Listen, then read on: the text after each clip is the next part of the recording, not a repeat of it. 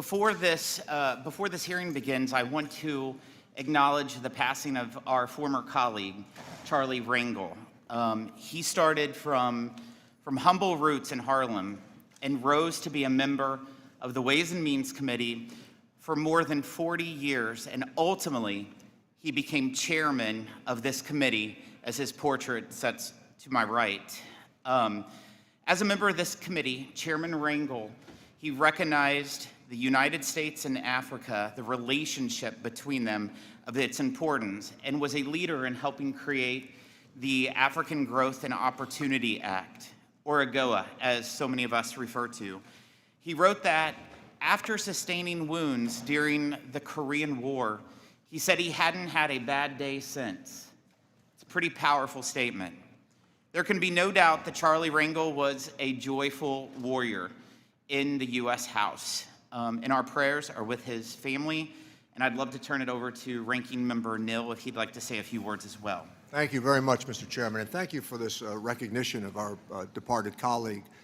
Charlie Rangel was one of the finest people that I have met in my long political career.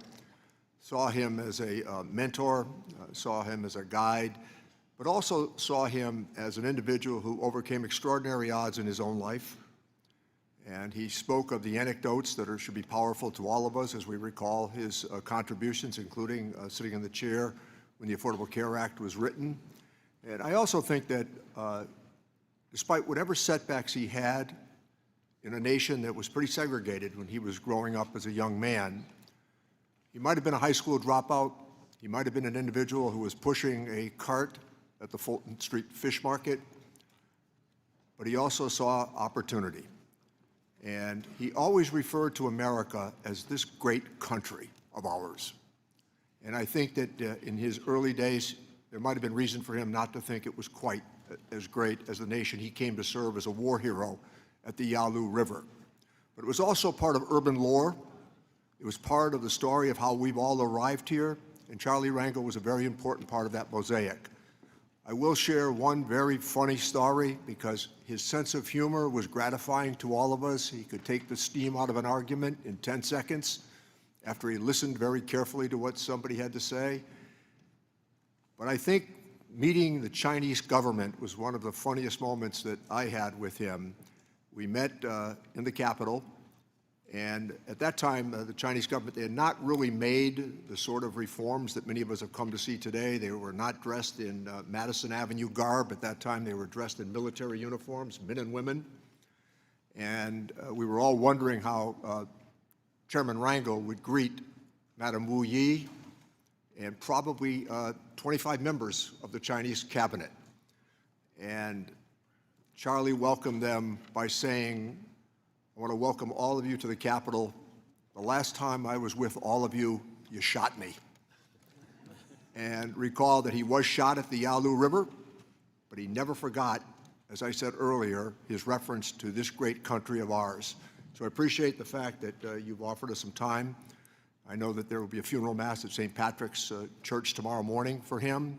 He was a man of deep faith and abiding loyalty to this great country of ours. Thank you.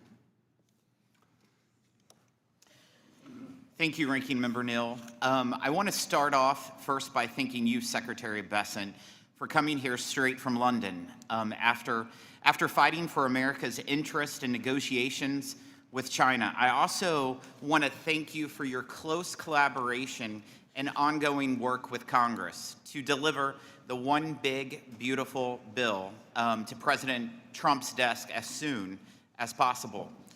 You have noted how the different parts of President Trump's economic agenda, tax relief, fair trade, and deregulation are working together to ignite a new era of American prosperity. Only 5 months into the Trump administration, Americans are already seeing real results from his agenda. Inflation is coming down. Just look at the price of eggs. They are down 61% since President Trump took office. Wages are increasing faster than prices, helping families recover from Biden's 21% inflation tax. $9 trillion has been pledged by the private sector to be invested in new facilities, in factories, and American workers. In April, we saw the monthly trade deficit cut in half, with both U.S. exports increasing and imports decreasing. More than 70 countries have requested rapid negotiations to improve our trade relationships to be fairer to American workers, manufacturers, businesses, and farmers. And we are creating new jobs in the private sector, rather than more federal taxpayer-funded bureaucrats. Democrats have tried to obstruct this success every step of the way. Just last month, they voted for the largest tax hike in American history in order to bring this progress to a screeching halt. Congress must pass the one big beautiful bill to save American families from a looming $1,700 tax increase and instead give Americans a $1,300 tax cut. 77 million Americans voted to make the 2017 Trump tax cuts permanent. No tax on tips, no tax on overtime, tax relief for seniors, and no tax on auto loan interest payments. Democrats fought each of these tooth and nail. 40 million families will benefit from the increased child tax credit. Millions of American children born each year will now have savings accounts started in their name. Democrats voted against both of those items. 91% of taxpayers who use the standard deduction will benefit from a doubled deduction that is made permanent and further increased. Democrats voted against that as well. Washington Democrats voted against cutting taxes for blue-collar families. They described these as tax cuts for millionaires. Well, people making over $1 million will pay an even greater share of the tax burden than today, while families making less than $100,000 get a 13% tax cut. Nearly 30 million small businesses will benefit from a pass-through deduction that is both expanded and made permanent. 2 million family farms and small businesses will benefit from a death tax exemption that is permanent, larger, and indexed to inflation. Democrats oppose this help for Main Street businesses and family-owned farms. The renewal of pro-growth tax policies will attract more investment, new plants, and facilities, save 1.1 million manufacturing jobs, and help boost America's GDP by over 3.5%. Democrats couldn't fulfill these goals and instead shoveled your tax dollars toward mega banks, China, and radical wealthy environmentalists. We're replacing that bad tax policy with good tax policy that broadly benefits workers, families, farmers, and small businesses. In fact, we are cutting spending by $1.6 trillion, the largest mandatory spending cut in U.S. history. Democrats brag about cutting spending under President Clinton, but he needed a Republican Congress to get it done. Illegal immigrants will no longer be eligible for refundable tax credits and other benefits. Democrats voted to allow this practice to continue. Instead, Republicans' one big beautiful bill rewards working families. Take-home pay will rise by as much as $13,300, and 7.4 million new jobs will be created or saved, including 1 million small business jobs annually. And they need it after 4 years of Washington Democrats doing the opposite. This bill breaks with Democrats on surrendering American tax revenue to foreign governments. Instead, we put America first. We give President Trump the tools needed to stand up to foreign nations that unfairly tax American businesses. We will defend our tax sovereignty. If these countries choose to withdraw their unfair taxes, this policy will have achieved its goal. I'm looking forward to my Senate colleagues quickly passing the one big, beautiful bill so that we can get it to the president's desk by July 4th. This committee will work closely with the Treasury Department to ensure implementation of this law gives workers, families, farmers, and small businesses the tax relief they are owed and as soon as possible. I also want to acknowledge another component of President Trump's economic agenda that is central to this committee's responsibility: the president's trade and tariff actions. Even the Biden administration acknowledged the success of the first-term Trump tariffs by keeping them in place. Democrats had no issues with that. But now that President Trump is back in office and once again aggressively leveraging tariffs to create fair treatment for American manufacturers, farmers, and workers, Democrats dislike tariffs again. I'm encouraged by the progress we have made to tear down unfair trade barriers and the ongoing consultation Secretary Bessent and others in the administration have had with us to ensure better trade agreements that open market access for American products and services and hold foreign trading partners accountable. Thank you, Secretary, for your hard work in advancing the President's agenda. I look forward to continuing to work with you and appreciate you taking time to answer our questions today. I am pleased to recognize the ranking member, Mr. Neal, for his opening statement. Thank you, Mr. Chairman, and welcome, Mr. Secretary. Forgive me if I point out that we've all heard this argument before. Tax cuts and growth. 201, 203, $2.3 trillion of tax cuts. 2017, let's borrow $2.3 trillion in tax cuts as we project economic growth. But somehow tax cuts pay for themselves, because that's the theology that became so popular. When there's a Democrat sitting in the White House, it's always about the national debt. When there's a Republican sitting in the White House, it's always about tax cuts. During our conversation that went pretty well, Mr. Secretary, I did remind you that you are a successor to Alexander Hamilton. I have known the men and women who have had the title that you have today. It'll be the title at the end of your life you, perhaps other than a family person, will cherish the most. The people that have had this job, they don't fudge the numbers. The people that have had this job, they don't bend to political considerations. They give advice based upon reality and the success you've had in your career. Since Republicans reclaimed power, they've had a trifecta. What have we seen? It's the constant chaos. Whether it's been the DOGE shadow operating as they rifle through confidential data, the blatant weaponization of the IRS, as they've attempted to change tax collection policy in this country, they have misled us, they have circumvented oversights, they have misled the public, and they have bent the levers of power to benefit those in the Oval Office. This committee is rubber stamping all of it. That is not our job. Members on this committee know I questioned Democratic presidents when I disagreed with them publicly and stayed with my disagreement if I thought it was based on principle. We see none of that any longer.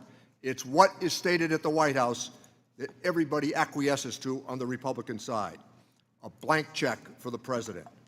Never mind that we'll let wealthy tax cheats go. Never mind that the theology of tax cuts paying for themselves doesn't stand up. Never mind the pathology that if we only have tax cuts, it'll always work out. Well, they're attempting now to ram through what a very prominent former best friend of the president had to say. He called the tax bill an abomination. The Trump congressional Republicans certainly are about to make history.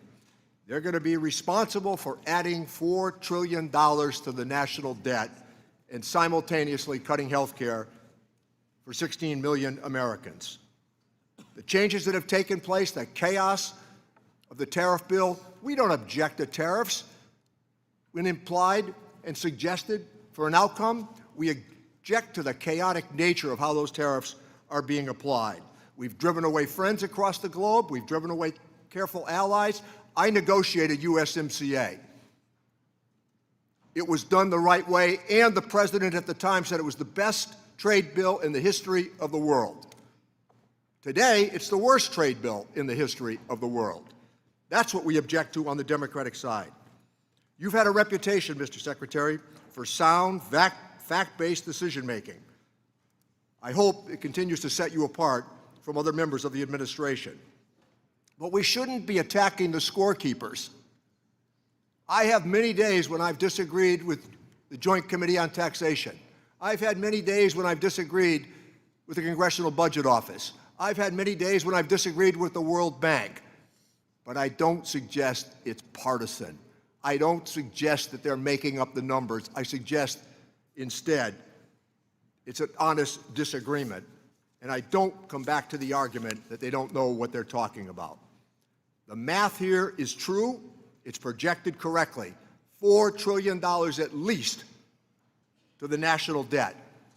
That takes us from 36 to 40, $41 trillion of debt. When the new administration took office, they said clearly that the reality of their economic policies would be there for all to see. Well, you know what? They were accurate in that statement. The American people are being left behind in a system that is rigged, and I don't use that very often. The rich right now in America do not need a tax cut. Downward pressure on wages created by a lot of different issues should be reasoned and considered here in this committee. We could find an agreement with the Republican Party on an awful lot of things if we left the position clear, as we did in the previous administration, where those under $400,000 would have tax relief, not those over $400,000. Oversight is a sacred obligation of this Congress. Republicans need to at least, from time to time, ask a few real questions of the administration before the white flag of surrender goes up to these arguments. Thank you, Mr. Chairman. Thank you. Today's sole witness is United States Secretary of the Treasury, Scott Bessent. The committee has received your written testimony, and it will be made part of the formal hearing record. Secretary Bessent, you have 5 minutes to deliver your remarks, and you may begin when you are ready. Chairman Smith, Ranking Member Neal, and members of the committee, I'm grateful to join you today. Treasury is committed to working with Congress to improve our nation's finances, create new jobs, and strengthen the economy. We look forward to coordinating with you on the President's budget, his tax priorities in the coming weeks. As part of this effort, I wish to highlight today the Treasury Department's efforts to advance President Trump's economic agenda on tax and trade. First, tax.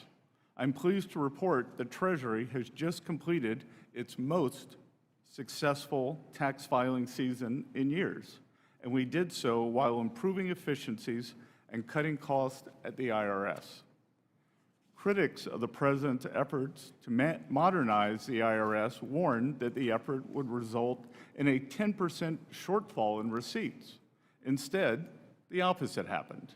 April receipts this year were up 9.5% over the previous year, and receipts in May were up 14.7% over the previous year.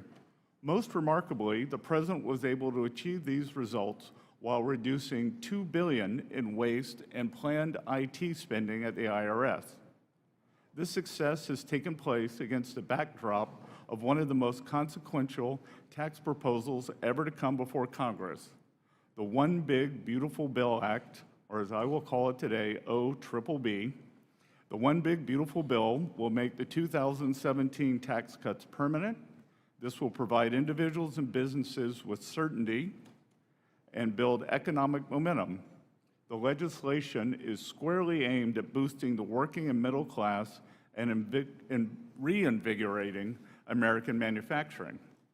According to the Council of Economic Advisors, the One Big Beautiful Bill will raise take-home pay between $7,800 and $13,300 for the average family of four. It will increase wages between $6,100 to $11,600 for the average worker, and it will cement no tax on tips, no tax on overtime, and tax cuts for seniors. The One Big Beautiful Bill will also incentivize unprecedented investment in U.S. manufacturing. The legislation will provide 100% expensing for new factories, as well as existing factories that expand operations and support Made in America. It will streamline burdensome permitting processes that often stand in the way of new manufacturing projects. It's time for this country to start building things again, and the OBBB makes this possible. The administration is grateful for the leadership of this committee in shepherding the One Big Beautiful Bill through the House. We are working closely with members of the Senate to get this legislation to the President's desk. Trade is the second topic I wish to highlight. The progress we have made on tax issues over the last 4 months complements the significant progress we have made in rebalancing the global economy. Since I last testified before Congress in May, the President announced the historic U.S.-UK trade deal. This arrangement, which creates a $5 billion export opportunity for American ranchers, farmers, and manufacturers, is a preview of what's to come. Dozens of countries have engaged the administration thus far with offers to improve their trade relations with the United States. This includes China. I have just returned in the middle of last night from successful negotiations in London with a Chinese delegation that will not only stabilize the economic relationship between our two economies, but make it more balanced. China has a singular opportunity to stabilize its economy by shifting away from excess production towards greater consumption. But the country needs to be a reliable partner in trade negotiations. If China will course correct by upholding its end of the initial trade agreement we outlined in Geneva, and I believe after our talks in London they will, then the rebalancing of the world's two largest economies is possible. By challenging the decades-old status quo on tax and trade, President Trump is breathing new life into the American economy. More than 500,000 private sector payroll jobs have been added since January. Most importantly, inflation in the U.S. is at its slowest pace since 2021, and the numbers we received today take us back to the slowest pace since 2020. Most importantly, we are decelerating cost increases for shelter, food, and energy. After 4 years of price increases diminishing the U.S. standard of living, inflation is showing substantial improvement due to the administration's policies. Furthermore, the labor market remains strong with low unemployment and plentiful labor demand as job openings remain high. This strength has been exemplified in the recent performance of the stock market and consumer confidence data. The President's bold leadership on these issues has laid the ground for a golden age economy. With your help, we can build on that foundation to create even more prosperity and abundance for the American people. We hope you will join us in this endeavor. Thank you all, and I look forward to your questions. Thank you. We'll now proceed to the question and answer session. One of the more absurd attacks we hear from our Democrat colleagues is that the one big beautiful bill is focused on the wealthy, not the working class. I'm sure the waitress who will keep more of her hard-earned money under the no tax on tips policy, or the lineman burning the midnight oil to restore power and seeing a tax cut under the no tax on overtime policy would be surprised to learn that Democrats consider them wealthy. Secretary Bessent, whether it is those policies or the tax relief in the bill for seniors, the double child tax credit and standard deduction, or the fact that the tax burden on the truly wealthy will actually rise under this bill, how does the one big beautiful bill deliver primarily for working families? Thank you for that question, Chairman Smith. As we saw in President Trump's first term, substantial non-inflationary growth was created. Non-inflationary growth. Real wages rose, and working Americans did better. Hourly workers did better than supervisory workers. We believe that this will happen again. As you outlined, no tax on tips, no tax on overtime. The tax breaks for seniors on Social Security, and the ability to deduct auto loans on new cars made in America, as was available when I bought my first car in 1978, will be restored.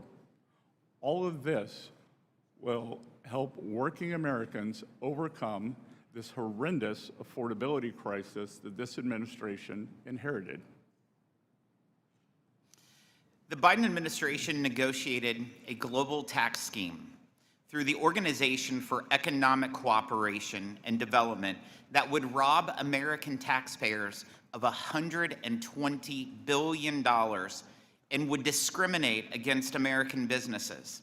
President Trump issued a day one executive order opposing the Biden administration's global tax surrender. In the One Big Beautiful Bill, Congress provides the president, in line with that directive, specific targeted authorities to fight back in the event nations impose a discriminatory tax on American businesses, such as a UTPR. Last week, members of this committee met with an ambassador who was specifically concerned about how this provision would give the U.S. the ability to stand up for American businesses and respond to an unfair tax his country has imposed on American job creators. Secretary Bessent, why is it important for the Treasury Department and the President to have strong protective measures, like the one provided in the One Big Beautiful Bill, to fight against foreign taxes that discriminate against American companies? And how will the administration ensure that the use is targeted and in a manner to protect or replace U.S. tax revenue?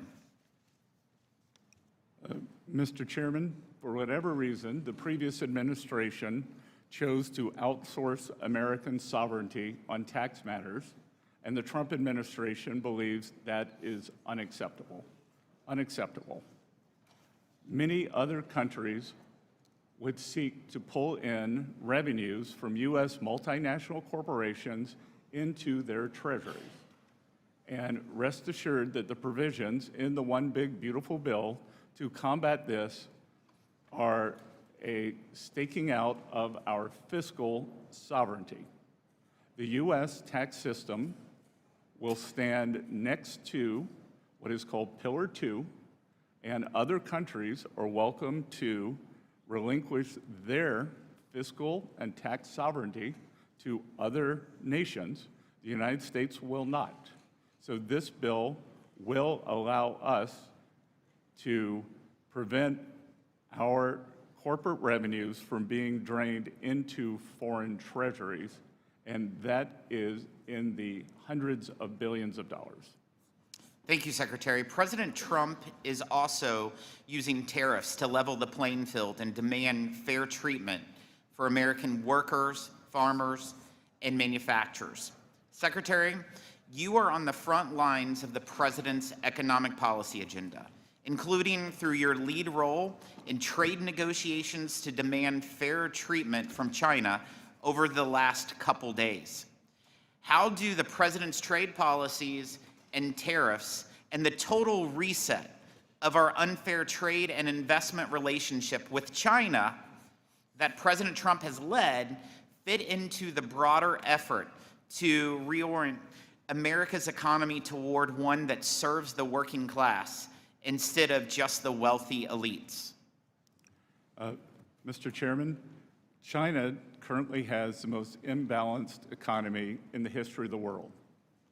They now have an approximate 30% share of global manufacturing, and they continually grow their manufacturing base.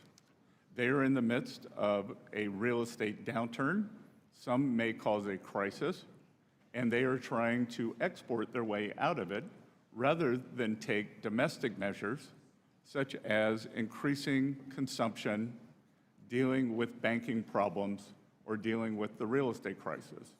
They cannot be allowed to export their way back to prosperity, which would mean substantial decreases in the standards of living not only for the United States working Americans, but for working citizens across the world. Our negotiations with all countries seek to bring fairness. And I will echo President Trump's remarks. There are 18 important trading partners that we are in fulsome negotiations with. Many of them are coming to us with unimaginably good trade deals to bring down tariffs, non-tariff trade barriers, which the academic research has shown to can be even more pernicious than the tariffs, currency manipulation, and the subsidy of labor and industry. But as these countries come to us, and I look at the list, and I think, how could this have happened? How could this have happened? That the United States willingly became party to such unfair, and unbalanced trade. And as President Trump has said, I don't blame the other countries. If you could get away with it, you should. It was those sitting behind the Resolute desk or those making trade policy who've allowed this to happen over 40 years. And we are determined to rebalance that for the American people. Thank you, Secretary. I now recognize the ranking member for any questions he might have. Thank you, Chairman. So maybe we could stick to a couple of facts here, as previously discussed, and that is that if you made $1 million last year, you're going to get about $84,000 in tax relief with this bill. If you made under $50,000, you are likely to get about $1 a day. The President said that we'd have 90 trade agreements in 90 days. We're 89 short because of the manner in which some of these allies have been offended. We want trade balance for sure, but we also want to make sure that it's done in a manner that will last, not subject to the whims of the administration. I understand, Mr. Secretary, that you don't agree with some of the economic forecasts that have been projected as it relates to the big, beautiful bill. So Penn Wharton says this bill will add trillions of dollars to the national debt. The Yale Budget Lab says this will add trillions of dollars to the national debt. Well, we're 0 for 2. But how about Maya McGinnis? Not exactly known for their socialist leanings. They say this will add trillions of dollars to the national debt. Well, let's go to the Tax Foundation, hardly a left-leaning political organization. They say this will add trillions of dollars to the national debt because the money's going to be borrowed. Here, facts should matter. The advice of experts should matter. We have seen the bond market's reaction to some of these proposals. They're jittery. But you know what? In this committee, we listen. The administration is putting its head in the sand on this debt issue. The facts are going to be hard to escape. So let me turn to the impact of budget reconciliation as it relates to health care. In addition to adding trillions to the U.S. debt, the bill will cause 16 million Americans to lose part or all of their health insurance, according to CBO. We know what the consequence will be of losing health insurance for the American family. More visits to the emergency room, more postponed treatments, more bankruptcies that will come because of it.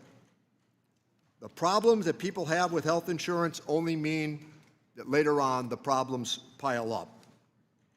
Bad health, the challenge that is now going to occur for our rural hospitals, surely many of which will be forced to close. Cutting more than $1.5 trillion from Medicaid, Medicare, and the Affordable Care Act certainly will mean job losses. No industry can sustain $1.5 trillion in cuts while we borrow money for a big tax cut that, despite what has been said here today, still favors people overwhelmingly at the top. Let me say, in regard to the testimony, Mr. Secretary, that you've offered, there's another key consideration here.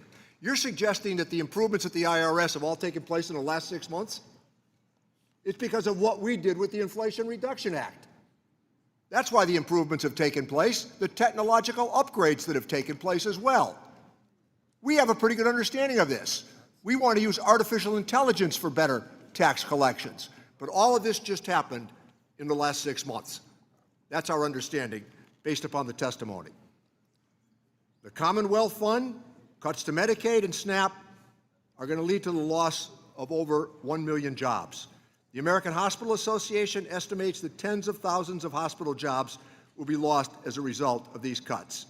Furthermore, a professor at Yale has said that this will conservatively cause tens of thousands of unnecessary deaths. Worse health care, job losses, more borrowed money. The American people deserve considerably better than what we're being told. But let me offer this challenge, Mr. Secretary. We would be prepared on the minority side to work with the administration and direct tax relief back to people under $400,000 of joint income, as opposed to the suggestion that is being offered here today. And if you disagree with the number that I offered about tax relief for somebody who made $1 million last year, let me give you the last 30 seconds to speak to that. Representative Neal, I have great respect for you. We've had good conversations, but respectfully, if I weigh 1,000 pounds and you weigh 50, and I gain 10 pounds, or I gain 10%, I have gained 100,000. That during President Trump's first tax cuts, the share of taxes paid by the high end of taxpayers, increased by more than 7%. And I'm sorry I chuckled when you talked about the IT at the IRS. The program is 35 years behind schedule, 35 years, and is wasting $2 billion a year. That's why we put the extra money in, Mr. No. Secretary. The extra money went in for bodies, and whistleblowers acknowledged that standards were being lowered to bring in new agents. The money is not the issue here. It is how the money is spent. That's exactly right. We agree on that, how the money is spent. And the last point that I would make... It has been spent poorly. Let me make this last point, Mr. Secretary. Do you agree with the idea that in 2017, that the federal government, emanating from this committee, borrowed $2.3 trillion for that tax cut? What I believe is that everyone on the Democratic side voted for the biggest blowout for the deficit in history, and that we are suffering from that. This past tax year, we will have between a 6.5 and 6.7% deficit, so I find it very difficult to be lectured to by people who created the largest deficit in history when we were not at war and not in a recession. So I negotiated with Secretary Mnuchin the pandemic relief bill. If that's the reference point, that's where overwhelmingly the money went. That was not a bad infusion of money. It worked. The Economist magazine and the Financial Times said in January the American economy was the envy of the world. I yield back my time, Mr. Chairman. Well, the spending was not the envy of the world. I'm pleased to recognize the Vice Chairman of the committee, Mr. Buchanan.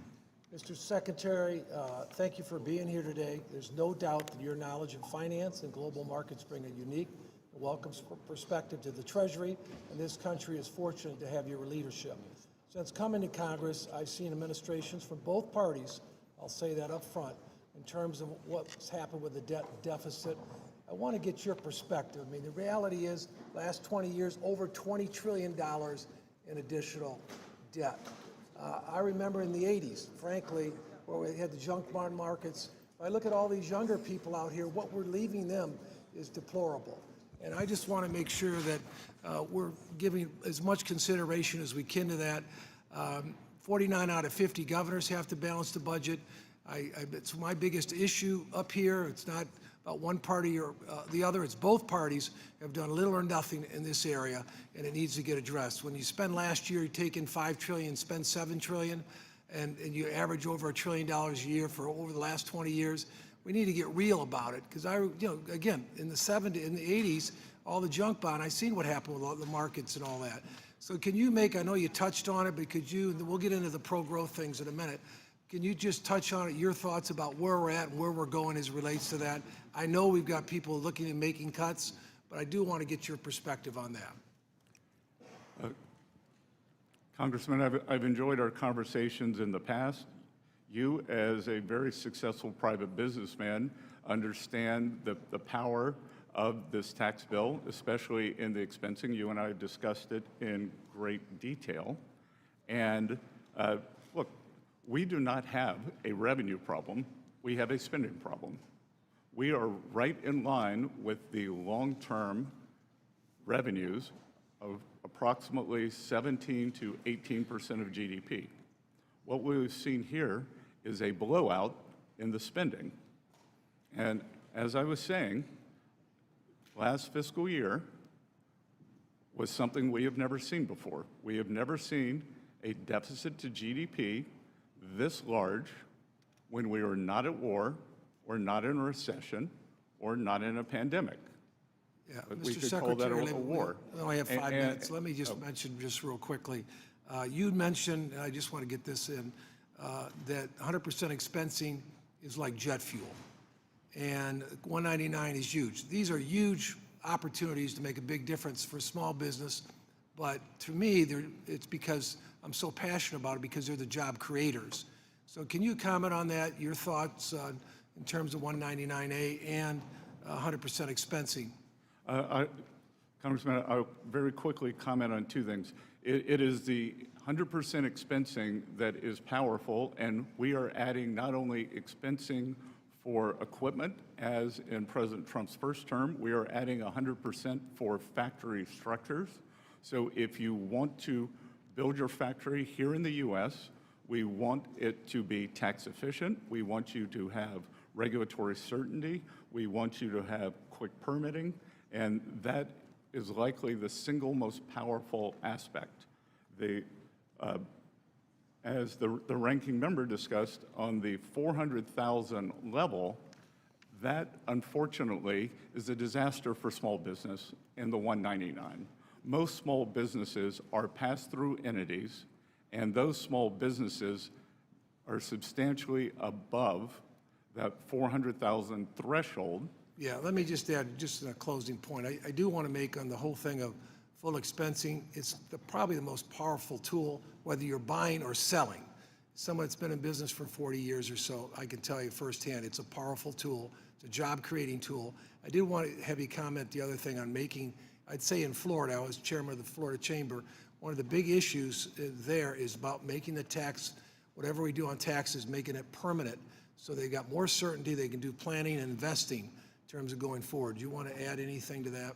Yes, sir. I was with a group of business leaders earlier this week, and they were telling me that they are, in fact, holding back on CapEx because they need for the tax bill to pass so that they will have certainty that the 100% expensing will come back.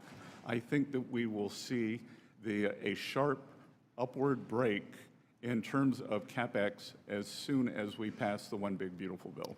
Thank you, and thanks for your leadership. We're excited you're here today. Thank you. Thank you, Mr. Doggett. Thank you. If beauty is in the eye of the beholder, certainly I can understand, Mr. Secretary, why you and the members of the Trump cabinet are so enthusiastic about this beautiful bill. It gives so much to those at the top, and of course, Trump appointees are not just in the top 1%, but the top 1,000th of 1%. I applaud your personal success, but isn't it true that for you and for a number of cabinet members and other Trump appointees, simply not having your taxes restored to the level that existed when President Bush and President Obama were in office at 39.6% will provide you very substantial personal benefit? Yes or no? That is not a yes or no question, sir. All right, if you can't answer it. As many people Thank have you, reclaiming my different time. tax- If you can't answer. have different tax Reclaiming my arrangements. time, please, sir. And it is shown. Mr. Chairman, that- I don't want my time taken if the witness will not yield.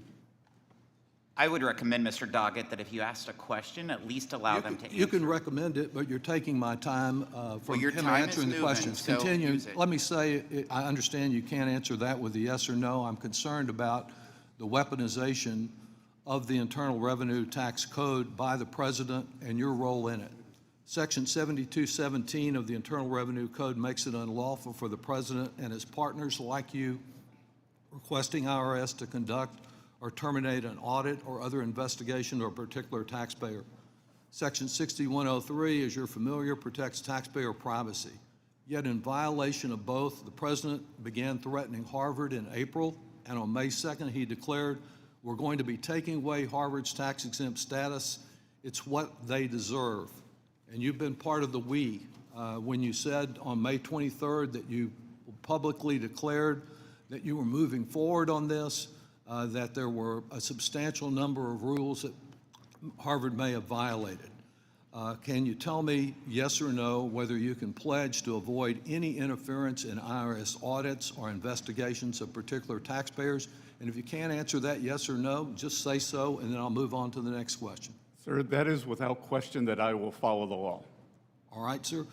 Can you tell us whether, yes or no, you can report back to this committee in 30 days after investigating to assure us that there have not been any requests by the President, any political appointee, or any family member of the President to direct or influence the audit or termination of an audit or investigation of any taxpayer or entity?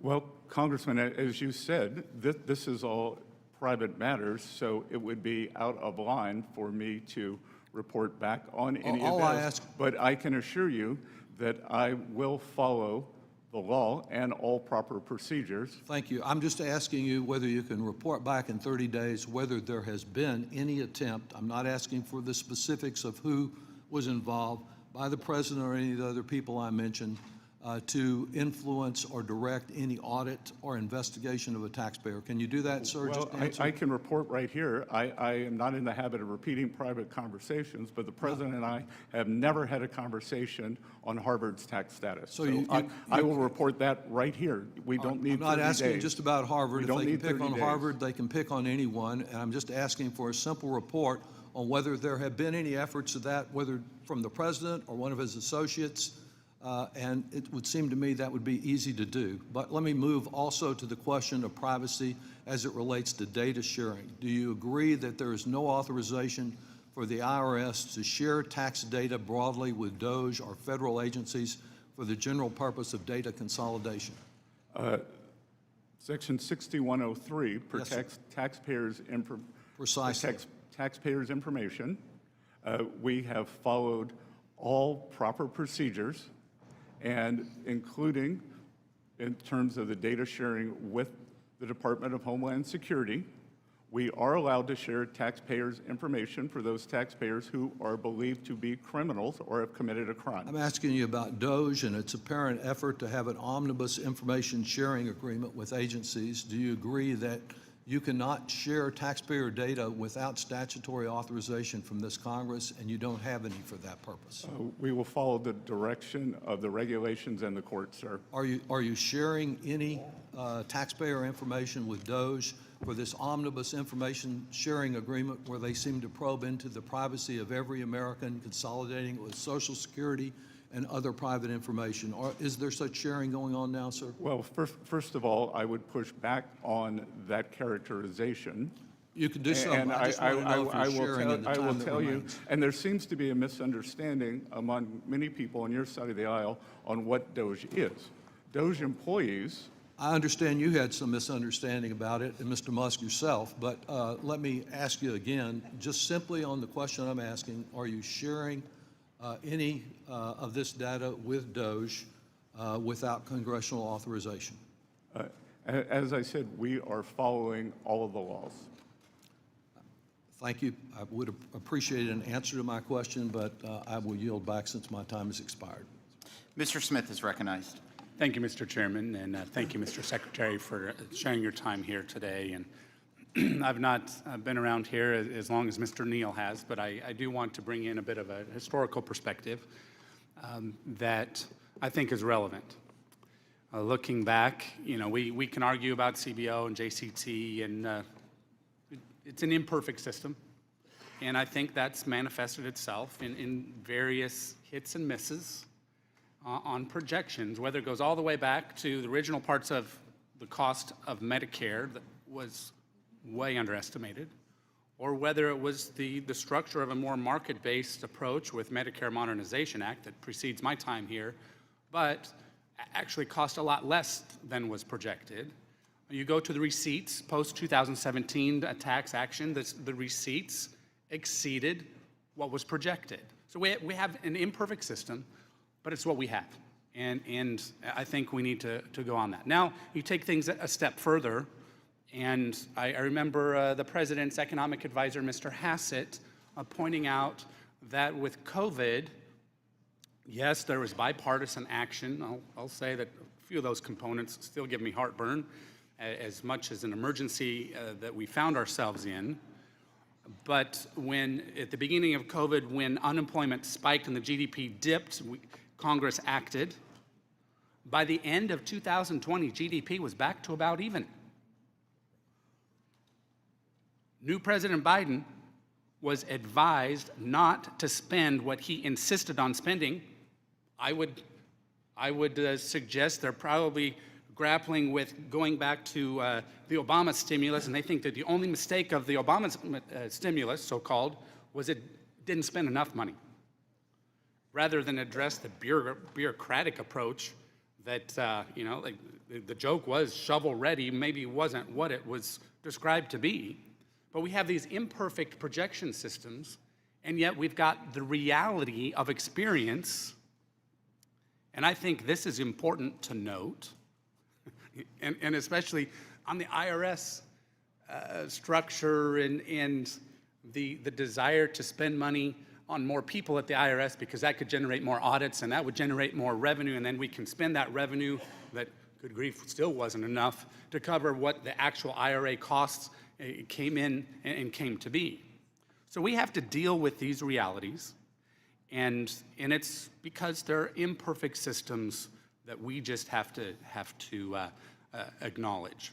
And that's why, Mr. Secretary, I had not heard the numbers on the IRS, and especially in these efforts most recently, that we were told that if we pushed back on the number of new IRS agents and auditors, we were going to undermine the revenues, and yet a different approach that focused more on technology, because there was a willingness to focus more on technology here on this side of the dais than there was with just hiring more people that actually, even in the best of scenarios, did not come to be. Thank goodness, I might add.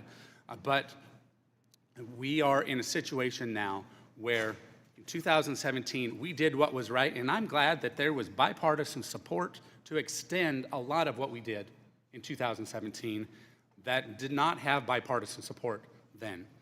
Now, that didn't pass the Senate. We are where we are, and now heading into a situation where what we have at hand with this reconciliation bill is good for workers.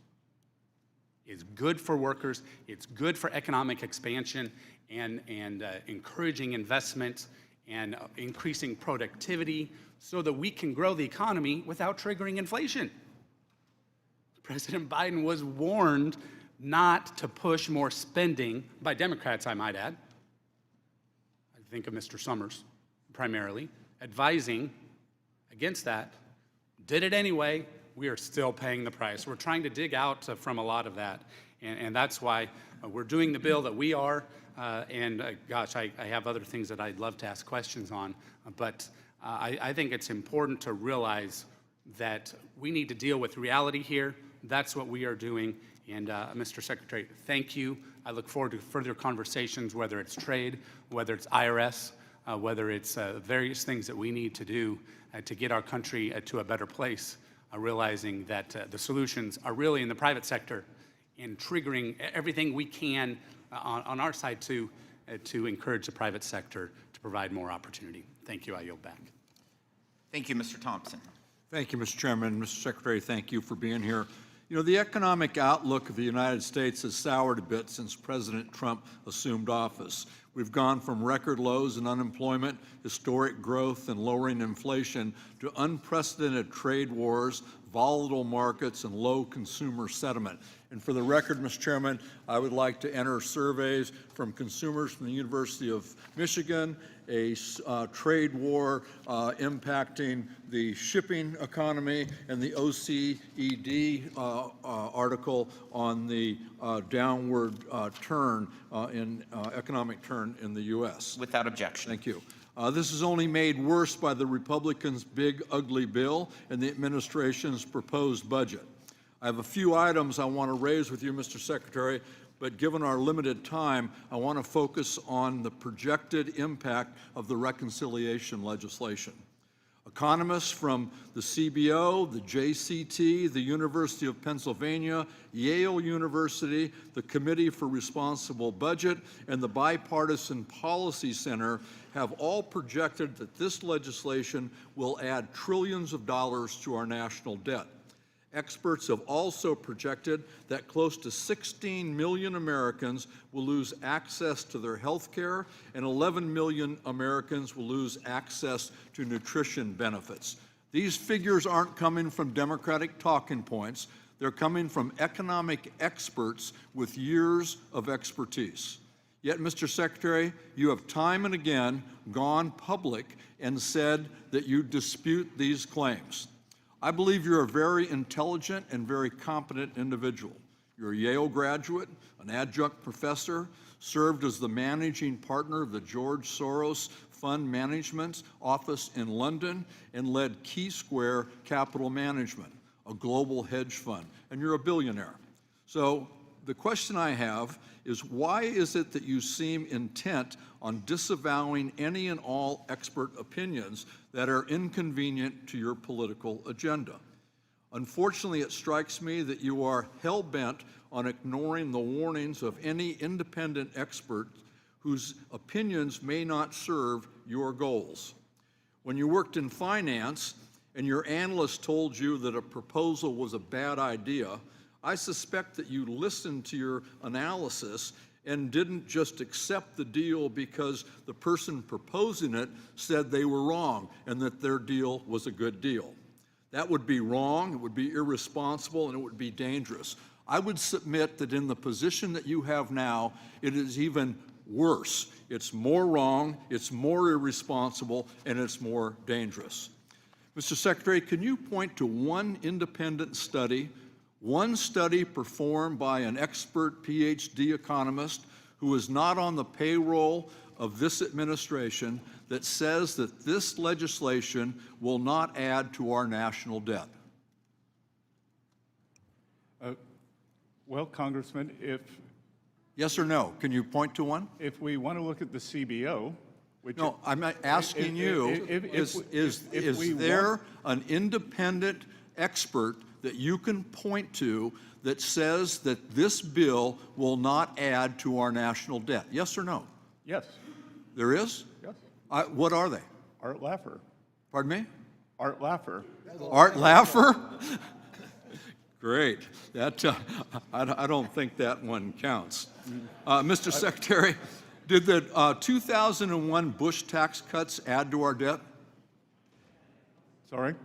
Did the 2001 Bush tax cuts add to our debt? Yes or no? Again, Congressman. Yes or no? I think it's important to look at framing here. Okay, One I'm thing reclaiming my time. It's one clear that thing you're not going to answer the questions that are asked.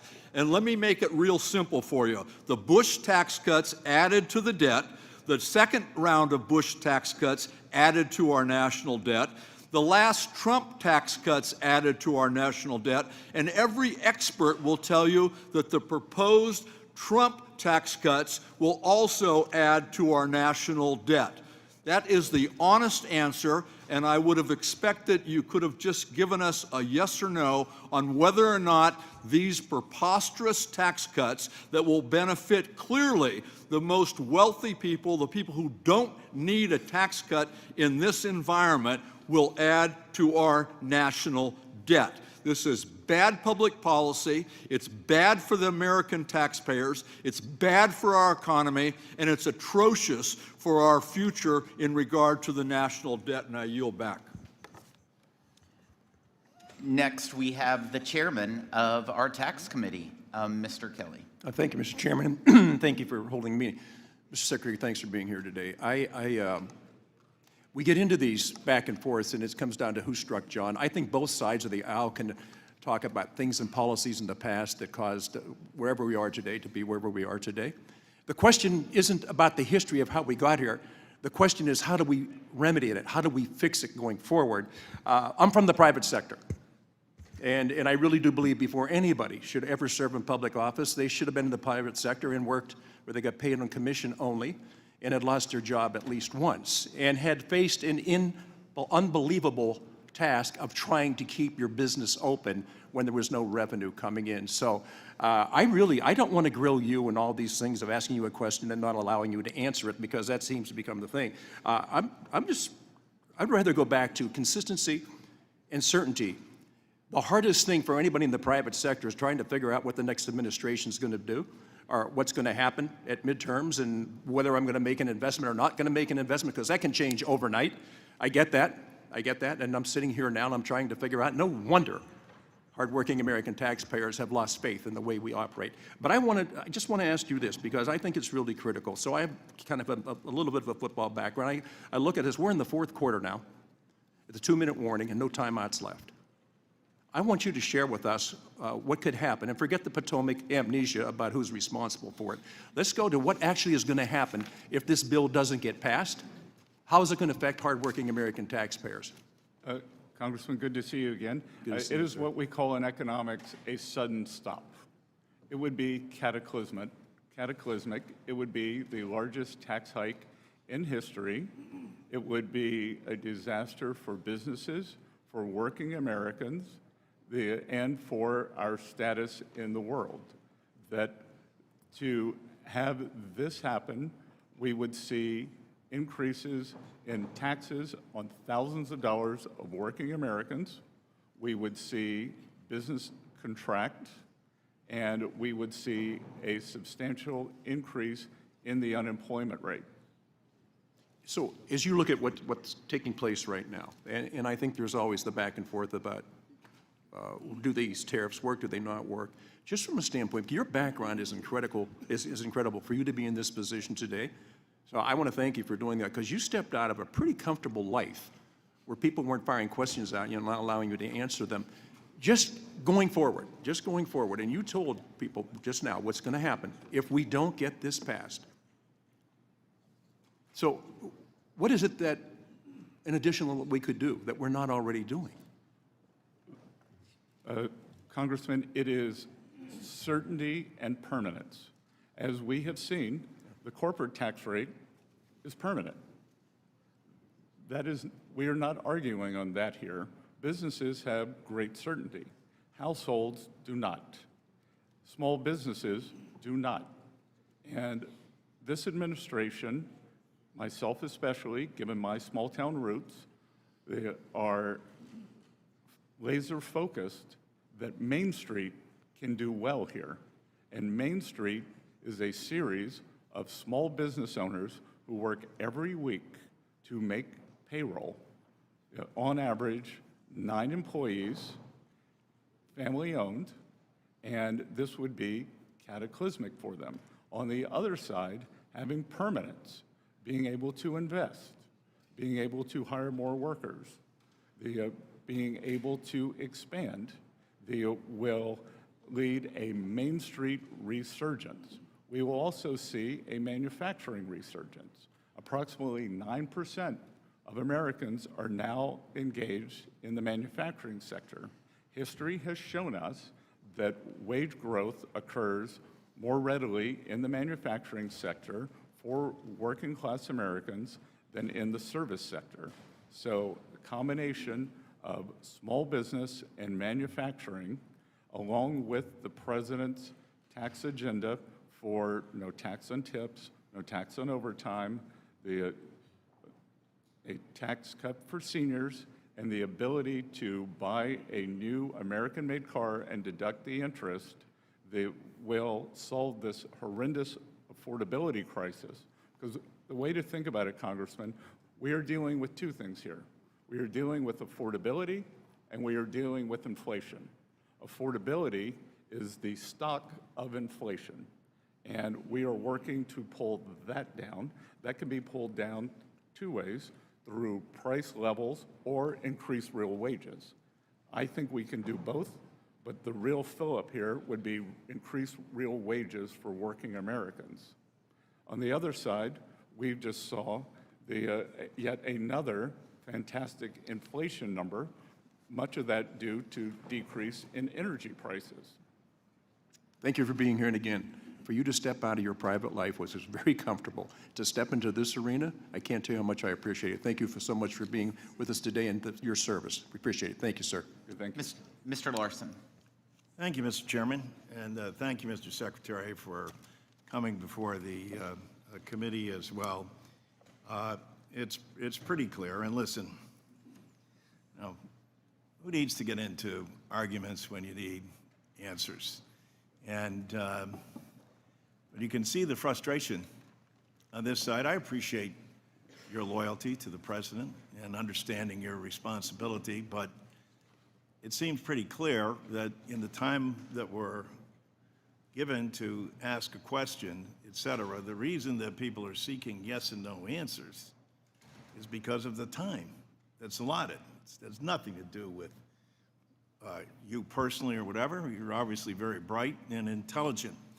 So, Mr. Secretary, would you agree that I give great credit to Representative Massey, who stood on the floor and addressed the Congress during the debate on this bill, and he never criticized the president. He never criticized a fellow Republican. What he did was address the facts, and he laid them out very clearly. Let me quote what he had to say here. This bill is a debt bomb ticking. Congress can do funny math, fantasy math if it wants, but bond investors don't. This week, they sent us a message. Moody's downgraded our credit rating, and the bond investors who buy and finance our debt demanded higher interest rates on a 10-year note, 20-year note, and 30-year note. What does this mean? Very soon, the government will be paying $16,000 in interest for paying $16,000 of interest alone per U.S. family. What are we telling them? Instead of taking care of that problem, we are going to give them a tax break. The frustration you hear up here, of course, is that there's denial that tax breaks don't add to the national debt. Was Moody's wrong? Was Representative Massey's assessment wrong? I can tell you that clearly Representative Massey doesn't understand the bond market, and that any 24-hour window, as he's just said, is incorrect. That I will point out that the U.S. 10-year, which I repeatedly reference, is the only major 10-year bond that has a lower yield this year. So Has a lower yield today than it did on January 1st or January 20th.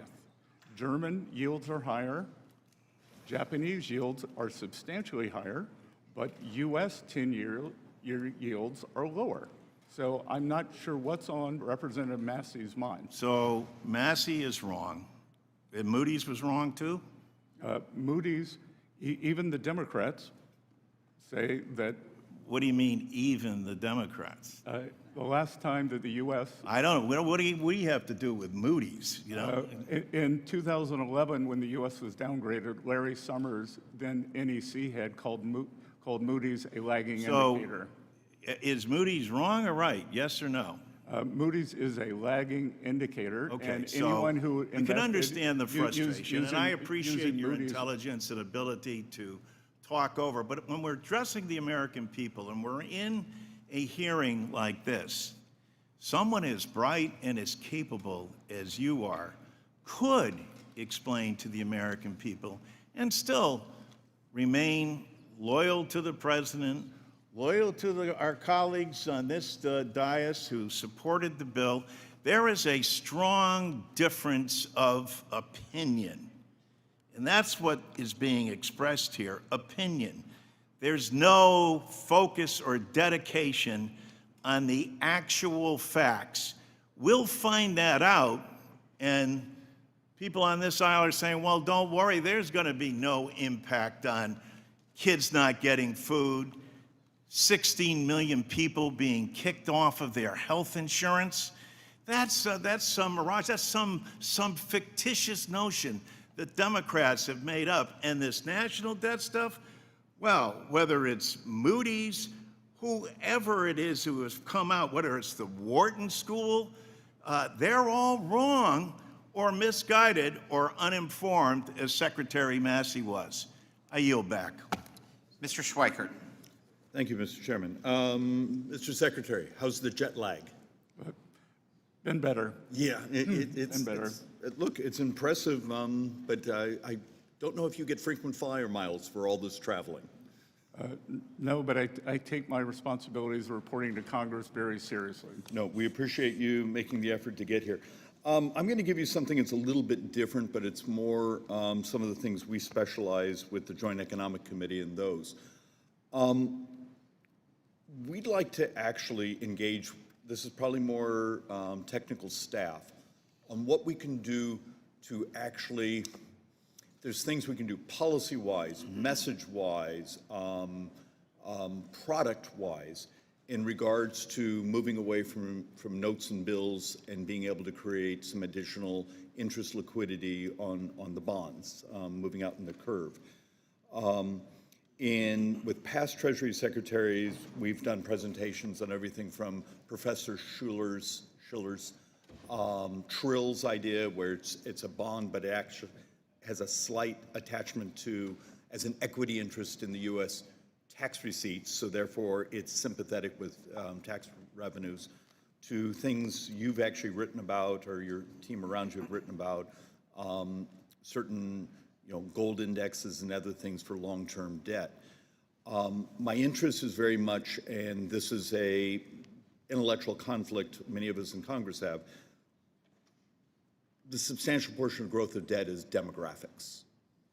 We don't like to tell people the truth, but we have a dramatic shortage of young people in the country.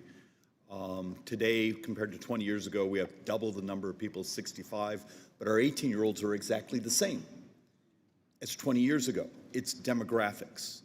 And we're going to try to make demographics partisan, because that's what we do. How does someone like me work with your team to actually give you product ideas, messaging to the markets and liquidity that going along on the curve is stable, and we're going to be there to protect our full faith and credit? Congressman, you raise a very important issue, and what you're talking about is something called the dependency ratio. The U.S. is the only major industrialized economy where that ratio is roughly stable. It is in slight decline.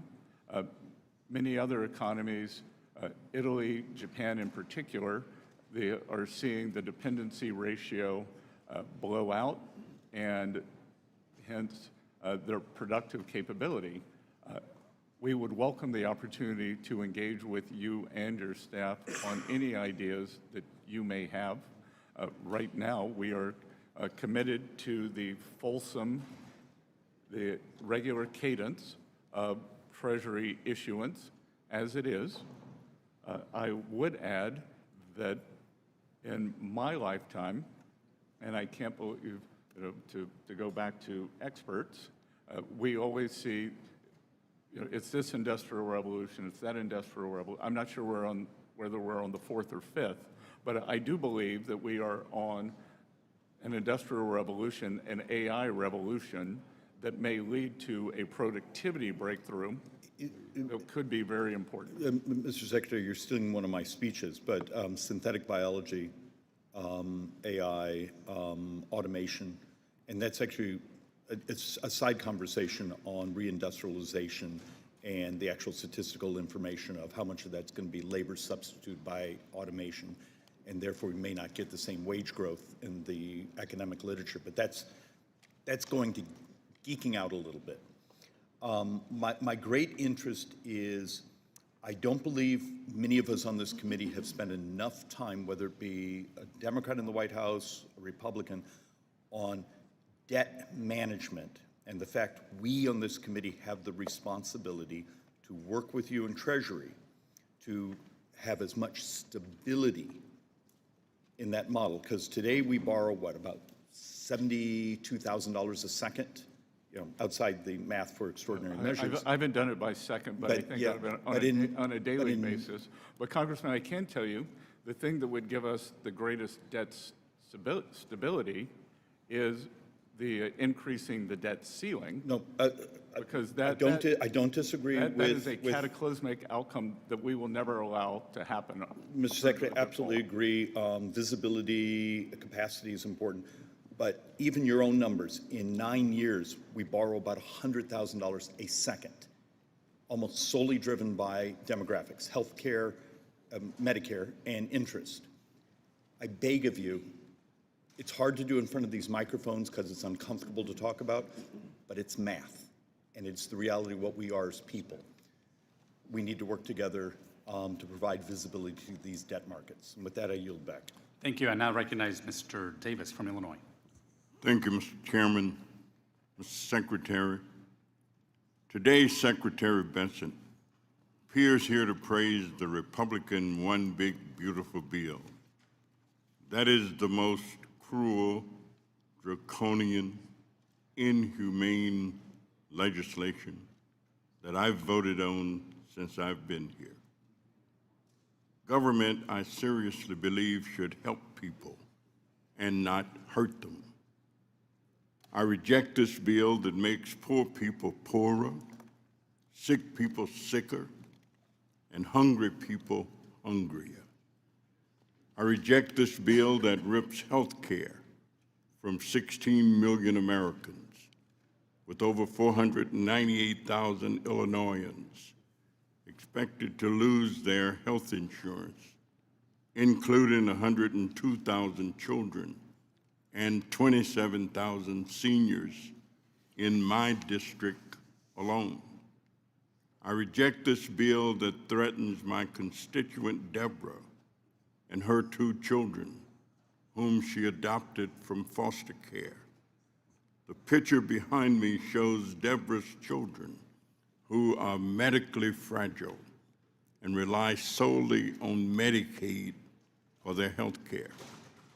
I reject this bill that will close hospitals in my district and kick people out of their nursing homes, not only in my district, but across the country, especially in urban inner city communities and rural communities for sure. I reject this bill that explodes poverty and suffering while giving wealthy trillions in tax cuts.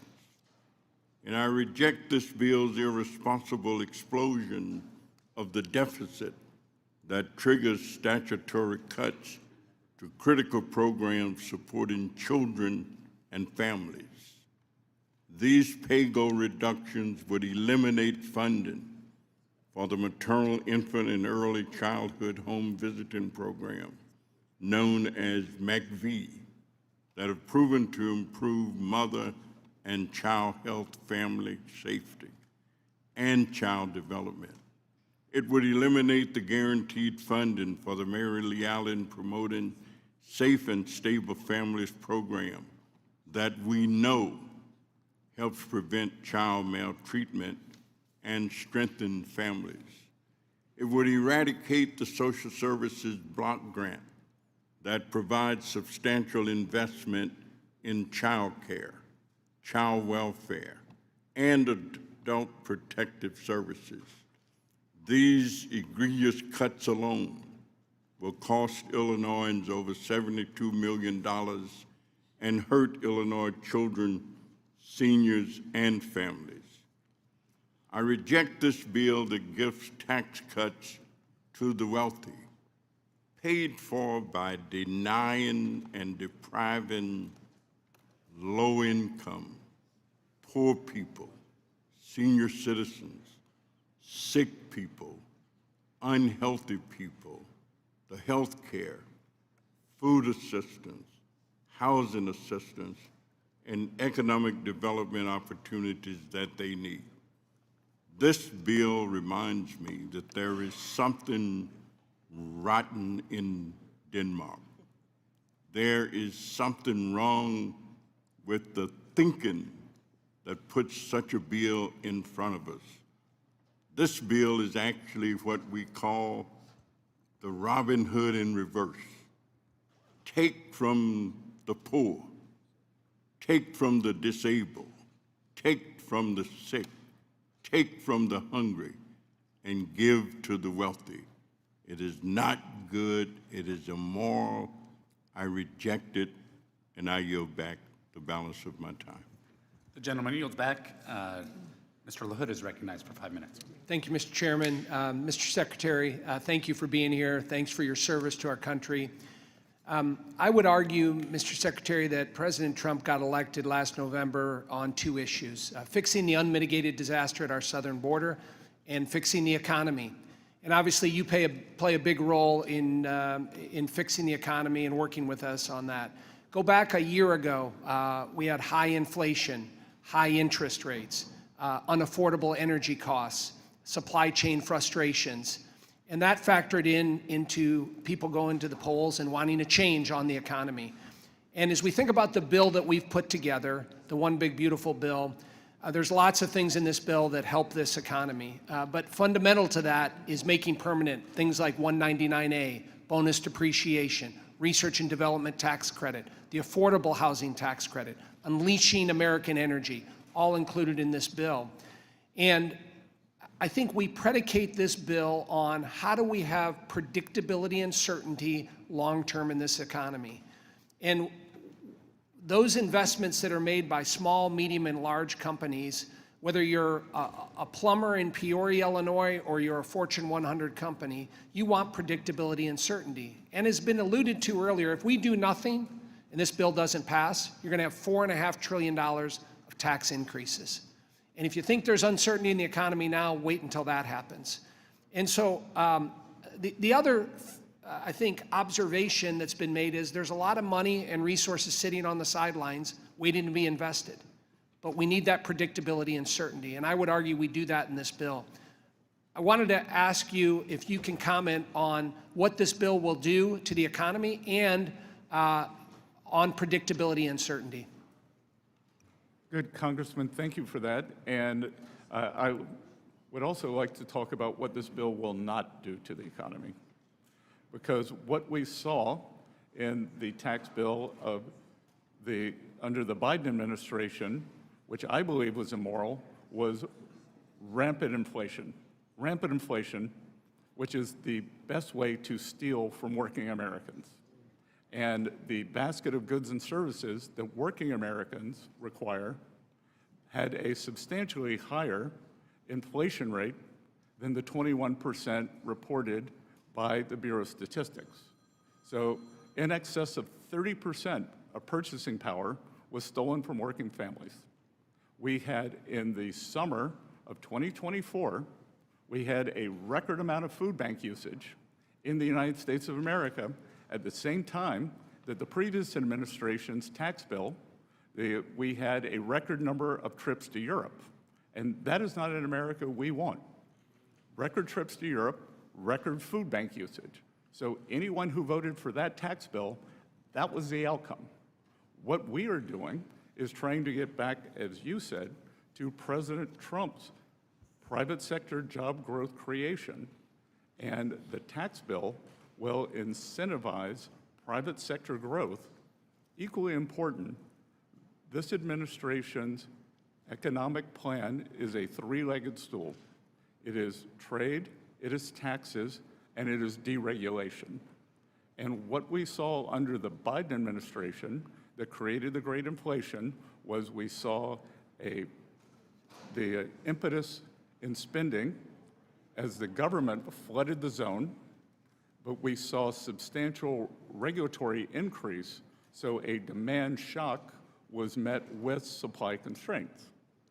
What we are doing, with the help of this committee and congressmen like you, we are creating a private sector demand shock that is going to be met with a deregulatory release. So we will go back to 2018 and 2019. We will have strong growth and it will be non-inflationary. Thank you, Mr. Secretary. I yield back. Thank you. Ms. Sanchez is recognized for 5 minutes. Thank you, Mr. Chairman. Welcome, Mr. Secretary. There was no tax bill passed during the Biden administration, and I know that because I served on this committee during that administration. So I just wanted to clarify that. And in the interest of time, because our time here is limited, I'm going to ask you to please limit your answers to yes or no questions, and I'm going to jump straight into those questions. Mr. Secretary, do you still believe that the president's tariffs are going to be a one-time price adjustment for American families? If prices go up, they will be one time. Okay, well, unfortunately, you appear to be talking out of both sides of your mouth because you yourself have admitted, after conversations with Walmart, that some tariff costs are going to get passed on to consumers. And in fact, we've already seen that prices are rising on many everyday goods. No, Congresswoman, please don't interrupt me. We had The time is mine. The time is mine. Please don't interrupt me. I will ask you questions and I will grant you an opportunity to answer them, but please don't interrupt me during my time. With pleasure. Okay, I know I'm a woman, but please try to limit yourself to answering my questions. No, I'm sorry, but we get talked over all the time, and I don't want that to happen at this hearing. I would remind members, the gentlelady is recognized. Please proceed. Thank you. The time is mine. Clothing is going up 20%. Shoe prices and canned goods like chicken noodle soup and canned fruit and microwave meals have gone up 15%. Toys are getting more expensive. Walmart just raised the prices of dinosaur action figures by 38% and baby-born dolls by 43%. Household goods like drills, toolkits, vacuums have also gone up. Stanley Black & Decker recently announced higher prices for all of their products, and these are just some of the products that are affected. On average, Trump's tariffs are estimated to cost households $3,000 more for the same goods than they would have last year. And that's money that could be going to... That's incorrect, and That is I'm not not sure incorrect. who's estimated. The best estimates are that estimate consumers will pay $3,000 more for the same goods And that estimate is from that whom? they did last year. That estimate's from whom, I will get Congresswoman? you the estimates. Right, because But that's money that could be going to paying 0.4% goods increase. or paying rent and groceries. And it's clear that Trump's trade wars are hurting American families. Yet all we have to show for the economic pain are news reports of these flimsy trade deals. And I understand, Mr. Secretary, that you are co-leading the China trade negotiations. Do you think that China is a reliable trading partner? I think we will see. Well, pardon me for being skeptical of this administration's ability to get anything meaningful out of trade negotiations with China, because this administration is too swamped with trying to negotiate with 90 countries around the world. And to me, a poorly negotiated trade deal with China is probably not worth the paper that it's written on, because this is China's China's track record. These are facts. In the Trump administration's Phase 1 trade deal, China promised to increase purchases of U.S. goods and services by $200 billion over 2 years. Countless reports, and you yourself, have noted that China has failed to meet these purchase commitments.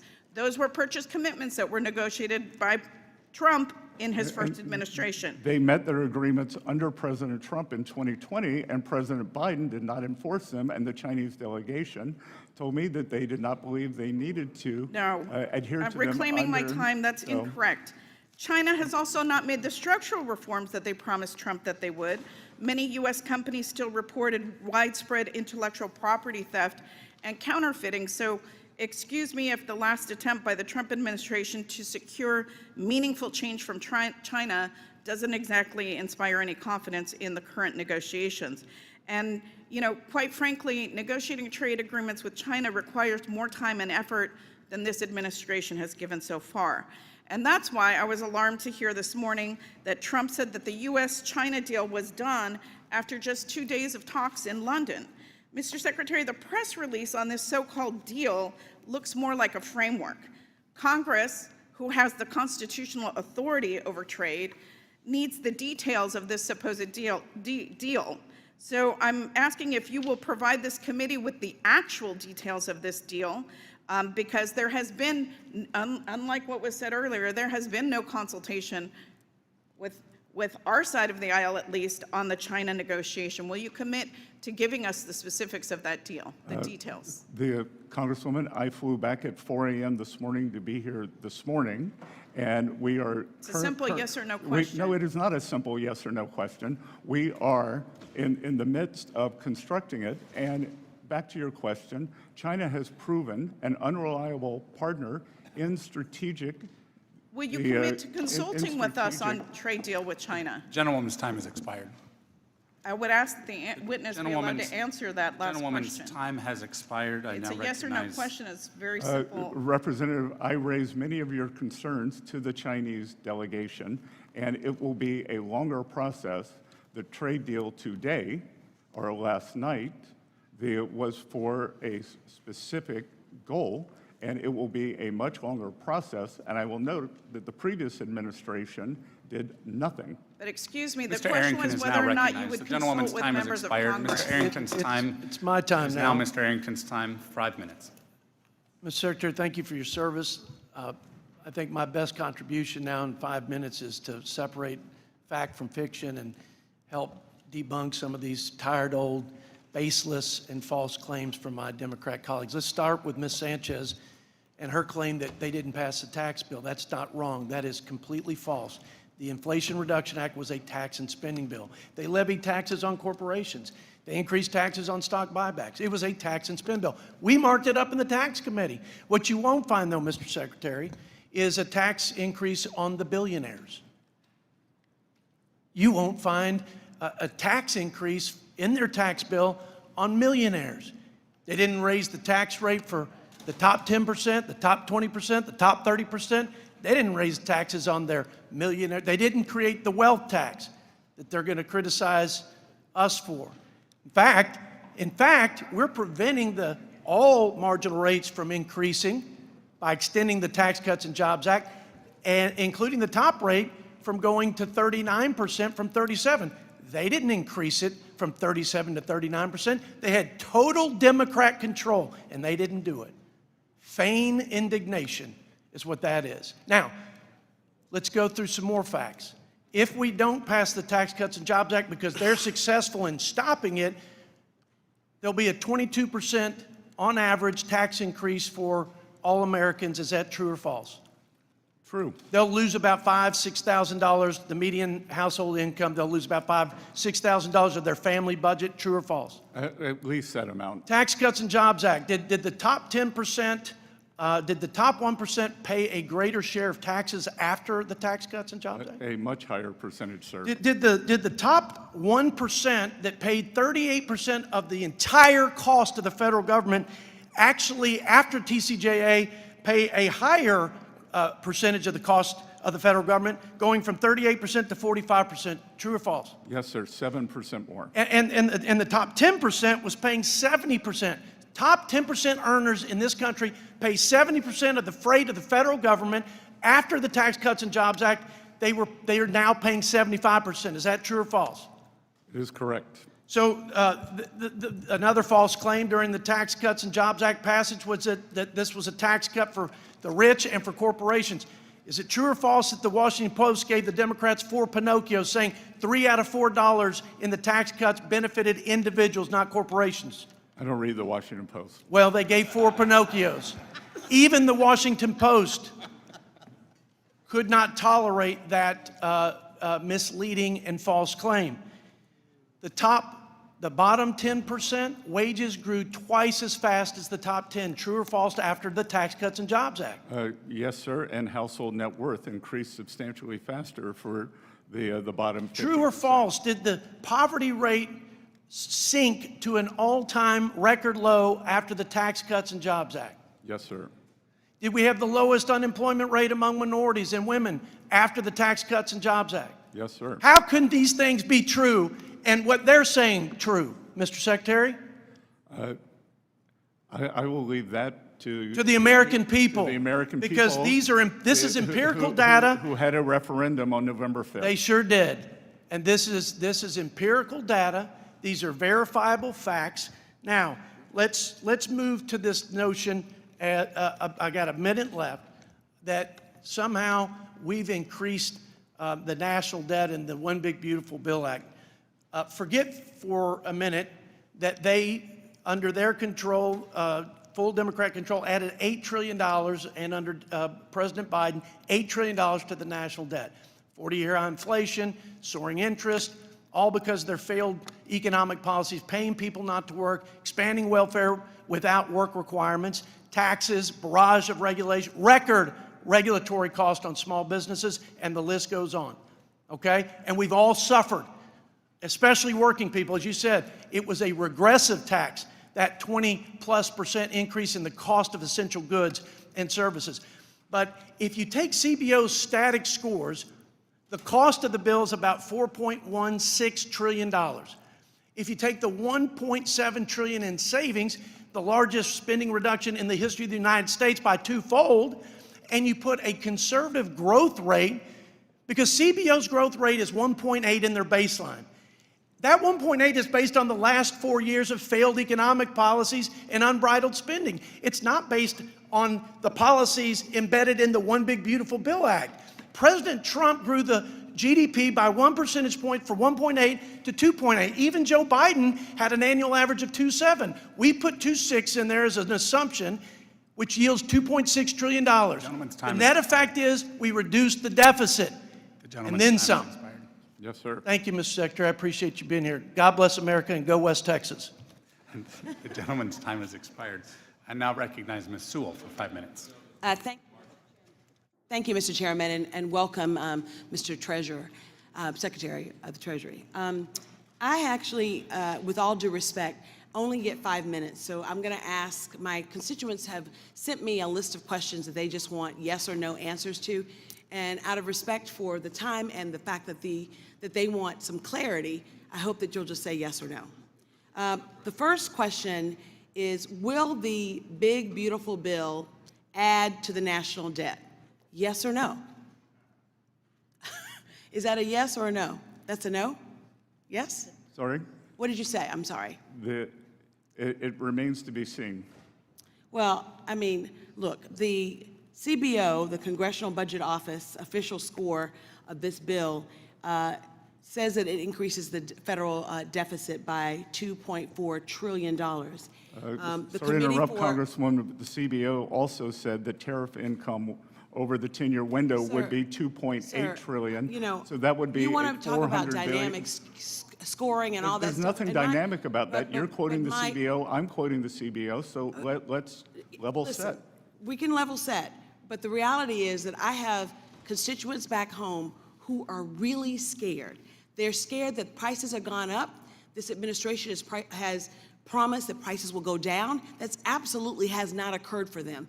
And every time they hear the word tariff, they think of the fact that it's another tax on them that will be passed on to them for goods and services. At any rate, not only did the CBOs say that that this bill will increase the deficit by $2.4 trillion. The Committee for Responsible Federal Budget said $2.5 trillion. The Yale Budget Lab, $2.4 trillion. The point I'm trying to make is that you will add to the national debt over the span of this time. The second question that they wanted me to ask is, will all Americans have a net benefit from this beautiful big bill? It is it's difficult to. Yes or no? Again, it's impossible to say all Americans. It is ridiculous for me to give an answer for 337 million. Well, I can people. tell you what a lot of I can say the balance of probability is that Americans will get a substantial increase, especially if you're referring to working people in your district. Yep. They should do very well, as they did Can I in tell you what the 2018 distribution and tables tell us? 2019. You know, the distribution to help, the numbers don't lie. The average tax cut in 2027 for people in this bill making $1 million is about $81,500. So someone who makes $1 million, and no one in my district makes $1 million, to my knowledge, will get a tax increase, will get a tax benefit of $81,000. That's $223 a day. Now, the average tax rate in 2027 for people making under $50,000, which in my district is about 63% of the people that I represent, they will only get a tax break or tax increase of $265, which is 73 cents per day. That's pittance. When you think about the fact that the IRS, which you have been, this administration has decimated, closing field offices everywhere, laying off or taking or dismissing thousands of workers from the IRS. The folks in my district often get, bombarded with inquiries about their earned income tax credits, and billionaires that are going to get $81,500 more don't. So, I mean, the point that I'm trying to make is that not all Americans will benefit the same. We know that because people make different things. But the fact of the matter is, if you're only saving me $268 and you're taking away my health care, you're taking away my health, which 16 million Americans will have no health care, will lose their health care, and they have to lose their health care in order for you guys to actually pay for your bill. I mean, to pay for your bill by kicking people off health insurance and giving them no health care, to me, is immoral and not fair. The last question that I was asked to ask you was, when will we hit the debt ceiling? I know that this big, beautiful bill also means a debt increase in the debt ceiling, and frankly, I heard you say that that is something that's an imperative. I would agree with that. When do we foresee us hitting the debt ceiling? Congresswoman, I want to congratulate you. You have a very sophisticated constituency to ask questions like this. That the so-called X date is a... With all due respect, just because you're poor doesn't mean you're ignorant. As I said, very sophisticated. Yeah, It was so just can you answer the question? Because I mean, we want to know. I'd like to know whether or not... I'm in the habit of saying thank you to compliments. That the so-called X date is a moving target. So when do you I mean, you're the Secretary of Treasury, so tell me, when do you predict, given where we are right now, will we hit the ceiling? Some point in the middle to late summer. Is that August, July? Again, it is imprecise. Well, sir, I just think that it is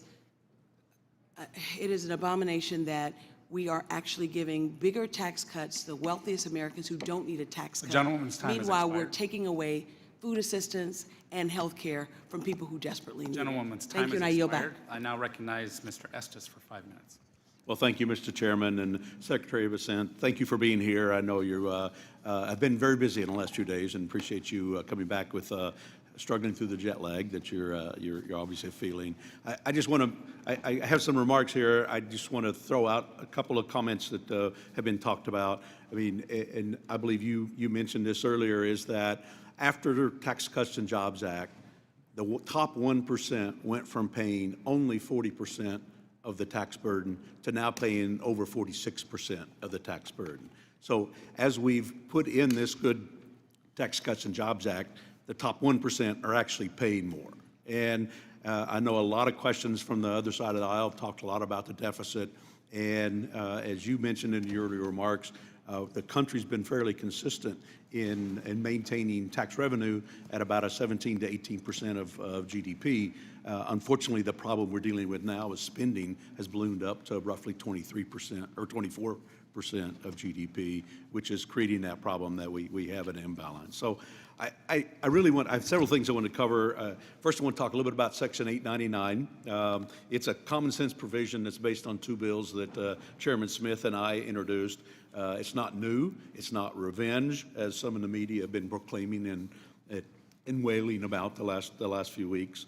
It's a reasonable approach to make sure that foreign countries don't pilfer the U.S. Treasury with UTPRs or DSTs. And the fact is, if we do nothing, we're ceding our tax authority to other countries. And the JCT is warning us that we will lose $122 billion in tax revenue over the next 10 years.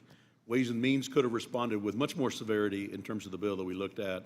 We took a measured approach that maintains our tax sovereignty and that either discourages our allies from moving forward with these discriminatory taxes, or will raise our tax revenues by $116 billion over the next 10 years. I'd like to submit, Mr. Chairman, for the record, an op-ed from Bloomberg that covered this topic. Mr. Chairman. Without objection, so ordered. Thank you. Secretary Bessent, are the fears that Wall Street has over the 899 grounded in truth, and what's behind the stir, and why wasn't there outcry from the Wall Street and economists during the last administration working with OECD in a manner that put America last? Sir, I believe that there is quite a bit of misinformation on 899, and I also believe that if businesses came back, took a deep breath, and much of the pushback is coming from overseas companies, and overseas companies are worried that their countries may try to usurp U.S. authority. So if a European country, they tried to unfairly tax a U.S. company or take money away from the U.S. Treasury, then it would fall perhaps on that corporate. So they should look to their own capitals. This is a fiscal bill, not a revenge bill. Right, I agree with that. I think that some of these companies need to be lobbying their own government instead of trying to lobby the 100%, Congressman. administration. Something else that I've been pushing over the last 6 years has been research and development expensing.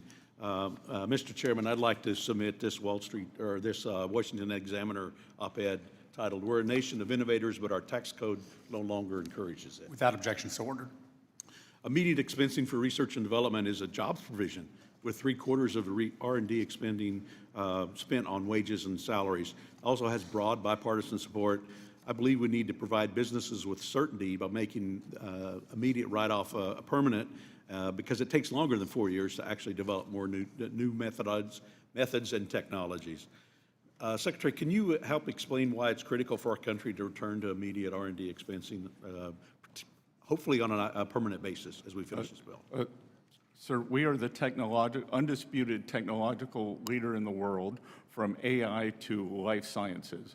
And one of the reasons for that has been the expensing of R&D, and we are pushing very hard to make this the best location for whether it is high-tech investing, whether it is biomedicine, or any other, the manufacturing process that we want to bring back. Part of the problem, I believe, is that the manufacturing process has been separated from the R&D process. So we need to have both of them here sitting side by side in the United States. Yes, thank you. And there's so many other provisions I could do, but I'm out of time. Mr. Chairman, I'll yield back. Thank you. Thank you. Ms. Del Bene is recognized for 5 minutes. Thank you, Mr. Chairman. Thank you, Mr. Secretary, for being here. Mr. Secretary, do you support the government having a consolidated database containing Americans' sensitive financial, health, and personal information? I support protecting Americans. Do you support the consolidated database? I support protecting Americans' personal information based on current law. I think it's very concerning that you're not able to say no. This is not a partisan question. In fact, just last week, Republican Representative Warren Davidson responded to reports that DOJ is merging huge sets of data from across federal agencies into a centralized repository. He said it's dangerous when you start combining all those data points on an individual into one database. It's a power that history says will eventually be abused, end quote. Well, I could not agree more, and would also add that this kind of database would be a goldmine for malicious actors who are eager to exploit Americans' sensitive data.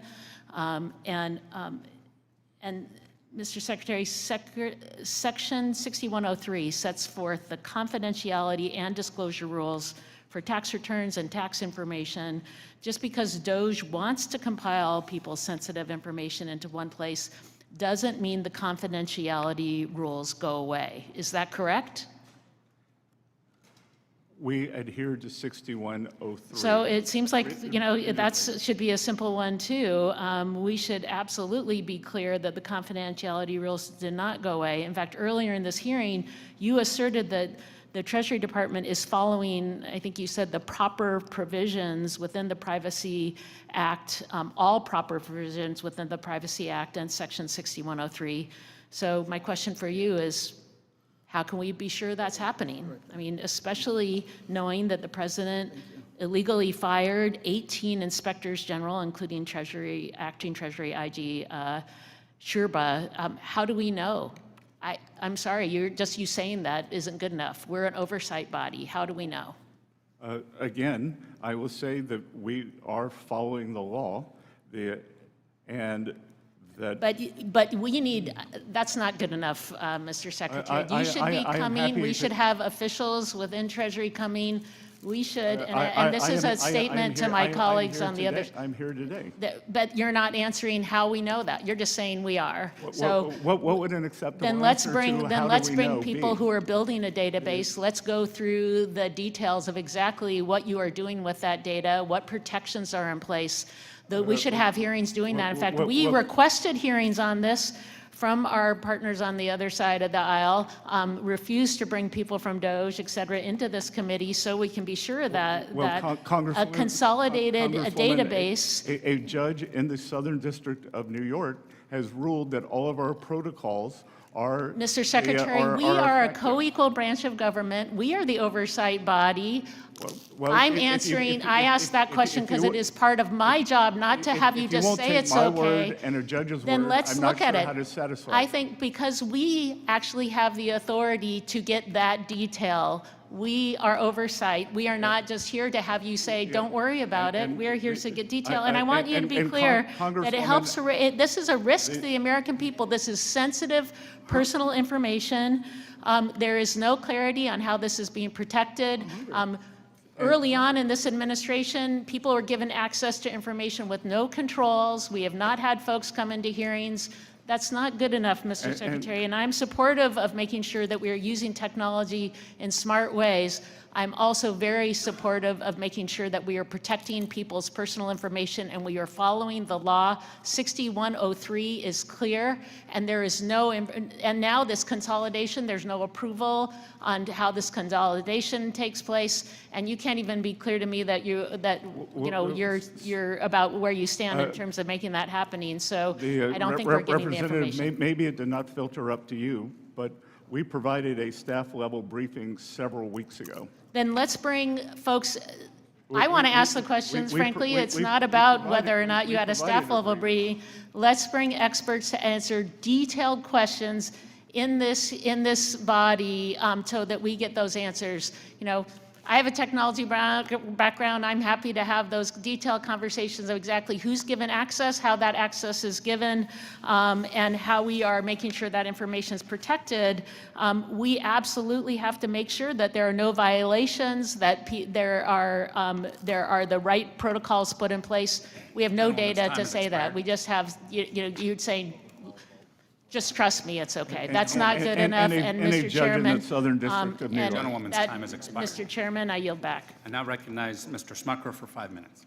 Thank you, Mr. Chairman, and thank you, Secretary, for being with us. And congratulations on what appears to be a great deal with China potentially, and a reset of our relationship, and a deal that'll be great for American business, It's an American excellent workers. start, Congressman, but a start. Yeah, I'm really continue to be proud of the work that we've done with the Tax Cuts and Jobs Act, the impact that it had on my constituents, where average families in my district saw an increase of about $6,000 in their wages in the years following that. Inflation was low. I'll put up any day the record of the previous Trump administration with what we've seen, the disaster that we've seen in this past administration. And so grateful to have the opportunity to work with you to extend those benefits once again to every American. And we're hearing a lot from the other side here today on things that they're falsehoods about the bill, things that are not in this bill. And I just want to remind our listeners what Democrats are voting for by voting against this bill. They will be voting for a vote against this bill is a vote for the largest tax increase in American history, a tax increase that will affect average households at every tax bracket level. They're voting for a decrease, in fact, a 50% decrease in the child tax credit, which is so important, provides important relief to every American family. They're voting for allowing Medicaid dollars to go to people who are here in the country illegally at the expense of American citizens. Yes, sir, 1.4 million of them. And they are voting to allow Medicaid dollars that are intended for people who really need them to go to individuals who could be working but choose not to. They are voting for Medicaid benefits not to go to women and children as they should. They're also voting against policies they voted for before that will be critical to grow this economy and provide additional opportunity. Policies like full expensing, they voted for that last cycle or last session. Full deductibility of R&D, full expensing, I mentioned full expensing, and then we're adding full expensing for structures, which will re-energize American manufacturing. All of these things Democrats will be voting against by voting against this bill. Yes, sir. So I want to again say that we're doing this is going to be beneficial to every American, and we're also doing it in a responsible way by finding savings that will drive more efficiencies in some of these programs, but will ensure that we will not add to the debt, assuming we meet very, I think, conservative estimates on growth. Do you agree with that? Yes, sir. And to go back to the CBO, the CBO produces a black box. And that black box says the growth is 1.7 or 1.8%, whether we make the TCJA permanent and continue, and that permanence causes stimulus, or, as you said, whether we have the largest tax cut in history, which would be cataclysmic, obviously, but it also assumes no change in growth. So obviously, both cannot be true. Exactly right. So we're going to do this in a fiscally responsible way. Now, I do have one question for you, and I only have a minute left. One of the things that I was impressed with when, during your confirmation hearings and leading up to your appointment as secretary was your 333 plan.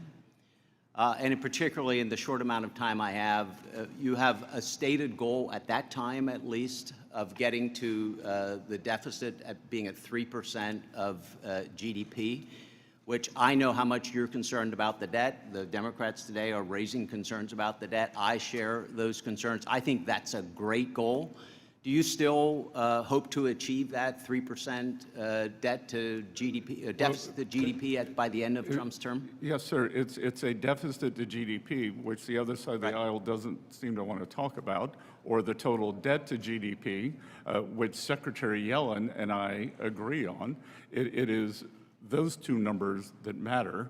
The absolute number, while daunting, those two ratios are much more important.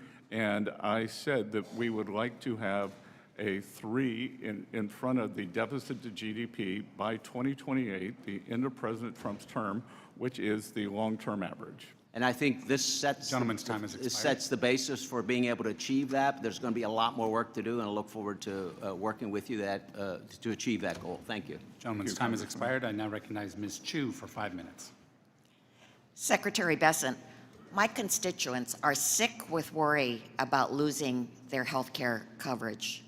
The nonpartisan Congressional Budget Office just determined that more people will lose their coverage. 16 million people will lose their coverage as a result of this big, ugly bill, which will be the largest loss of health care coverage for people in American history. Now, Republicans are saying that this will all be accomplished by cutting out waste, fraud, and abuse. But we should not be fooled. This is accomplished by 30 different measures, including increasing the amount of red tape that people will have to go through just to stay on Medicaid and on the Affordable Care Act, or the ACA. In addition, the CBO says that this bill will cost Medicare over $500 billion. I think of the many grandmothers and grandfathers who need nursing facilities as they face various illnesses like dementia or Alzheimer's. In my district, 62% of them rely on Medicaid to get any kind of care. But this bill requires all kinds of new paperwork to stay on these programs, including paperwork for seniors seeking to dually enroll in Medicaid and Medicare. Where will these seniors go if they lose their Medicaid because they didn't file yet another form, all while having dementia? This is a life or death situation, but I guess Republicans believe, as Senator Joni Ernst said, well, we're all going to have to die. And then there is the ACA. I remember what it was like before the ACA, where people could not get health insurance if they had a pre-existing condition, like everyday conditions like asthma or even pregnancy. The ACA provided tremendous relief to millions, but this big ugly bill will require even more red tape to stay on the ACA. It demands that 2.5 million people, like gig workers, like Uber drivers, who don't even know what they'll earn in a week accurately, estimate their income for the next year. It requires people to re-enroll year after year rather than having an automatic enrollment, which is not required by any health insurance or Medicare. It reduces enrollment periods so it can cut people off the program. And it takes away the premium tax credits that helped millions of families afford health coverage. And that is why at the hearing for this bill, I introduced an amendment to strike the provisions that undermine the coverage of the ACA. Every single Republican on this committee voted no. So Secretary Bessent, I'm asking you a question in which I only want a yes or no answer. How would you have voted on my amendment to protect the ACA and keep millions on their health insurance? No. Okay, that makes it clear. And Secretary Bessent, I'd like to address the reason that 16 million people are going to lose their health care coverage. It's so that millionaires and billionaires can get big tax giveaways and become even richer. The nonpartisan Joint Committee on Taxation just this week found that if this bill becomes law, the richest 5% of taxpayers in this country will get a bigger tax cut than the bottom 80% of taxpayers combined. To put dollar amounts on it, someone earning $1 million will get a tax giveaway of $81,500 in just 1 year, while someone earning less than $50,000 can only expect $265 in 1 year, which is only 73 cents a day.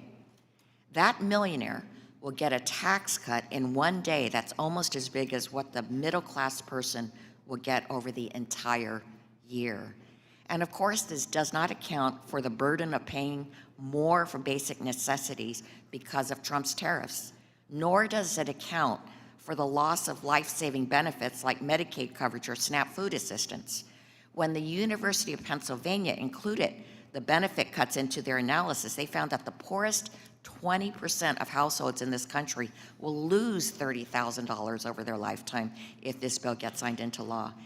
It's quite literally a reverse Robin Hood scheme, taking from the poor and giving to the ultra-rich. That's why I had an amendment that said there should not be tax giveaways for those earning more than $10 million per year.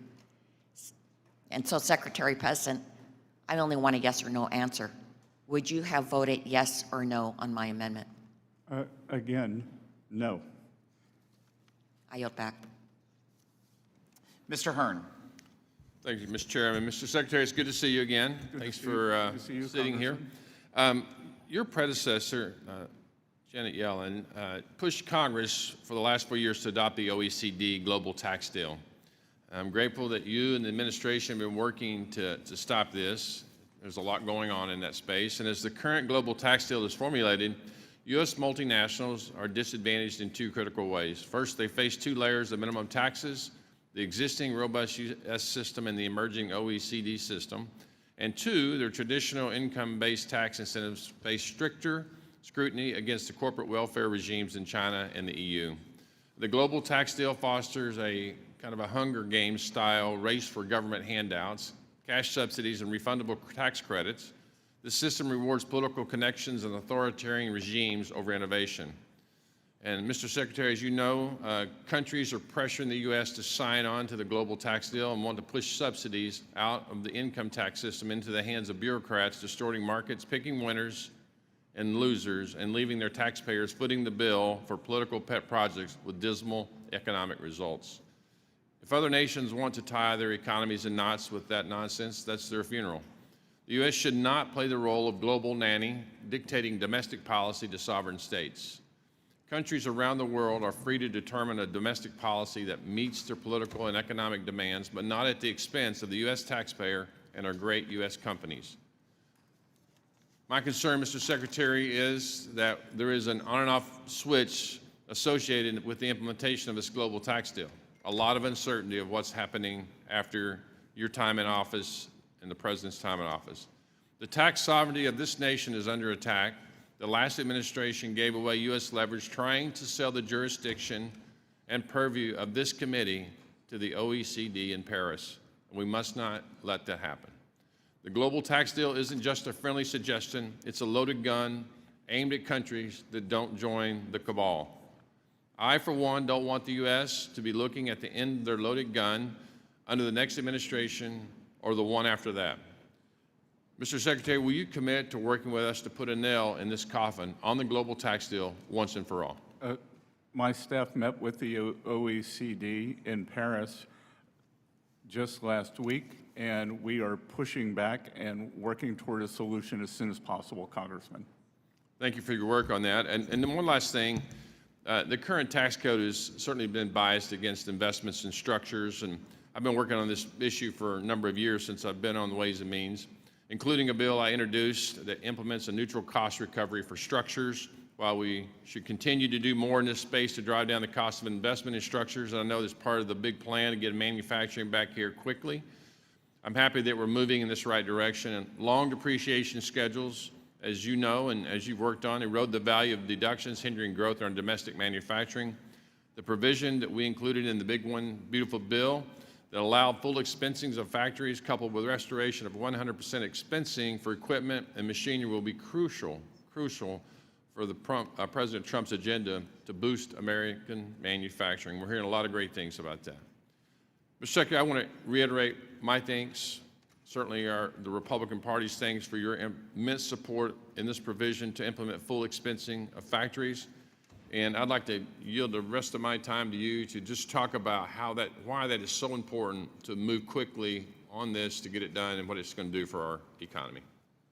Congressman, it provides great surety, but more than that, it provides the impetus for businesses to make capital allocation very quickly, and in a way, it puts us on an even playing field with the countries that heavily subsidize their industry.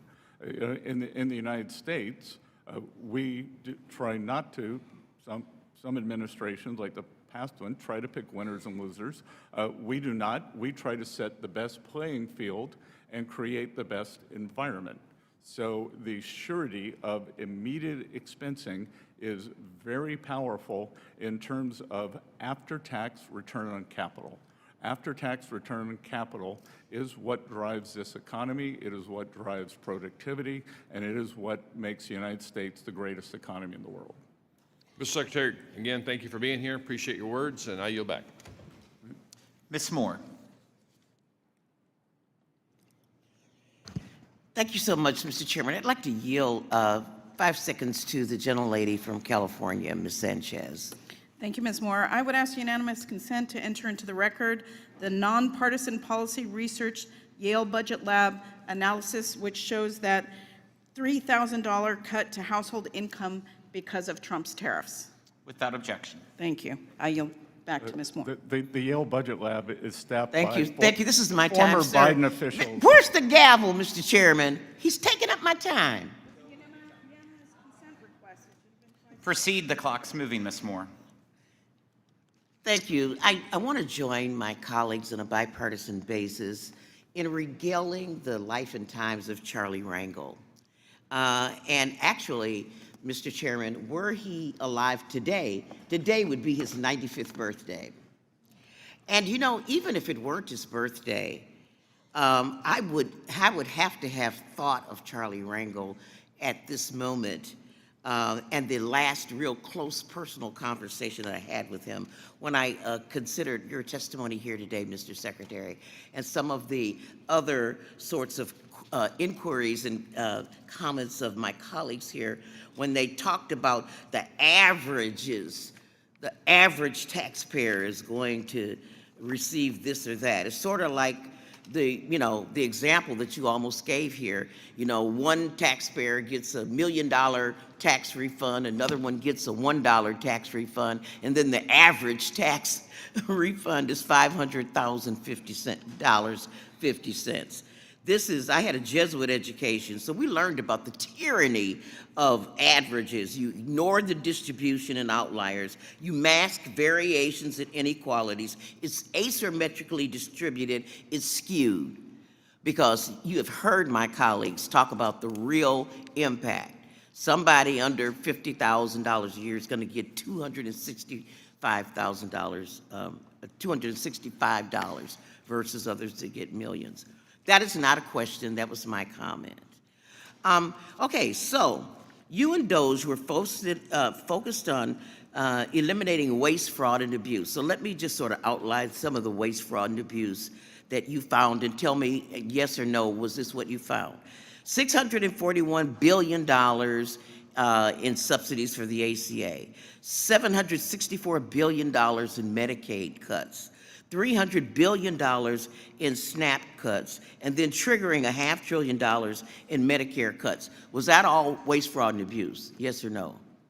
Again, ma'am, it's very, very difficult to give a yes those are the cuts. Okay, I'll move on. You're not going to answer. Very difficult. What I'd like to know is the $2.4 billion in debt and the tax increases of $4.5 trillion. Is that not spending? Are tax cuts spending and creating, especially, not just adding to the debt, but the interest rates on the debt? Is that or is that not spending, yes or no? Are tax cuts, if I give you a tax cut, am I spending out of the Treasury to do that? Yes or no?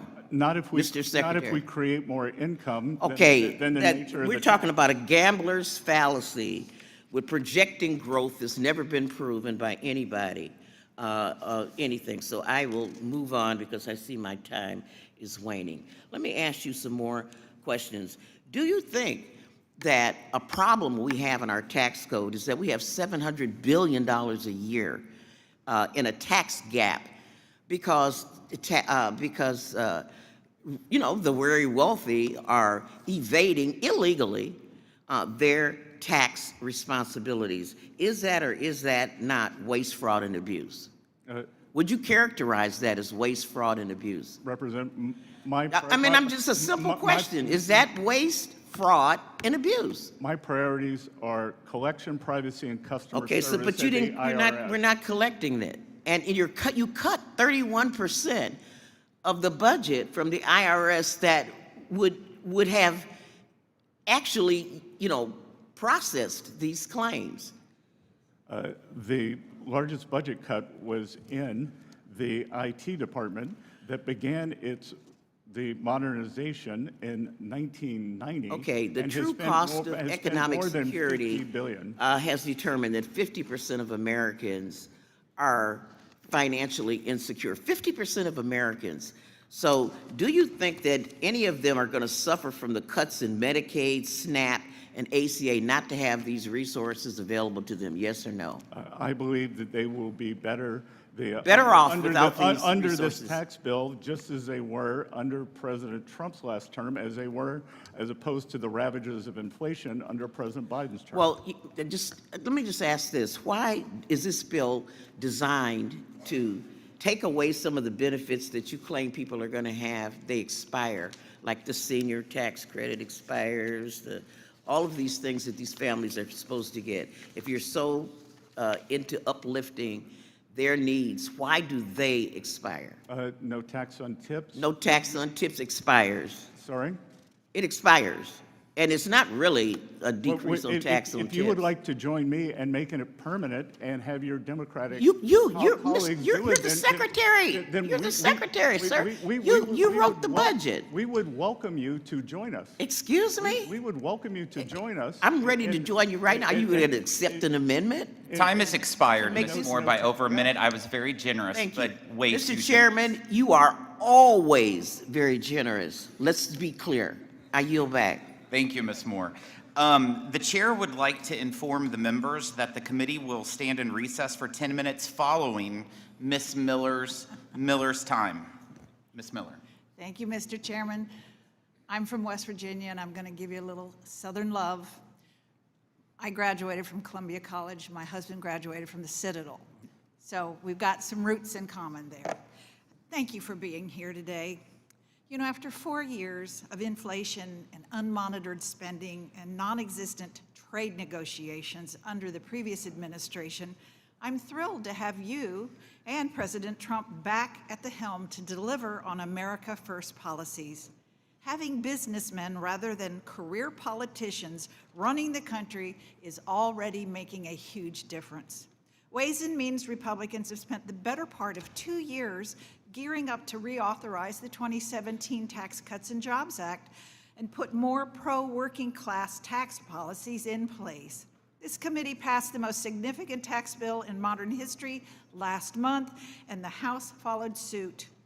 It is now time for the Senate to do their job and get this big, beautiful bill to the President's desk. I want to talk about 1099-K. One of my top priorities in the tax package is to repeal the Democrats' absurd 1099-K threshold. Under the Biden administration, Democrats changed the time-tested standard of $20,000 in 200 transactions to $600 when determining whether a taxpayer receives a 1099-K or not. Before this committee, your predecessor acknowledged that this new threshold would be difficult to administer and to lead to the taxpayers' confusion. So instead of working with us to fix it, the Biden Treasury unconstitutionally delayed implementation and then changed the threshold to try and ease the taxpayers' confusion in the election year. Unfortunately, there are still millions more 1099-K forms that were sent out, and Republicans have worked to restore the 1099-K threshold to the time-tested standard of $20,000 in 200 transactions by including my Saving Gig Economy Taxpayer Act in the One Big Beautiful Bill. Can you shed some light on how this policy and others being produced from your department will make life easier for our taxpayers?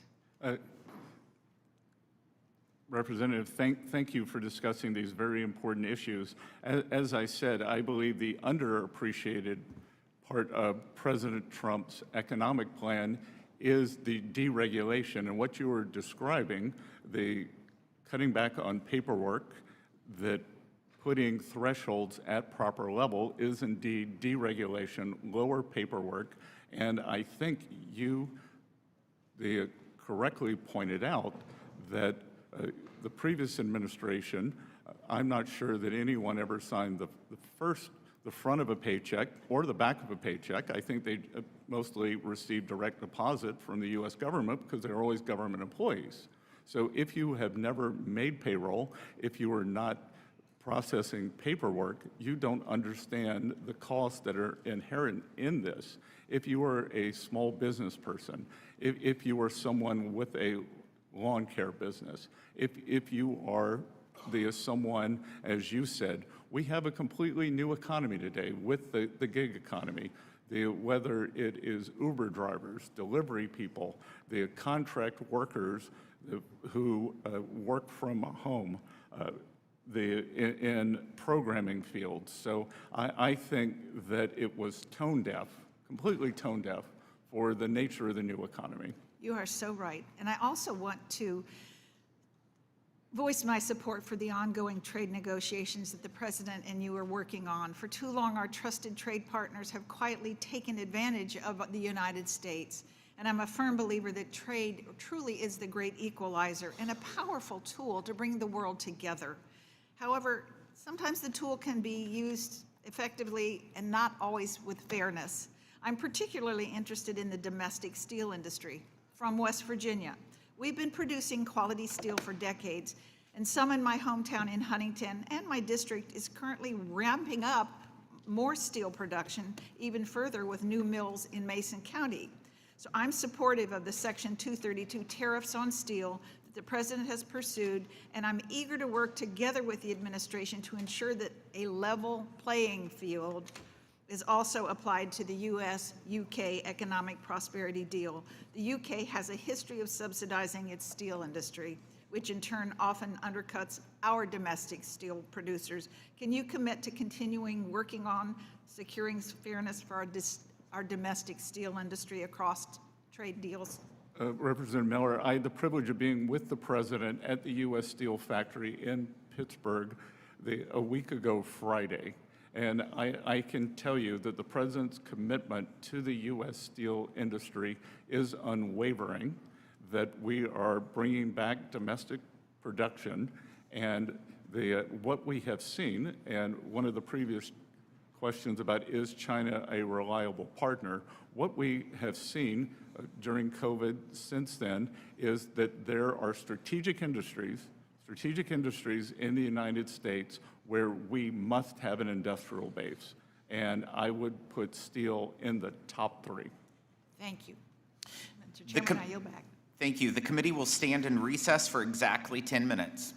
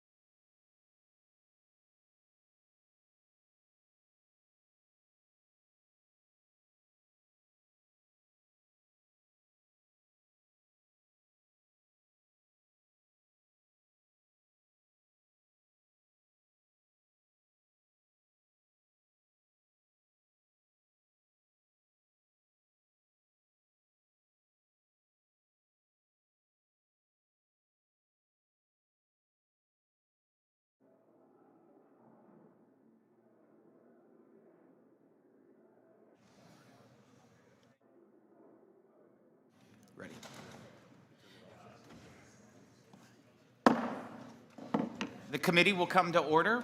We'll continue with questioning. Mr. Boyle. I'm sorry, but I just can't stand it anymore. This massive, outrageous, pork-filled spending bill is a disgusting abomination. Shame on those who voted for it. You know you did wrong. You know it. Those were the words of your former White House colleague and good friend, Elon Musk.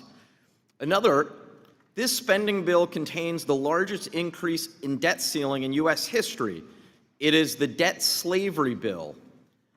A new spending bill should be drafted that doesn't massively grow the deficit and increase the debt ceiling by $5 trillion.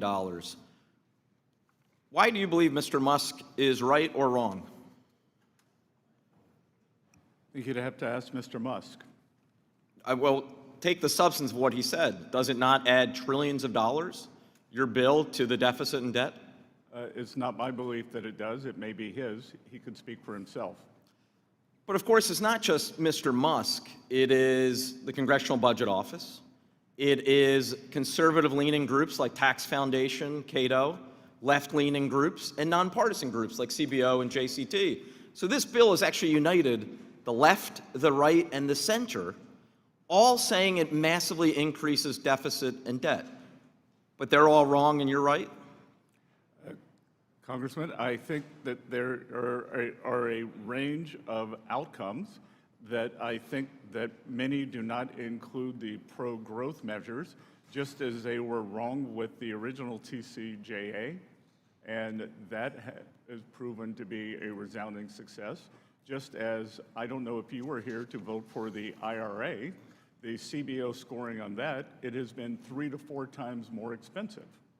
So it's curious to me because you spent decades as an executive at George Soros's hedge fund, being very successful, making billions of dollars.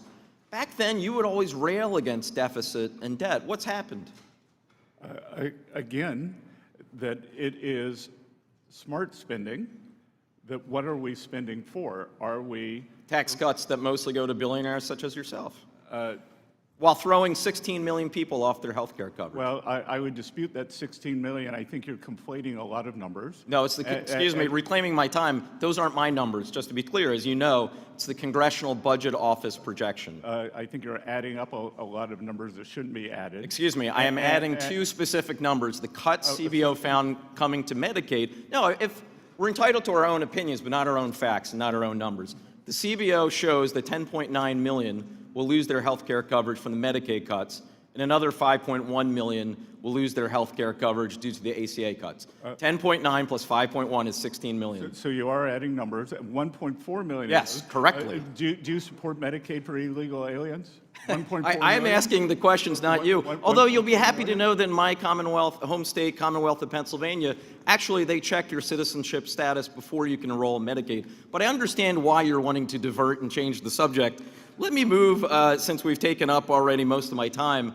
The World Bank yesterday had a shocking growth projection. They slashed their growth projection for the United States by upwards of 40%. I'm just curious, do you agree or do you think they're wrong as well? Because they specifically cited the trade uncertainty caused by your administration, the administration that you serve as Secretary of the Treasury, as being the primary reason why they've had to slash their growth projection to the lowest since 2008. Congressman, you kindly cited the success that I may or may not have had in my previous career, but I could tell you I would not have had it if I followed World Bank projections. So it is interesting that you believe all of these groups are wrong, from your former colleague Elon Musk, to left-leaning groups, to right-leaning groups, the center groups, to the World Bank. Everything is going hunky-dory. The reality is, I can see why you would have that opinion. You, as a billionaire, will reap the rewards of this tax cut, while 16 million Americans will lose their health coverage. That is the sad reality of the situation. We could look at who would be most harmed if these tax cuts expire. Well, you'll be happy to know that on this Democratic side of the dais, through an 18-hour markup, every single Democratic member voted to extend the tax cuts for everyone making under $1 billion. I see my time has expired. I yield back. Dr. Murphy. Thank you, Secretary, for coming, and I apologize for the bellicose manner in which you're being treated. I think if we all want respectful parley and we actually want to learn things, we do it respectfully. You know, I'm just going to take a side. I am a physician in healthcare. I always want everybody to be able to access healthcare. But if I can say 3 words: illegal, ineligible, and able. So let's go to the illegal part first. The last party let in anywhere between 13 and 20 million people in this country illegally, and now they're placing their health care burden on the rest of the American country. So let's talk about the illegals, providing health care for illegals. By the way, those aren't American citizens.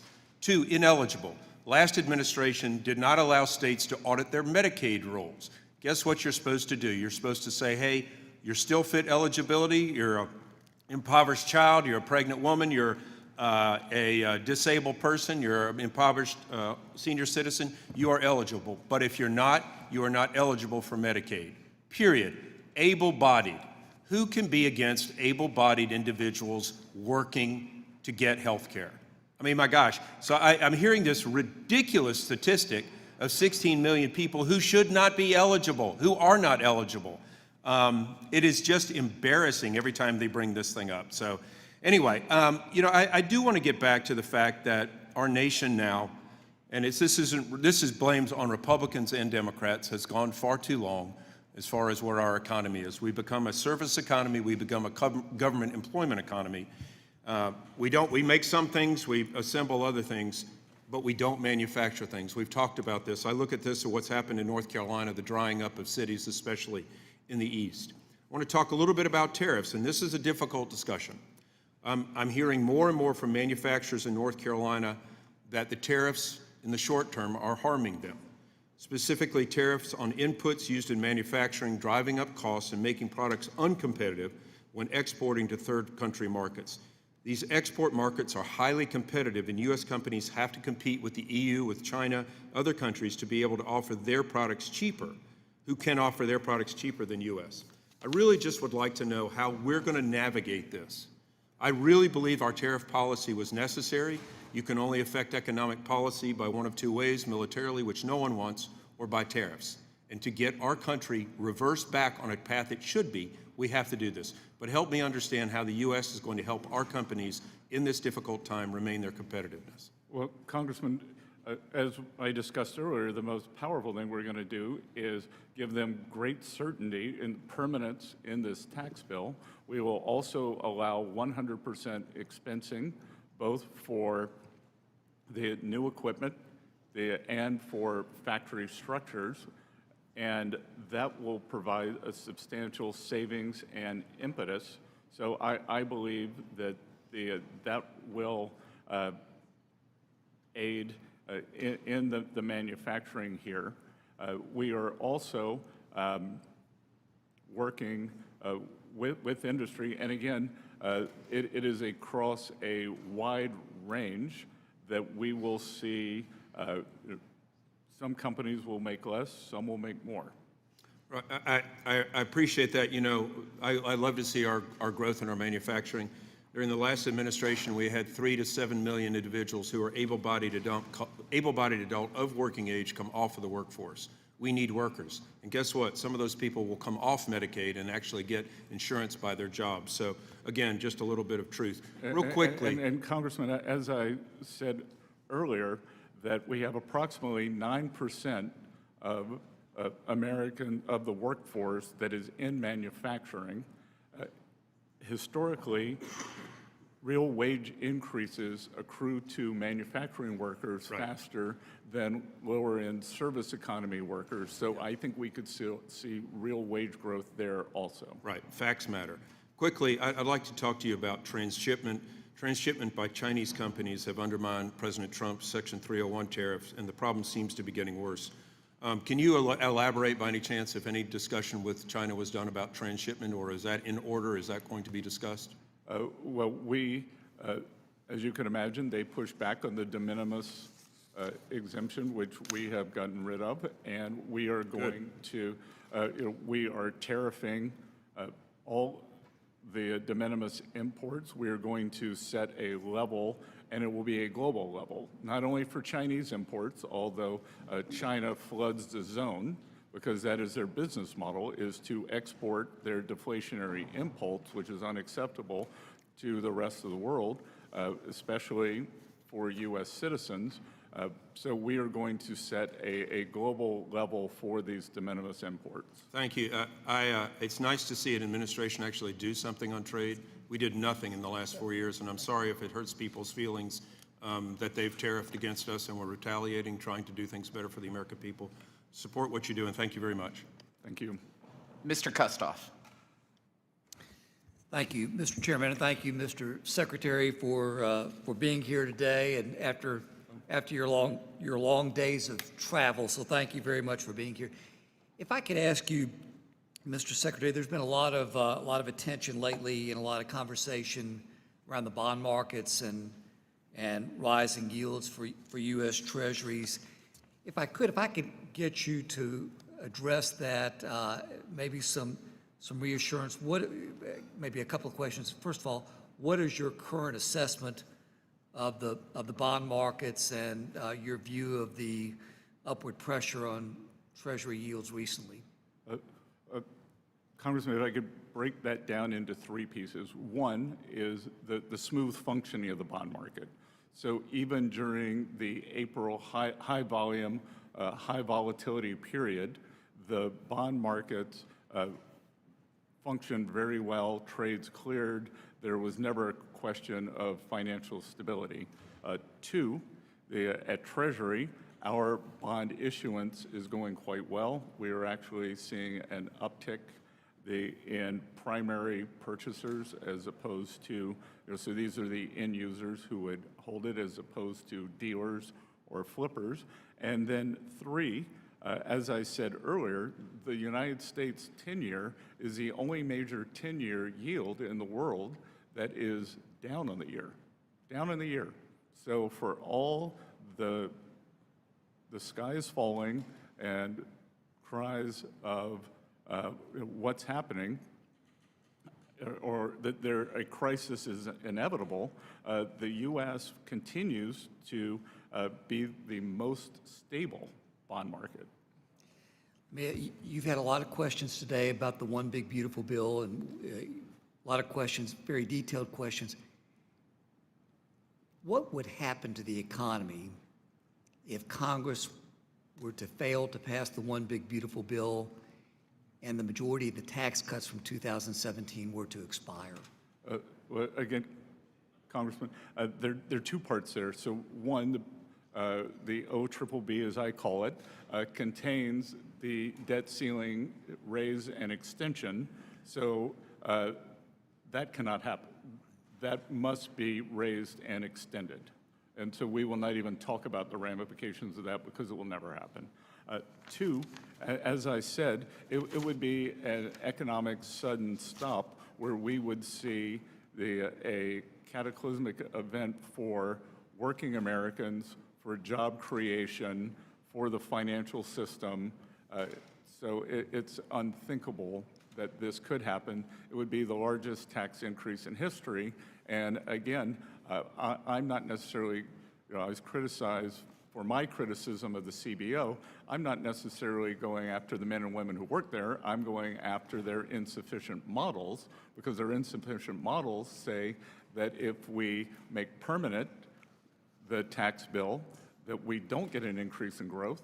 But to your point, if somehow the One Big Beautiful Bill were not passed, that growth will remain the same, which is obviously the ridiculous assumption.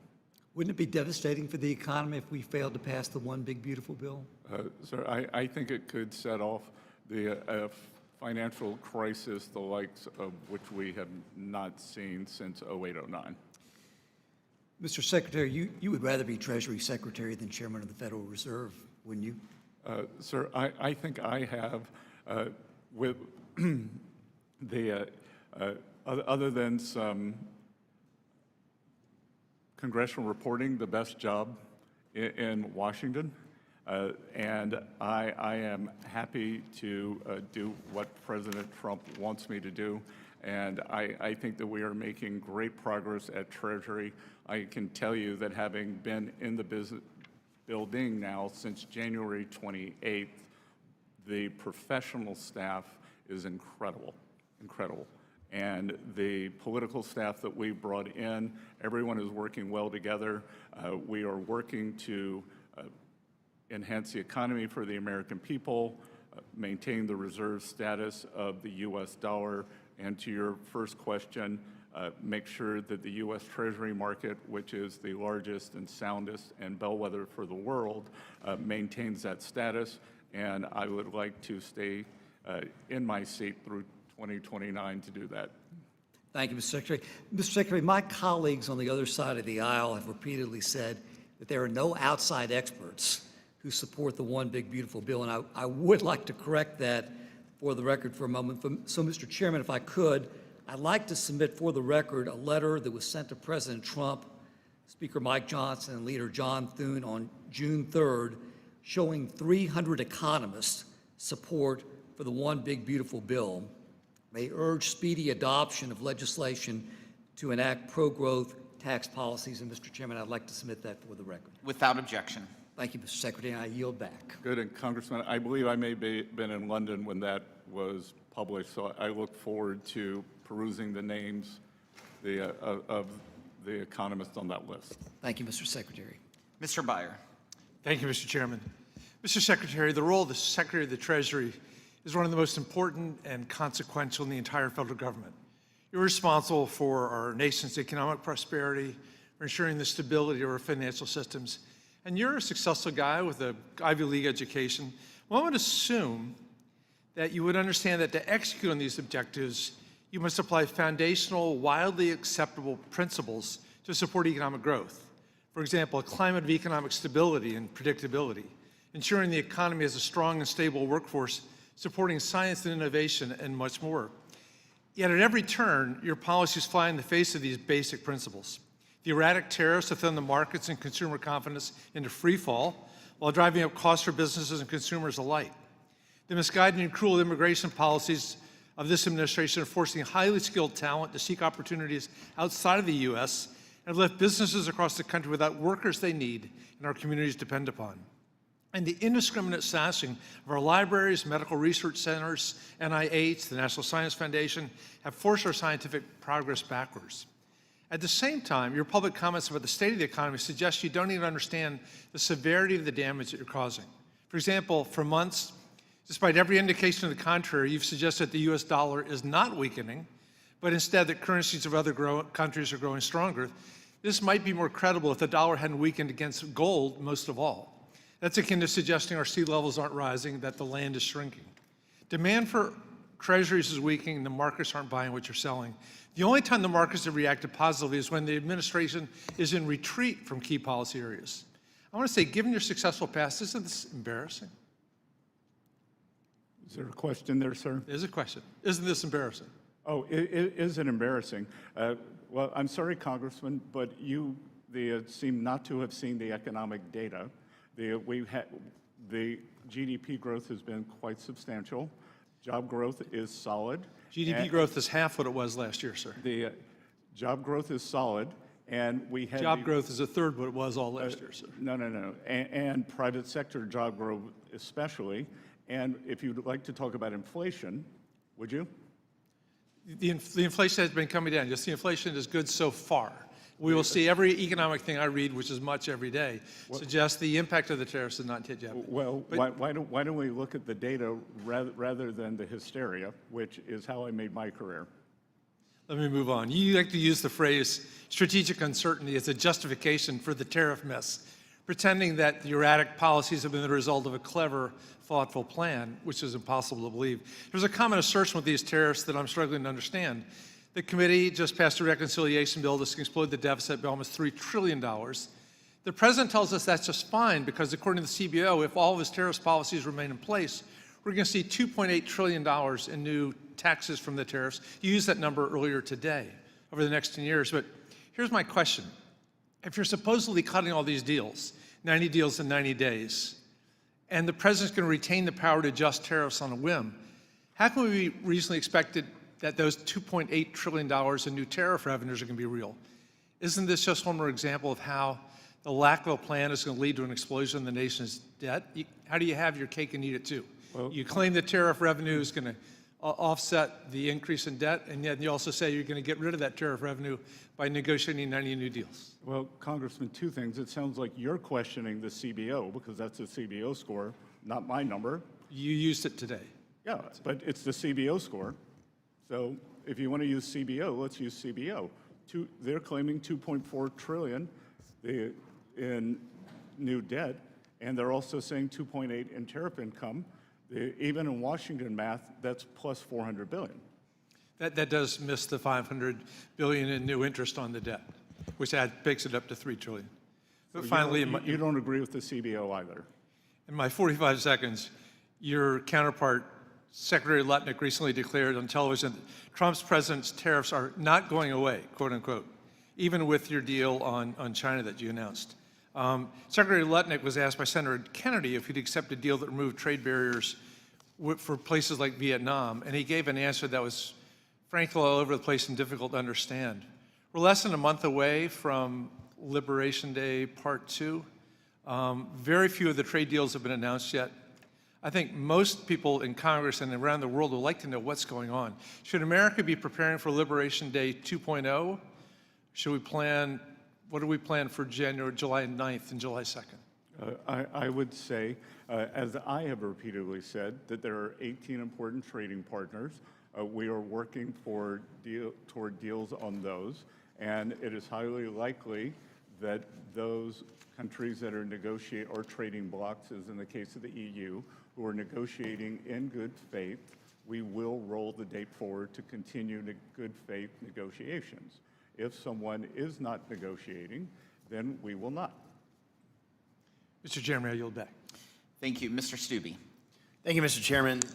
Mr. Secretary, the Democrats and the left continue to say that this is just a tax cut for billionaires. So I'd like to give you the opportunity to respond to that.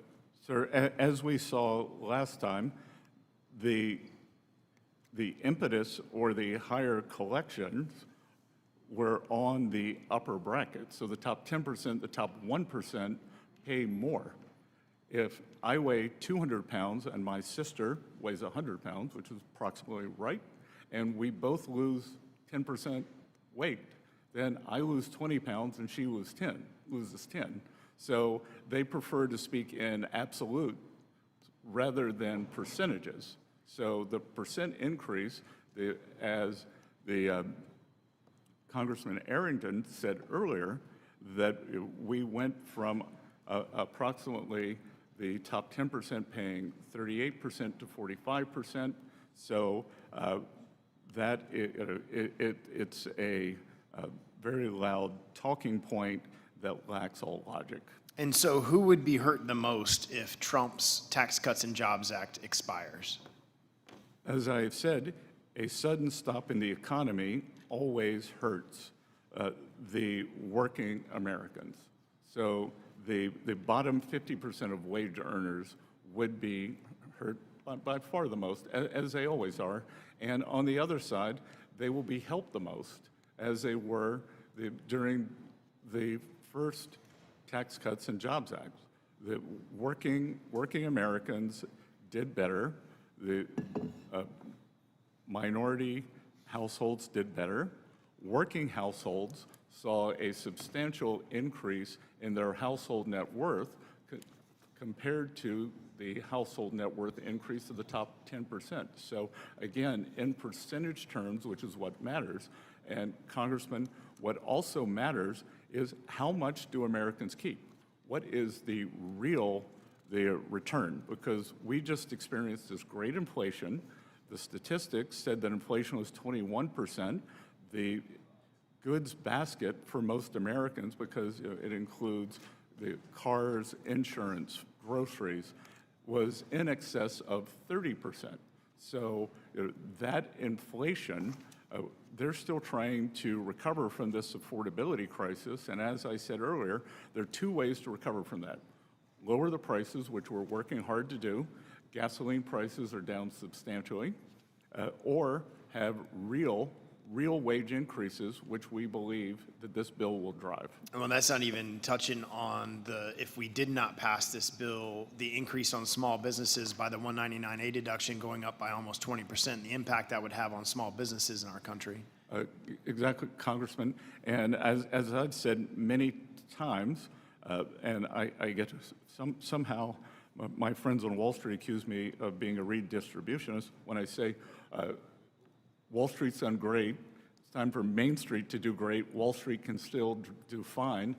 Both can do well together, but it is Main Street's time. Main Street is driven by small business. We are working on regulations. I have probably met, including conferences, over 300 small and community bankers to try to stop this regulatory noose that is around them so that they can grow the economy.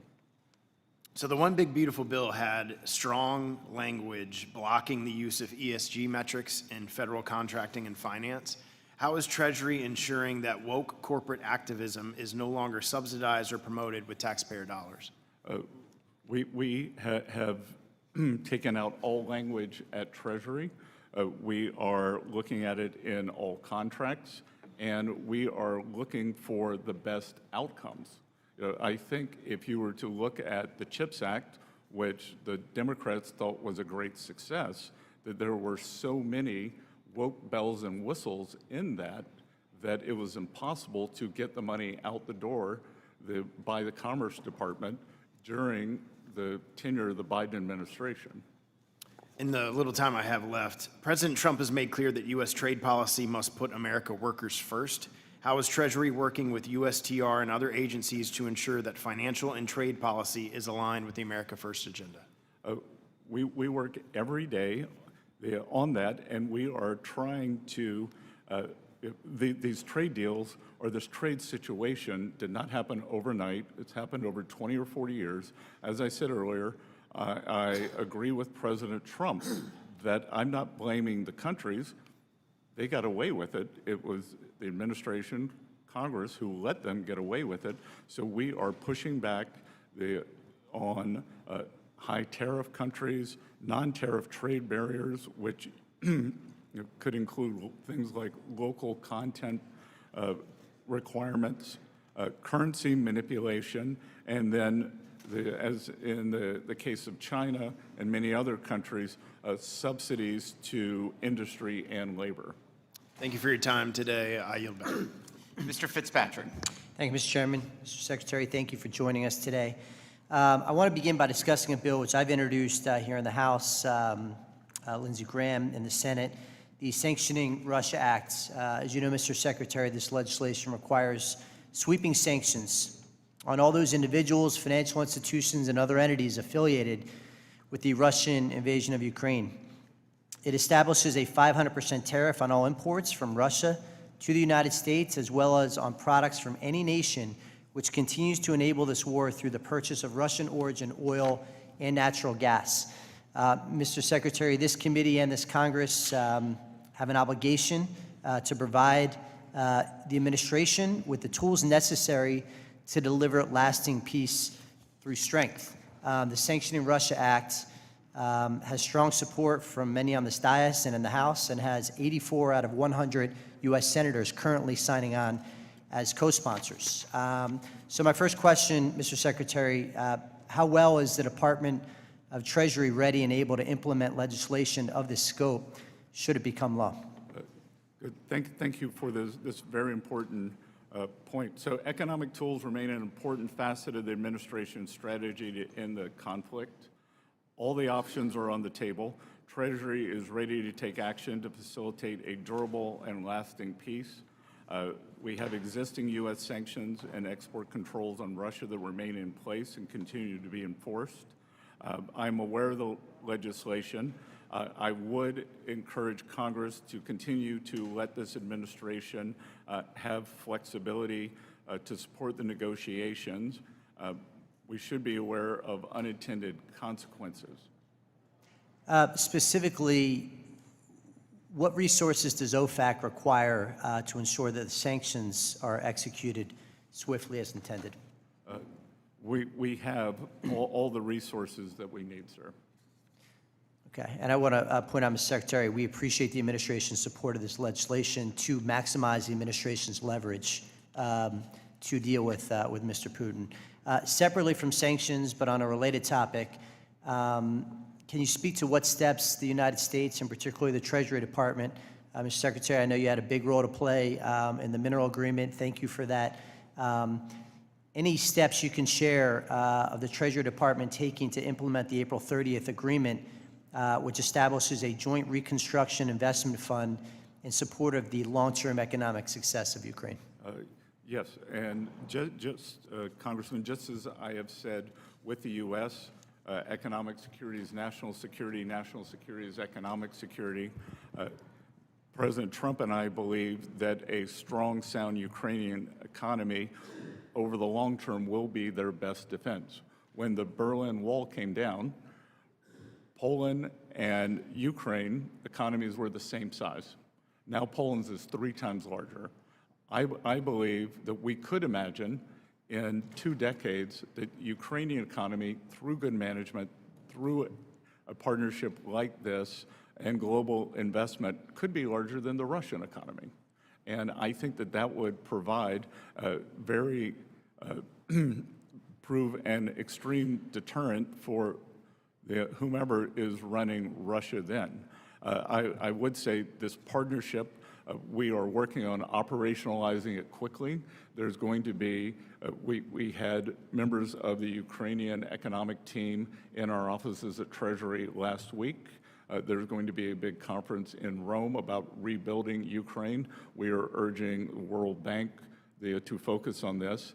And Congressman, I believe that you will be in extreme agreement with me on this, that we are dedicated and confirm the fact that no country contributed to the Russian war machine through monies, through troops, or through military parts or any parts used for Russian military weapons will be eligible to participate in the rebuilding of the Ukraine. You do not get to destroy a country, destroy people, ruin lives, and then get paid to rebuild it. Thank you for that, sir. Just very quickly revisiting, you said you wanted flexibility. This legislation is designed to give the administration maximum flexibility and pressure to end this conflict. It's got a ton of co-sponsors in the House, 84 out of 100 U.S. senators. Is there any changes specifically you'd like to see made to that legislation? I'm happy to have my staff work with you on that, and it is good to see that some things can get done on a bipartisan basis. Thank you, sir. I yield back. Thank you, Mr. Evans. Thank you, Mr. Chairman. During this hearing, we have been hearing about the ways that the Trump administration claims it will help working people. However, the data shows that policies will do the opposite. The Trump administration wants to help the rich, not the poor. However, the Democrats on this committee are committed to helping the poor and the working class families. That is why we have protected legislation to protect affordable health care, increase the child tax credit, and make sure the rich pay their fair share. I've also introduced legislation called the Tax the Workers Act. It is important to understand that where we are today, that workers are demanding help and support. Workers should be able to keep more of their paycheck. Both younger and older workers will qualify. The Earned Income Tax Credit is one of the most effective tools to bust poverty. Congress should work on these type of measures to help needed assistance, not people who want favors from this corrupt administration. I encourage my colleagues in this administration to reconsider their approach to governance and work with us to make this country better. Stop stealing from. It's important to make sure that we make sure that people in the poor, not just the rich, that we have an opportunity here to really send a collective message. And I hope, Mr. Secretary, that we will take advantage of that. I yield back the balance of my time. Ms. Tenney. Thank you, Mr. Chairman, and I just want to say thank you to the Secretary for your remarkable testimony. I don't know if I've seen better testimony in my short number of years in Congress, but I will say I've continued to be impressed, and in honor of today's baseball game, President Trump's appointment with you, he definitely hit this one out of the park. So congratulations on your great work. I would just say it's on 3 hours sleep. So. That's even more incredible. I know the feeling of jet lag for sure. And just wanted to talk to you about a couple things. And you know, I'm a small business owner. You know, I have a district that my entire northern border is Canada, and they're a very important trading partner on so many levels. And we are, you know, we really, I was one of the people that was here in President Trump's first term and voted for the Tax Cuts and Jobs Act. And unlike the Democrats who are here, I come from rural upstate New York, and I will tell you as a small business owner, and our business is in its 79th year, we're still in business. And the one thing that saved us was the Tax Cuts and Jobs Act. It was incredible to give us the small business benefits that we received, that some of them you referred to today. And I just wanted to highlight just a couple things just to touch on this issue, and I really thank Secretary of Commerce Howard Lutnick for meeting with us and talking about this issue with us. But we do have a number of legacy businesses in my community. They're copper fabricators, aluminum fabricators, all dependent on smelting operations coming from Canada. And some of these companies are 100 years old, 200 years old. Paul Revere built his copper business in my region, Revere Copper. It's been there for over 200 years. And they're a little concerned about the tariffs, although they wholeheartedly agree we need to bring our supply chains back. They wholeheartedly agree that our area and our Erie Canal District, which I represent most of the Erie Canal, we were hollowed out by China and unfair trade, and we want to continue to do business. And they all agree that we need to deal with reshoring and bringing our supply chains back with President Trump. And these are wonderful, patriotic, legacy businesses. We want to make sure that they can be in business. Now, again, let me add one more factor. They're surviving in upstate New York. So we have some of the highest taxes, highest regulatory burden, highest minimum wage. Most expensive energy. Worst energy state, you know, extremely, by the way, a catastrophic energy grid that we face. If it weren't for the nuclear power, all of which the nuclear reactors are in my district, and hydropower coming from Niagara Falls, another gift, we can't touch our wonderful natural gas reserves that we have in the Marcellus and Utica Shale because of New York's far left Democratic one-party rule. Ridiculous, unscientific policy.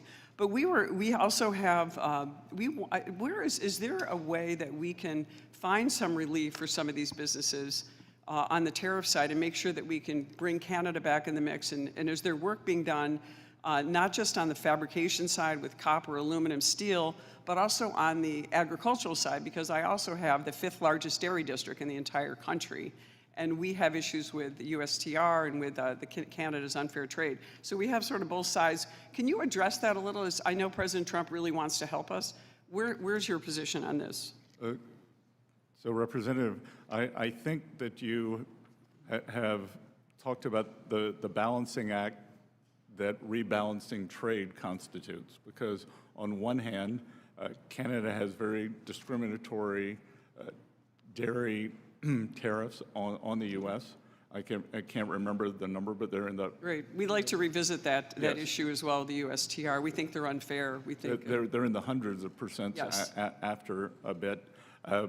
We are happy, even though it's Commerce and USTR, my staff is happy to discuss with you, your constituents, your staff, what we can do to make the manufacturing up there more resilient. Companies that have been around since Paul Revere are doing something right. So we want to make sure that we can help them not only survive but thrive. And so we are happy to do that. And look, I think that the new Canadian government has made very good progress in righting some mistakes made by the previous leadership. So I think we are on a more sustainable path. I'll be traveling with President Trump to the G7 on Sunday, and I would expect that we would be meeting with Prime Minister Carney. We really appreciate it. And then we want to see these tariffs in place, but we also want to see a balance, as you say, so that we can keep these legacy businesses and the thousands of jobs that they produce in our region. And everybody's all for reshoring, and everyone's for making sure that we make these things in America, because we can and must do that again in order to build our economy. And I just want to thank you again, and I know you're on a little bit of sleep, but we are grateful for your service and the wonderful job you're doing representing our nation. Thank you. Well, thank you. And we are dedicated to areas of the country like yours that especially experienced the China shock to rejuvenating the manufacturing base there. Ms. Fischbach. Thank you, Mr. Chair. And Mr. Secretary, I would like to also thank you and just tell you what an incredible job you're doing, and really appreciate that you are here, even on so little sleep, here in front of the committee. And we kind of know how you feel since we did our 18-hour stint a couple of weeks ago now. But sincerely, just thank you and thank you. And just so you know, I represent a very rural district in western Minnesota, and I also border Canada, so I share the concerns that Ms. Tenney does. And agriculture is the major driver of our economy in my area, and small businesses, and they're the lifeblood of the economy there, but across America. And I know that Mr. Stube and Ms. Tenney both asked about small businesses and with the advantages in the tax bill and what would happen if they didn't. But if you could, not only those small businesses, if you maybe would expand on what would happen to our farming industry, what would happen to our farm communities if we didn't pass this bill, if it didn't become law. Well, Congresswoman, as you may or may not know, I am a farmer and grew up in a rural area. And so let's talk about the positive and then the cataclysmic.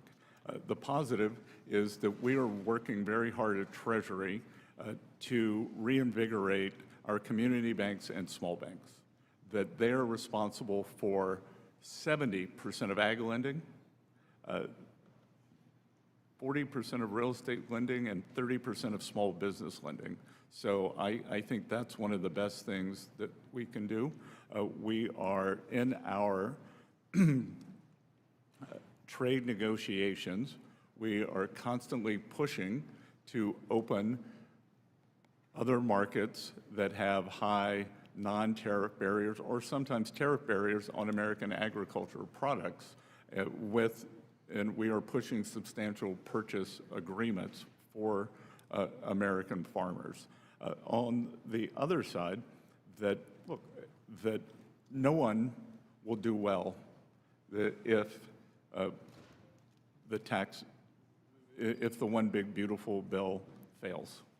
That the largest tax increase in history does not help anyone, and I am sure that farmers who are working people, our farmers occupy a special place because they are working people, but they are also small business people. And they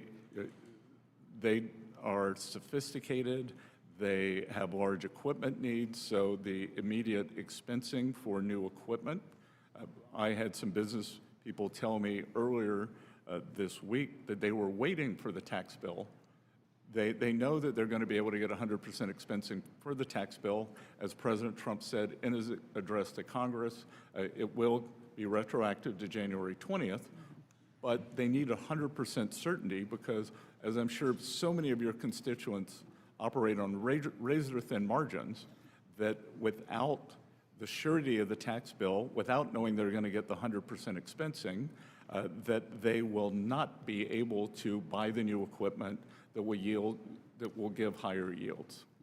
Well, and thank you, Mr. Secretary, and I appreciate your comments on capital, because that is one of the challenges, not just for the ag community, but the communities in general, is that capital expenditure. There's not as much available in rural areas, and so I appreciate your work with those smaller banks and trying to open markets. But just one other thing I wanted to ask about, the Biden administration and, the 45Z provision in the reconciliation bill, and the Biden administration failed to finalize guidance on 45Z, and it's created, serious issues and uncertainty in the biofuels industry. And, you mentioned the uncertainty, and we're feeling the uncertainty of that with the biofuel plants. And so can I get a commitment from you to expedite the process of finalizing the guidance for 45Z?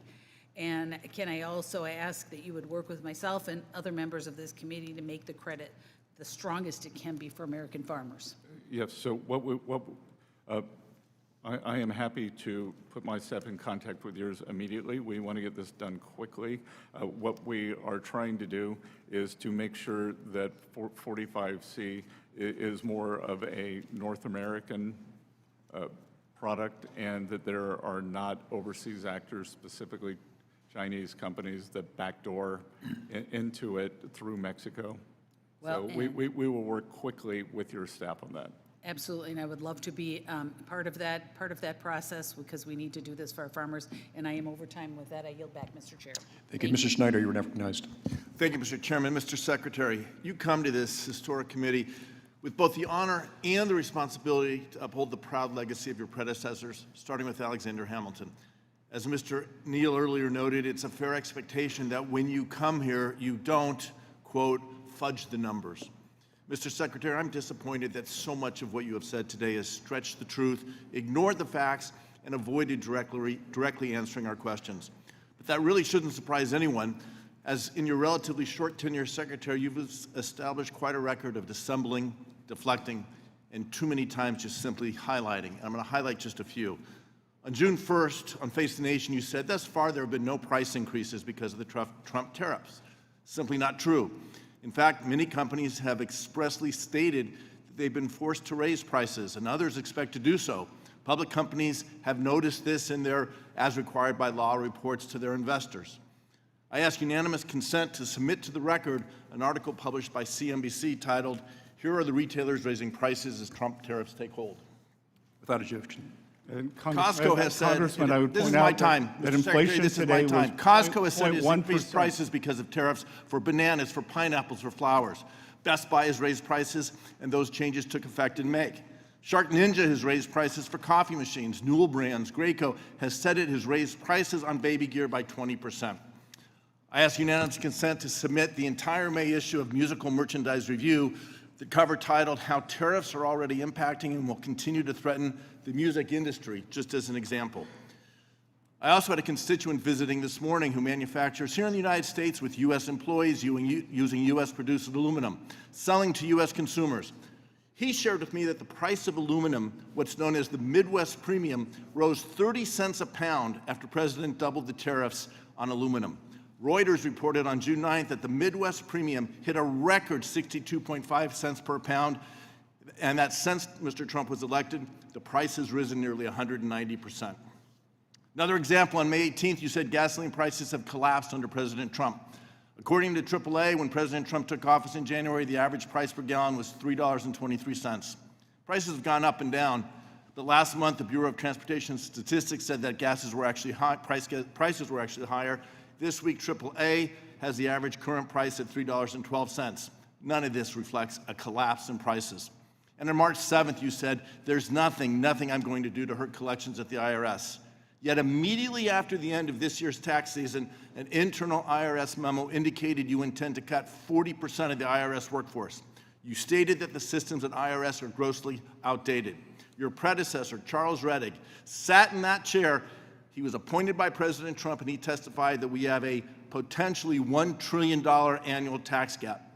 He said then, and I believe now, that better systems and more people working in compliance will help close that tax gap. And yet you are trying to stop the investments in new technology and cutting 40% of the workforce. Mr. Secretary, I frankly wonder if we and the American people should believe anything you say.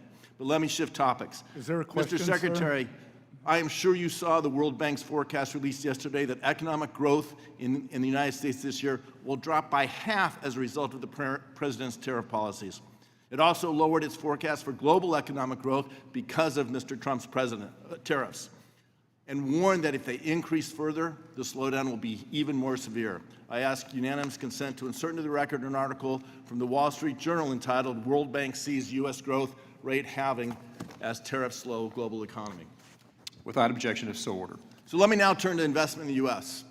Mr. Secretary, the U.S. is the world's first choice for foreign direct investment, or FDI. Yes or no, is it good that foreign companies and foreign investors want to invest in the U.S.?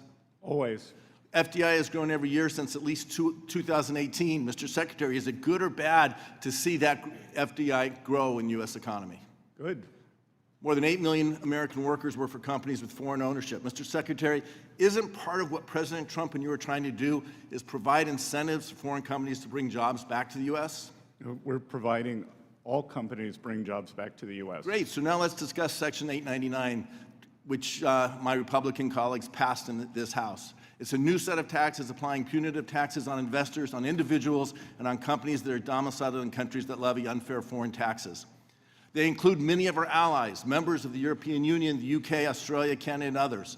Major investors and employers agree that if this revenge tax is implemented, employers will pull back on investment in their operations in the U.S. Indeed, the Joint Committee on Taxation's revenue estimate confirms this. Later in the budget window, the provision begins to lose revenue. Mr. Secretary, this runs counter to yours and the President's stated goal of driving investment in the U.S. We should be welcoming foreign direct investment, trying to give incentives for it to come here, not creating Congressman, barriers. we should not welcome foreign countries taking U.S. companies' tax revenue for their own treasuries. But you are punishing the companies and the individuals who want to invest in the United States, lowering investment in the United States, hurting American jobs, hurting American innovation, hurting the future for American workers. That is a I yield back. mischaracterization. Gentleman's time has expired. Mr. Maury, recognized. Thank you, Chairman. Secretary Bessent, thank you for being here. Thank you for also clarifying some of the perils of Pillar 2. This is a tough discussion. To be able to push back on what Pillar 2 could ultimately do, where we are losing so much revenue to foreign countries, that's the exact opposite of what took place in the Tax Cuts and Jobs Act, where companies through the foreign-derived intangible income was actually encouraged to invest back in the U.S. And we haven't seen the type of inversions that took place during many of the Obama years prior to 2017. Companies are repatriating their revenue and they're repatriating their support back into the U.S., and we're going to continue to do that. Sir, again, thank you for being here. There's no question that there are billions of dollars worth of waste within the federal government, and I applaud the work that the department is doing to address, in particular, improper payments and improve verification before payments go out. Those are sensible, very bipartisan opportunities that we can address here, and thank you for putting a lot of focus on that. I represent Ogden, Utah, and the 7,000 IRS employees that work in and call Utah home. In talking to my constituents, many of whom are federal employees with decades of experience, I found that they want to be part of improving efficiency at the IRS. They know their jobs better than any of us, and I'm concerned that the on-the-job experience is not being utilized to its potential. Very simple. Sir, we've had some amazing opportunities to interact, and I've appreciated all of that with you and your team. Can we continue? Can we sit down with you and your team and discuss the specifics of the Ogden facility and how I and the Utahns I represent can participate in increasing efficiency at the IRS? Congressman Moore, I appreciate our past interactions, and my staff and I would be happy to do that. And what I will tell you is that we are aiming for a culture change at the IRS. We have empowered, we are cutting waste. There is a 35-year-old, maybe close to your age. I wish. The tech update where we are spending $3.5 billion per year, which is 10 times more than a private sector bank would spend for the equivalent payments. And what we are finding is that the hardworking people, as you describe in Ogden, are feeling empowered, and that's what we want them to do. We want them to provide the solutions, not for the solutions to be provided from up high. I've walked through the systems with them, taken tours and stuff. They're excited about the particular technological improvements that we can make, and your investment and your focus on that is much appreciated. So, okay, with my remaining few minutes, let's try to correct some of the fallacies we've been hearing about the One Big Beautiful Bill and its effect, in particular, on national debt, something that I'm very passionate about. Correct me if I'm wrong on any of these statistics. Since World War II, the average annual real GDP growth rate sits at approximately 3.15%. In the last 10 years, even with COVID, the average is still at approximately 2.5%. Yes, sir. Those are the facts that I have here. The bill that the House Republicans passed assumes a 2.6% growth rate, and that would generate $2.6 trillion over the next 10 years. With the spending cuts, historic spending cuts that we've done, ranging in about 1.6 cuts and other offsets, that assumed growth rate is enough to offset the tax cuts provided to the middle class through this bill. In fact, it will actually reduce the deficit by an assumed $184 billion. Some quick yes or no's on those numbers. Do you think that with President Trump's deregulatory policies coupled with the tax policies of the One Big Beautiful Bill, that this 2.6% growth rate is possible to achieve? I think it is possible, and we achieved it under President Trump's first term, and I think we could easily see it over the 10-year window at an average. And do you think it's possible that we could actually exceed a conservative 2.6% rate? Yes, sir. I believe that given this gigantic AI spend that we're seeing, that the productivity increases from that may hit the U.S. economy within the next 12 to 24 months and could accelerate our GDP growth. Accelerated GDP growth, and do you think that my colleagues from the minority party are correct when they say that the bill will add trillions of dollars to the national debt? I believe that they are mistaken. Just to close here, it is not unfair for my colleagues on the Democrat side to use CBO scoring in any type of criticism. I did it with the CBO scoring of the American Rescue Plan.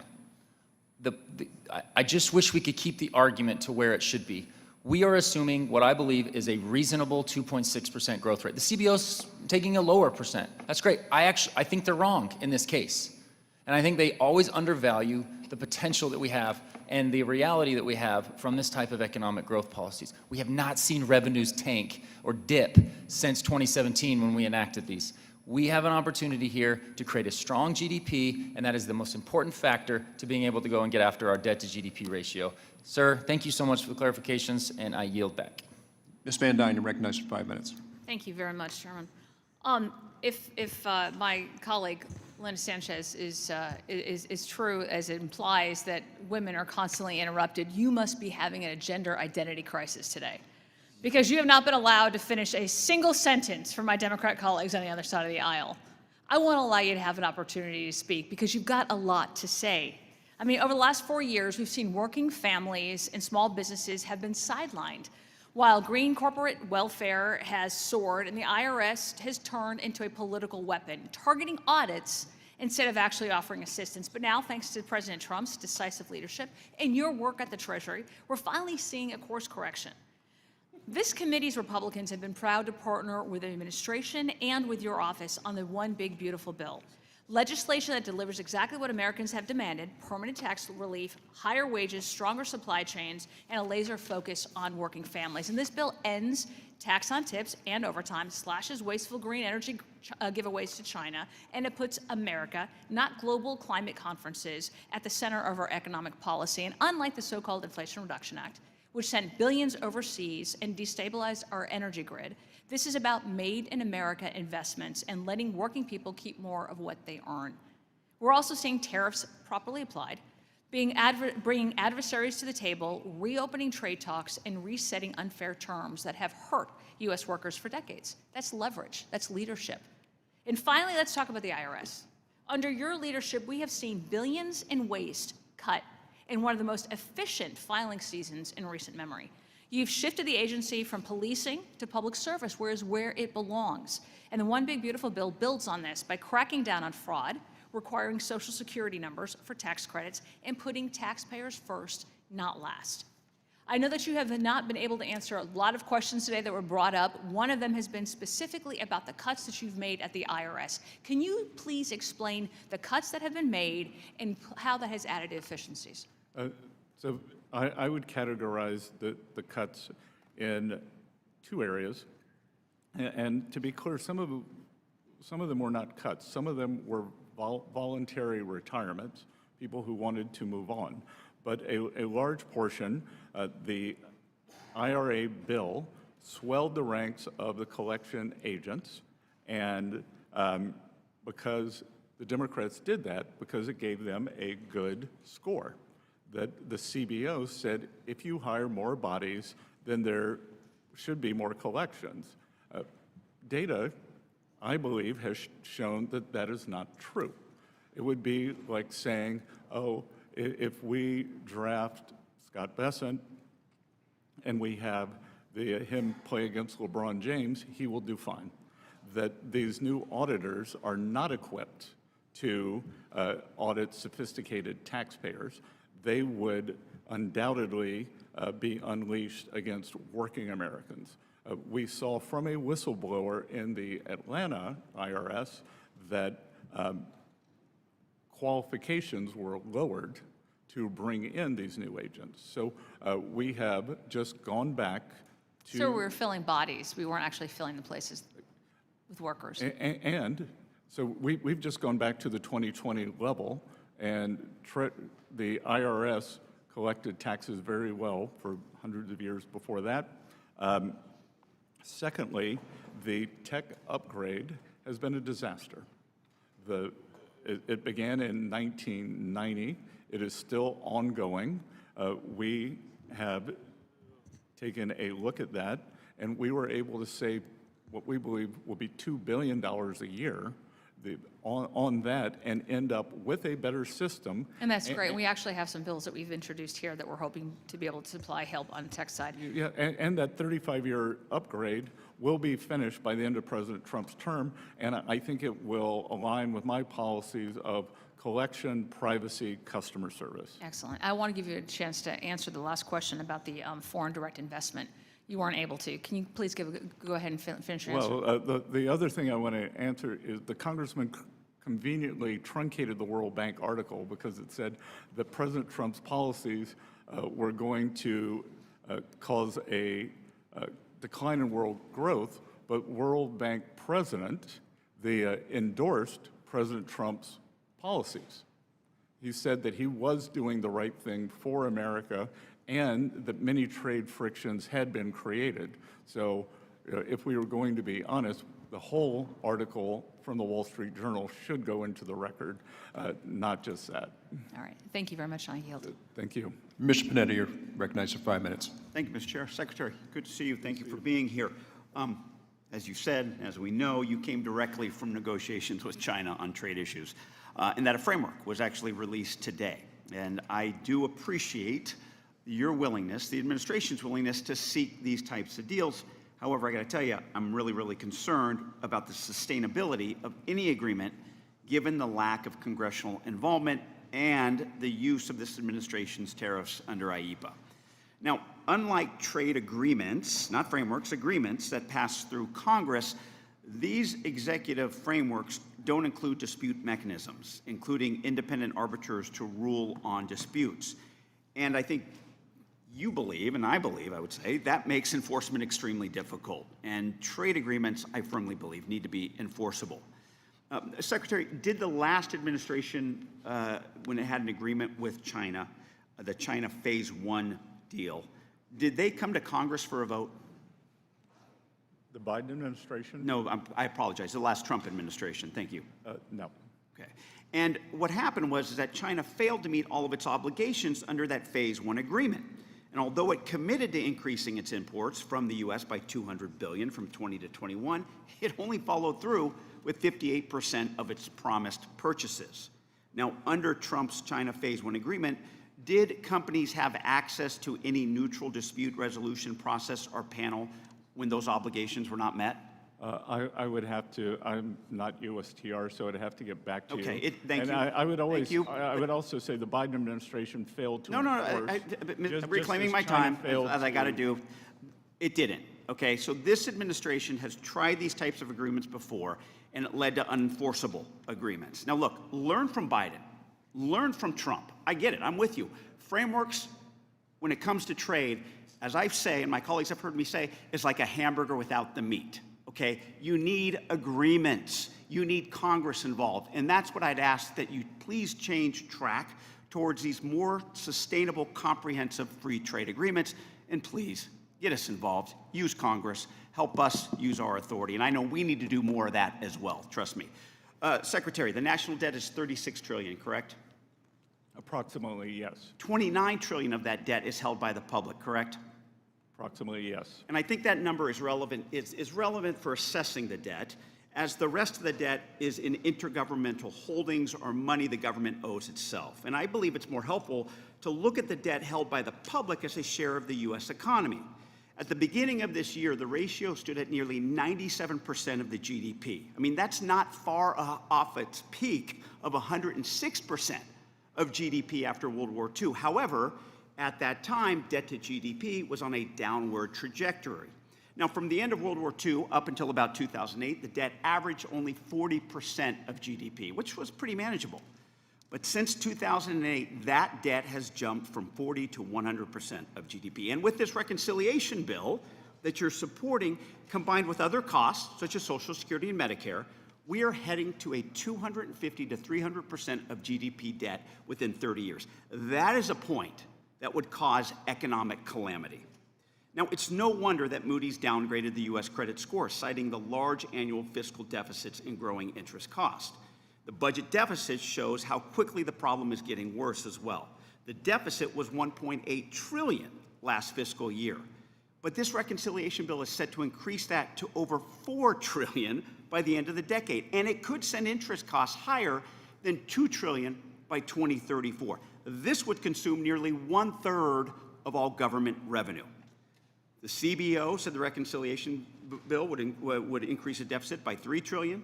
A reasonable Federal Budget Committee estimates $5 trillion. Penn Wharton estimates $5.8 trillion.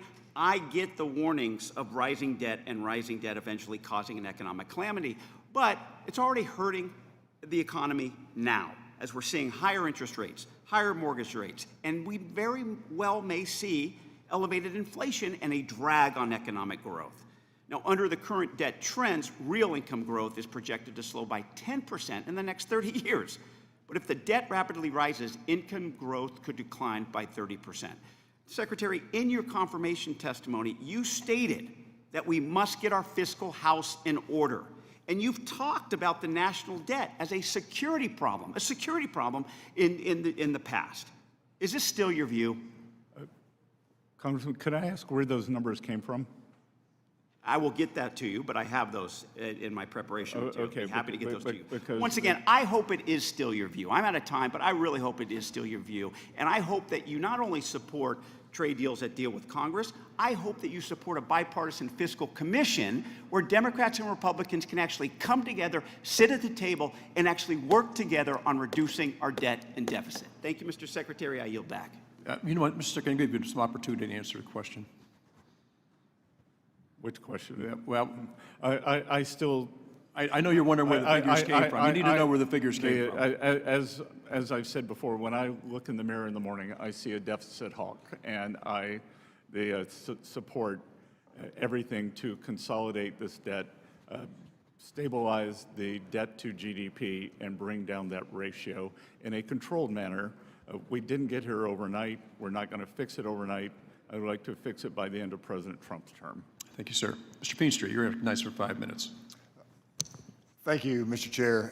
Secretary Bessent, thank you for being in front of us today, Ways and Means. I consider myself a novice in economics. I'd love to read it and work through it, even teach it once in a while. And I appreciate all that you've done under this administration. I live in rural Iowa. You live, I think, in rural South Carolina, and we love our areas that we live in. And for me, President Trump won rural America by about 90%. There's an ultimatum, the way I see it, an ultimatum on what we need to change in government to make America great again. And I'd like to talk about that as we look forward and as you're in your role and we have this big, beautiful bill that's coming out. Can you talk a little bit about, for Iowa or South Carolina, how this bill will grow our states economically? And I think about, immediate expensing, things like this. Can you just tell the public saying, all right, this is how this is going to be economics on steroids? With pleasure. So, and I think it's a multi-pronged approach. I would go back to the small and community banks, because as I said, small and community banks finance 70% of ag loans, so we are working to stabilize and unshackle them.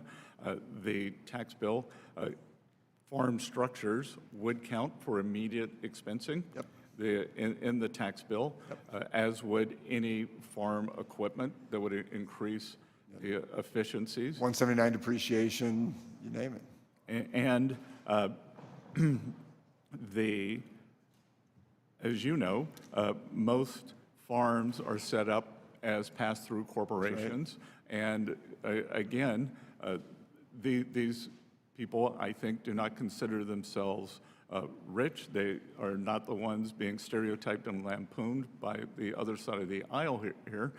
These are hardworking people who, they do manual labor, they keep their books, they buy equipment, they make business decisions, and I think that the certainty and the permanence here is going to be very, very important. It's invaluable. To know that it is going to be there. And as I said, many business owners with whom I've spoken are holding back on the expenditures. Right. And I'm glad you mentioned 90% of the farmers who supported President Trump. I actually, within the past 48 hours with my Chinese counterpart, I told the Vice Premier that you did not make good on your ag purchases, right. And President Trump's #1 constituency, they are our farmers, and we expect that will be made good. Thank you, Secretary Bessent. Thank you. I mean that. I mean, our commodity prices, soybeans and corn, we rely on these export markets. And if Brazil and Argentina takes over these markets, we're in deep trouble. So I'm very grateful for that. And just talking about tariffs a little bit, we've been taken advantage of for decades. So now as we move forward, we're trying to create a level playing field. And you talked about certainty. Can you just extrapolate on that just a little bit so for small business or large manufacturers or whatever, they just want certainty. How does this project out over the next 6 to 12 months? Right. So I think, as I've said many times, this administration's economic program is a three-legged stool: trade, tax, and deregulation. Yep. The trade has moved faster because the president has used IEPA, an emergency power. Tax, I congratulate everyone in the Republican side of moving the one big beautiful bill through the House with Speaker Johnson's leadership. And we are working with your Senate colleagues. Senator Thune has given the date of July 4th. We'll see.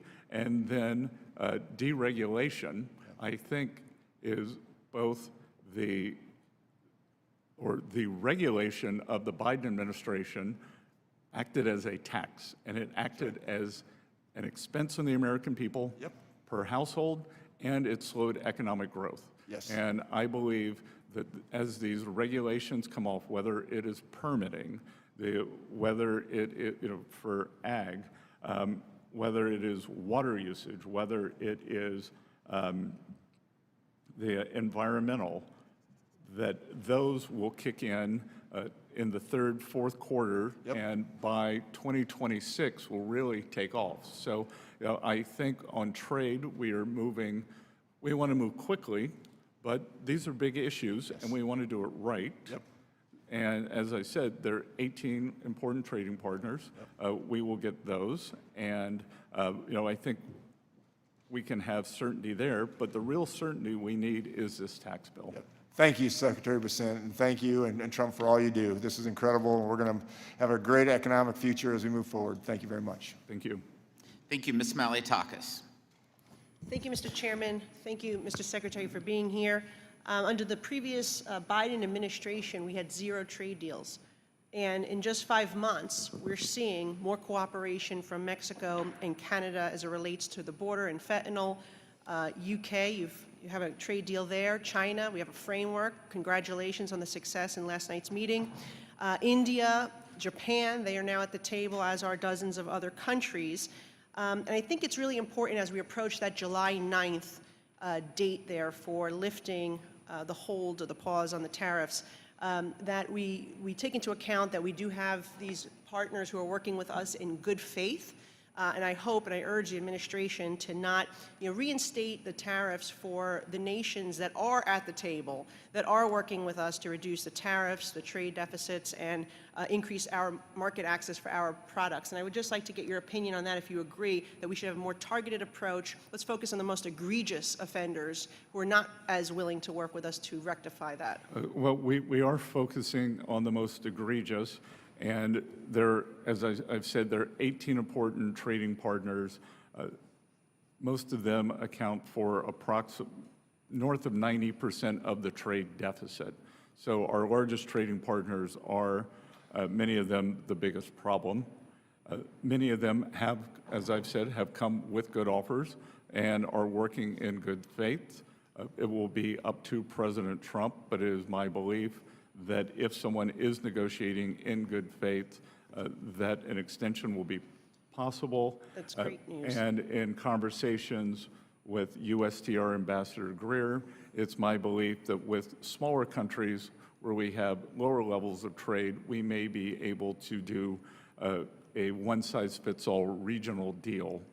So that would cover a great deal of ground on It's great, and dozens of I countries. wish you a lot of success there, and I appreciate that. And if I also want to keep in mind that if we want to build in America, as the President, as you, as I, and this committee wants to do, we need to make sure that we have access to parts and supplies from abroad. So let's keep that in mind as well as we're moving forward with the tariff discussions. I'm concerned about tariffs on pharmaceuticals. In particular, it's an access issue, it's an affordability issue, it's a national security issue. As you know, right now we're relying heavily on foreign countries, particularly communist China. But domestic pharmaceutical production requires long-term investment, and to establish a secure and self-reliant supply chain here at home, it's something that you can't just flip the switch on. It does take time. And certainly the provisions you mentioned earlier that we put in our one big beautiful bill will help us get there, incentivize, expand facilities, build new facilities. But until we reach that full domestic production capability, the U.S. remains dangerously dependent on foreign sources for life-saving medicines and medical inputs.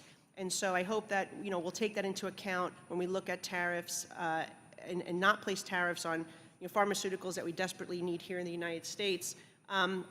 I, alongside with my colleague, Congressman Schneider, we introduced bipartisan legislation, H.R. 2213, the Medical Supply Chain Resiliency Act. And we learned from COVID that we must, obviously, that our supply chain is too fragile, and we need to do what we can to make it more accessible, these pharmaceuticals. My legislation would address this by enhancing the President's ability to negotiate trade agreements with trusted trade partners to reduce or eliminate tariffs, quotas, and other barriers that create a disincentive to manufacturing here in the United States. It would ensure that critical medical goods and supplies and services are delivered safely, quickly, efficiently to patients here at home. And I hope that you will take a look at this bill. It has some good bipartisan support, good industry support, and it really does complement what we did in the one big beautiful bill to incentivize and give the President that flexibility to negotiate with those trading partners. Yeah, Congresswoman, I could not agree with you more.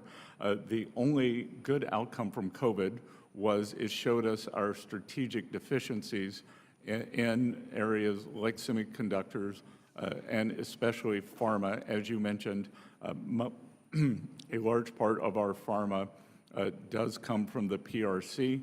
That actually gives them negotiating leverage.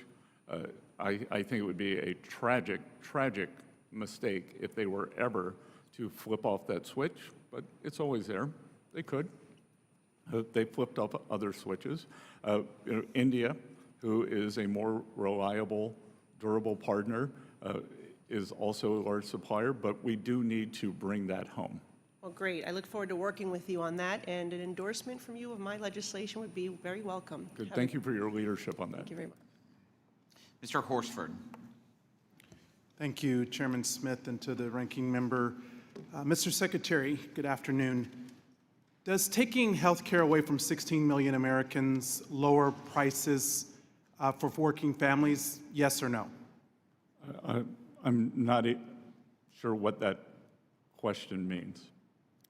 The bill, the big, beautiful bill that was passed by this committee and the majority of the Republicans in the House would eliminate health care for 16 million Americans. I'm asking, does that lower the cost for working families? Yes or no? Again, which cost? Oil, fuel cost, food cost? Household cost. Sorry? The cost that households have to cover every month.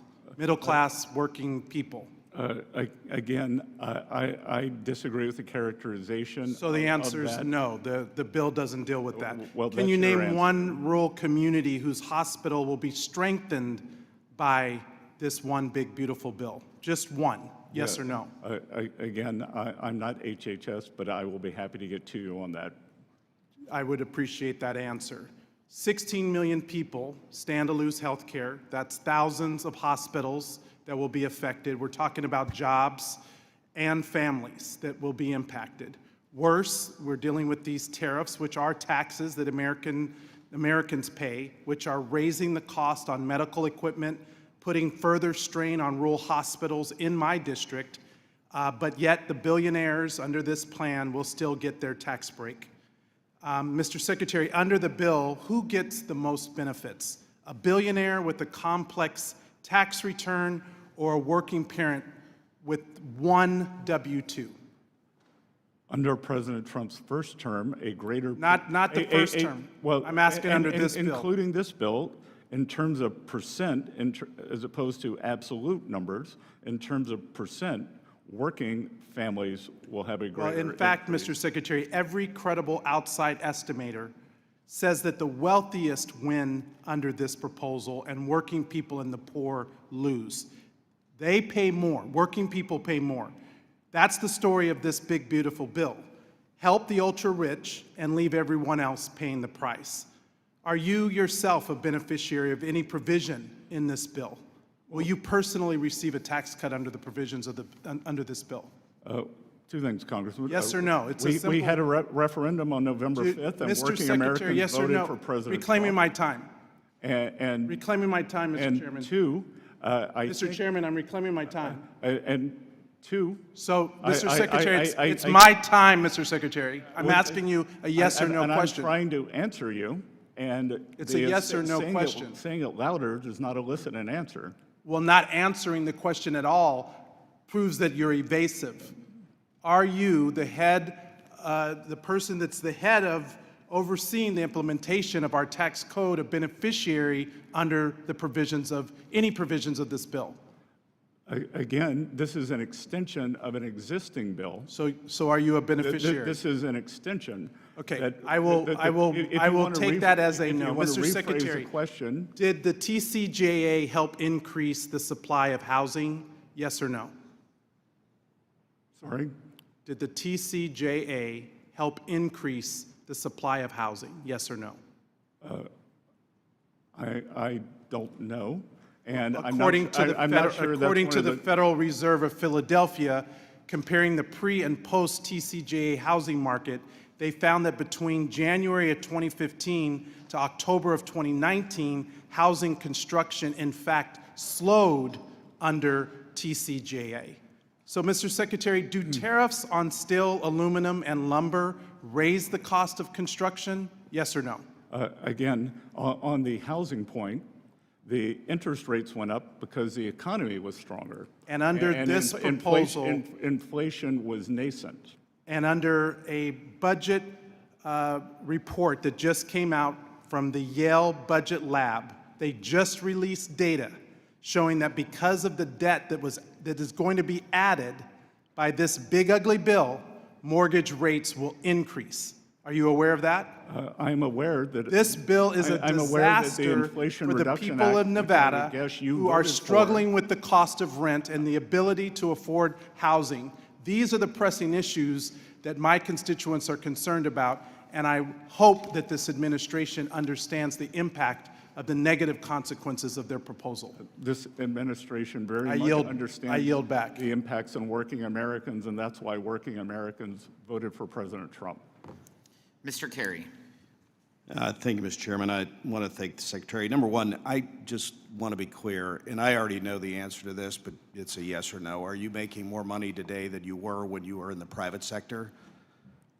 Less. No, I know that. And just to be clear, too, Yeah.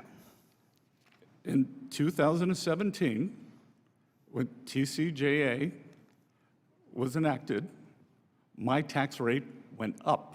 Yeah. Went up. Mr. Secretary, I appreciate that. I do appreciate you being here. I do want to. Will the gentleman yield for 1 second? No, a gentleman will not yield, not at all.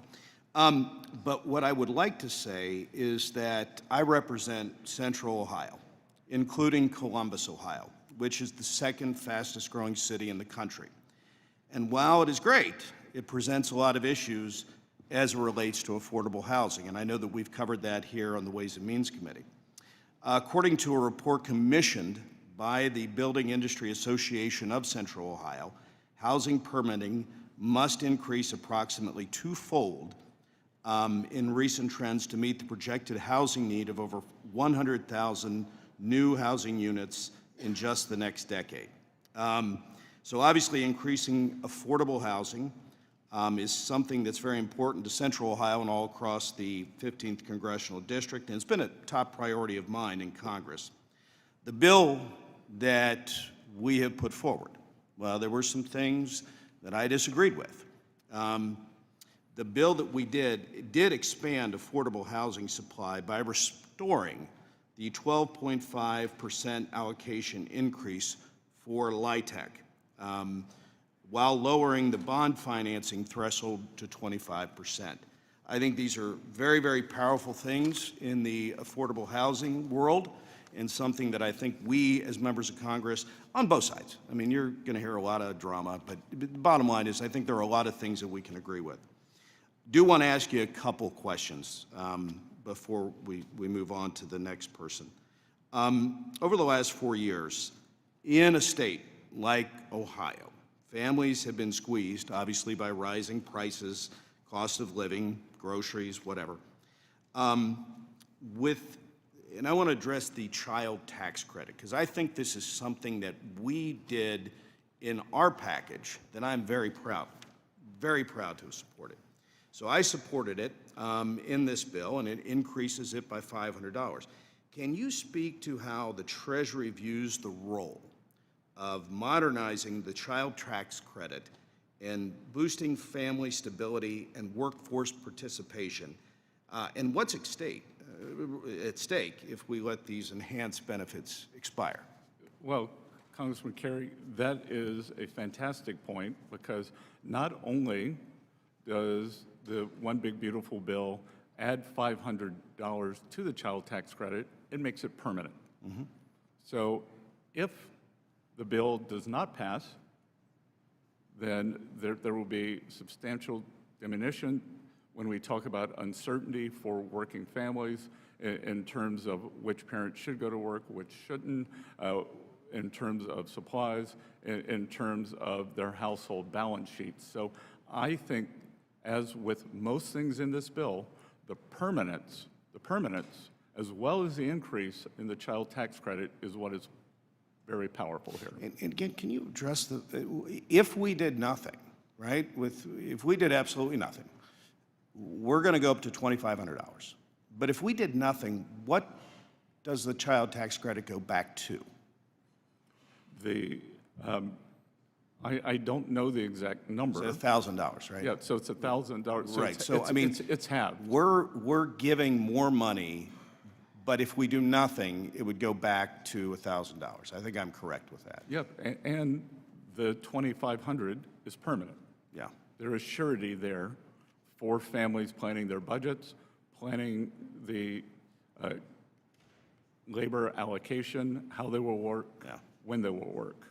Mr. Secretary, I do appreciate your time, and I want to let you know, I mean, as somebody that's on this committee, there are a lot of things that my colleagues on the other side and I agree with. And I just want you to know that I know that we will work continually hard to work with the administration to make sure that those things get through because it's for the betterment of the American people. So, Mr. Secretary, thank you for your time, and I appreciate your service, sir. Good. Thank you. Mr. Yocum. Thank you, Mr. Chairman, for holding this hearing today. And Mr. Secretary, thank you for being here. I want to applaud your work on rooting out waste, fraud, and abuse. You've seen a lot of hysteria and dire predictions about DOGE, but a recent briefing by Treasury and DOGE to our staff showed there's plenty of unsexy work that happened behind the scenes. There's one example where the IRS had over 100 licenses for a piece of software where it turned out they only needed 2. There's a saying that character is what you're doing when no one's looking. The same applies to government spending. I appreciate your work in going line by line within your budget to find unnecessary spending and things like this that we can root out. One area of spending that I do think is well worth the investment is our taxpayer advocate service, which helps our caseworkers navigate the IRS bureaucracy that our constituents often face. Mr. Secretary, countries across the world are implementing taxes that target American companies. Canada's digital services tax, for example, is estimated to bring in $2.5 billion of revenue for Canada. $2.3 billion of that is from American companies. The UK, EU, and others are contemplating digital services taxes and undertaxed profit rule measures that target American companies, which basically pulls money straight out of the U.S. Treasury. Our One Big Beautiful Bill gives the Treasury Department updated tools that will fight these unfair taxes. Obviously, the best way for companies or countries to avoid these tools and these taxes is to not have unfair taxes in the first place. Are you in conversation with any countries about their DSTs and UTPRs, and what is the status of those conversations? Yes, and to be clear, we do not use 899 as a negotiating thing, but other countries do pull substantial revenues out of the U.S. Treasury, and our great internet companies, which are unique to the U.S., they are an example. This digital service tax was especially egregious. Look, Canada is a close ally, but like, say, one's neighbor on a block, sometimes your neighbor can take things for granted, and they have put in a digital service tax, and they are taking taxes retroactively.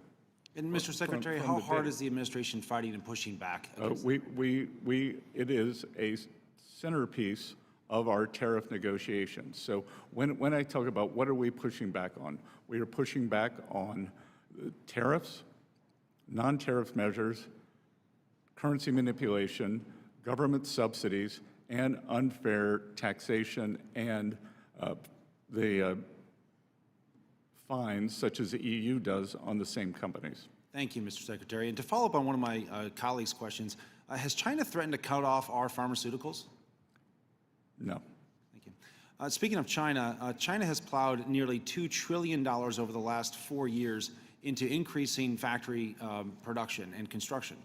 But those factories aren't just churning out gizmos and gadgets for domestic consumption. It's doubling down on their overcapacity, and the numbers bear that out. Exports from China rose 13% in 2023 and 17% in 2024. It seems like there's a global recognition of the threat posed by Chinese overcapacity. The EU, Brazil, Indonesia, Thailand, and others have also imposed tariffs on China to counter the flood of cheap imports, not just us. You've talked in the past about a, quote, fortress North America, which we would coordinate with Canada and Mexico on Chinese overcapacity. Can you please give an update on administration efforts around this? Sure. So China accounts for approximately 30% of global manufacturing. They're trying to go on their way to 40. That is unsustainable. I warned our allies that when we put our tariff wall around China, that the goods and services, which I would say are the equivalent of that Disney movie where the brooms carry the buckets of water, that's the Chinese business model. And I warned them, the goods will come ashore in Europe, in Canada, in Australia, and unfortunately, I was proven correct. So they are seeing substantial price deflation from China, especially in things like EVs. So we think that it's important not to have transshipment. So goods cannot move from China to Vietnam to the US, from China. And the reason I talked about Fortress North America, because the greatest opportunity for transshipment is via Mexico or Canada using USMCA. Our trade partners are very responsive to this. They have made some very good offers on it. Thank you, Mr. Secretary. And Mr. Chairman, I yield back. Mr. Gomez. Thank you, Mr. Chairman. Mr. Secretary, how are you doing? So far, so good. Okay, I was just curious because I know Elon Musk body checked you at the White House. I just no animosity to Elon Musk, right? You know that? That's what I heard. So you believe, That's what I heard. you believe what you read on Breitbart is well, what listen, you're telling us, Congressman. I didn't know if it's too sensitive for you. I won't ask that question, but let me move on. I will take South Carolina over South Africa any day. Mr. Secretary, you believe that people should be judged on their merit, correct? Yes, sir. You believe people should be judged on their job performance, correct? Yes, sir. Okay, just want to make sure. And the reason why is that one of the first things this administration promises to do was to lower taxes, not lower taxes, lower the cost of living on day one. So let's get into that. On June 1st, Mr. Secretary, you said in regards to tariffs that there have been no significant price increases and concerns are overstated. Listen, I get it. For somebody that's worth $521 million, listen, no significant tariffs are not going to impact you. But I want to talk about working class people, people in my district and across the country that are impacted by tariffs. Do you know what percentage of shoes are actually that are sold in the United States are made here? I do not know that, but what I know is... Let me reclaim my time. And the reason why... The inflation number Let me tell you why. Because 1% of the shoes sold in the United States are made here. 1%. That means 99% of the shoes are made somewhere else. As a dad of a toddler who's growing and growing and growing, we have to buy him a lot of shoes. So that's what we know, that the prices are increasing on shoes. We also know that under the most favorite nation tariff rate, that amount is about 20%. Then you add an additional 10% across the board that you guys have placed, we're going to see people, working people, paying more for shoes, paying more for their clothes, paying more for essentials, and it's going to go up. And I get it. You're worth $521 million. I know that the president's a billionaire. I know Elon Musk, most of the cabinet members are billionaires. And I know that you're on the lower end of that economic ladder in the White House. But for somebody that's making $30,000 or less a year, it's significant. I worked minimum wage jobs growing up. My parents worked 4 to 5 jobs a week to make ends meet. That's most people in this country. And one of the things that we know is this big billionaire bill is going to increase taxes on working class people. We know that most of the benefits go to the higher income folks.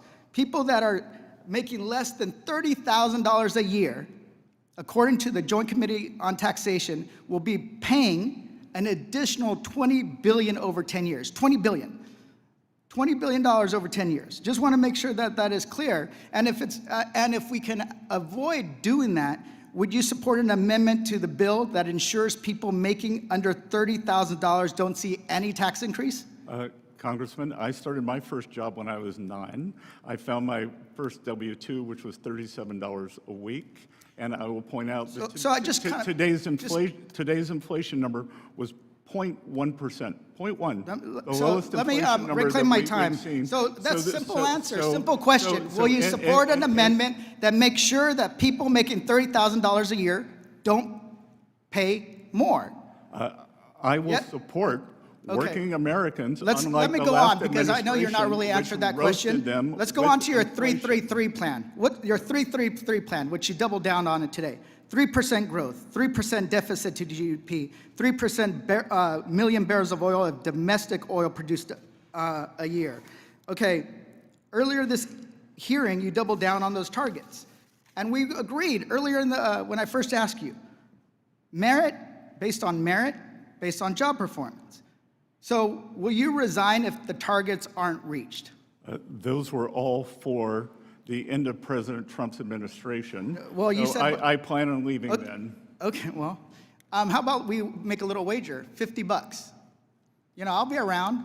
Would you make? Will you make a wager? Come on. If it can go Come to, on. if it can go to Come charity, on. if it can go to charity, Okay, with pleasure. Let's make a wager, $50 To charity. to charity. Okay. And here's the why, because most economists don't think that you're going to hit those targets. CBO actually thinks this budget bill is going to grow the deficit to 7% of GDP. If you might not be willing to put your job on the line because you'll be gone by the time that the mess actually explodes. I get it. I mean, Schweikert on this committee didn't even want to vote on this damn bill because he's a deficit hawk. So the American people need a little bit clearer answers. They are struggling. They're trying to make ends meet. Rent is going up. Food costs are going up, everything's going up, and the bill, the big billionaire bill, because it benefits mainly billionaires at the expense of working people, you're cutting their health care, you're making sure that they're going to be paying more than $20 billion over the next 10 years if you're making $30,000 or less, and you guys don't care. And I think you don't care because your net worth is $521 million. Okay, your time has expired. That would be a false assumption. Thank you, Mr. Chairman. I yield back. That would be a false assumption. And I think the people who didn't care were the Biden administration, who wiped out working families and lost in a massive referendum on November 5th. I would like to remind the committee that this is the Ways and Means Committee, and have discussions on policies, not personalities. And don't call another member out by their name. If you're referring to another member, you say what state they're from. That is the rules of this committee. Thank you. Mr. Miller. Wow. Thanks, Mr. Chairman. Mr. Secretary, how you doing? Good to see you. Good to see you, Congressman. You as well. I got to tell you, if I had to hang my hat in credibility on the Congressional Budget Office, man, I would be pretty embarrassed. Let's go through that just a little bit, and I'll dive into my remarks here. The Congressional Budget Office is as credible as the Central Broadcasting Organization, which went bankrupt. Last time they did an assessment on the 2017 TCJA, they were off by, gosh, what was it? The number was so small. It was around $1.2 trillion that the CBO is off. I'll let that speak for itself. Thank you for being here, Mr. Secretary. And Congressman, I would point out that they were wrong. The IRA cost thus far has been more than 3x their projection. Oh, as I said it, Mr. Secretary. Well, the green subsidies in the IRA. If I had to hang my hat and my credibility on the CBO, I would be embarrassed, and that is all we're hearing. So let me get into the remarks, and thank you for being here. Over the past few years, we've seen the rapid rise of digital assets across the financial landscape. More and more Americans, from everyday investors to institutional asset managers, are engaging with these technologies, and not just for speculation, but as a part of broader shift toward more accessible, decentralized financial tools. And it's not just individuals. Increasingly, United States businesses are integrating cryptocurrencies into their corporate strategies. This trend is unfolding across industries, but it's not without risk, as we know. Without clear accounting and tax guidance, these decisions introduce new layers of market exposure, not just for shareholders, but for the financial system as a whole. It has never been more evident we need clarity and parity within the tax code. The first question I have, Mr. Secretary, experts estimate that enacting a clear federal stablecoin framework could unlock up to $2 trillion in new demand for U.S. Treasuries, largely from institutional and global buyers seeking high-quality collateral. How do you view the potential benefits of stablecoin legislation in strengthening domestic demand for treasuries and supporting broader access to credit products such as mortgages that Americans rely on?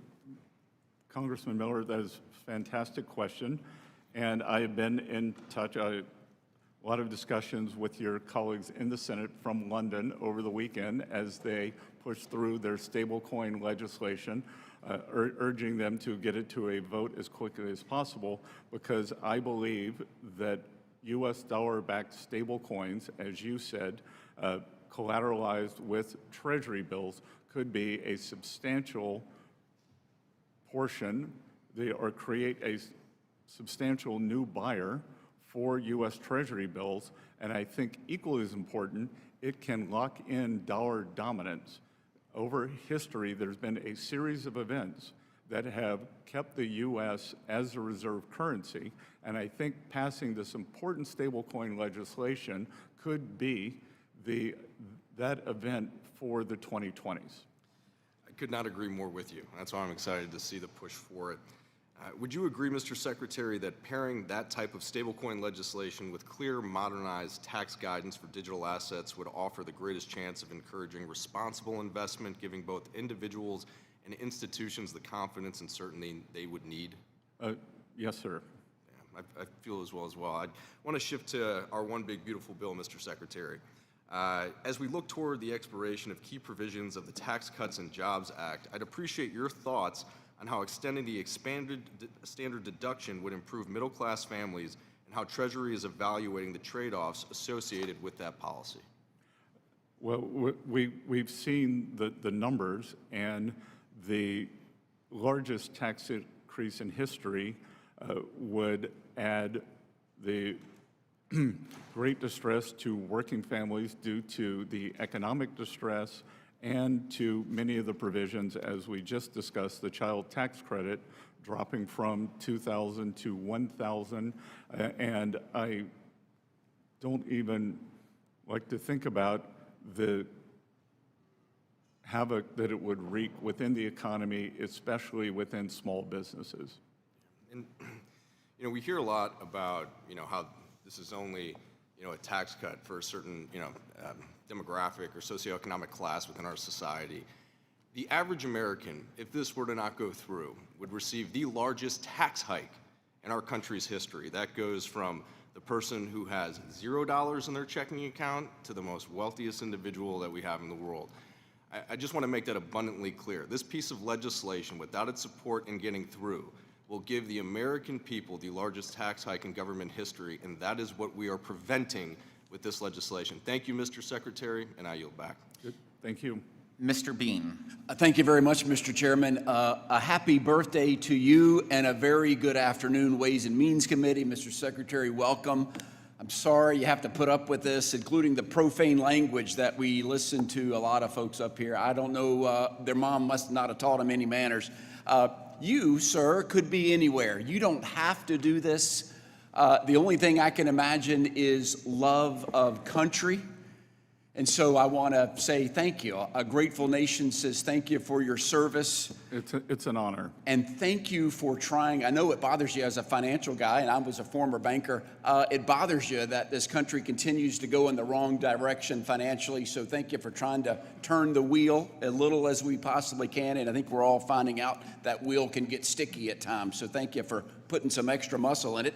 And part of turning that wheel is the one big beautiful bill, which, again, thank you for your service. There's so many great things in it. I'm going to ask you that, what's your favorite in just a bit. But first of all, I've talked to some restaurant owners that have confusion and angst over the tax on tips. And so once this legislation is enacted, Treasury will need to update its administrative guidance regarding the treatment of tips, particularly regarding the adjustable gratuities. You know, when the bill is already pre-filled out of tips, and will you and Treasury, I know you're going to head this direction anyway, commit that Treasury will clarify its guidance so recommended gratuities, such as those added to the bills of large parties where the customer retains the ability to adjust the amount, are treated as tips rather than service charges, so the intended target that Congress wants to do it is you don't pay tax on tips. Mr. Secretary, what say you?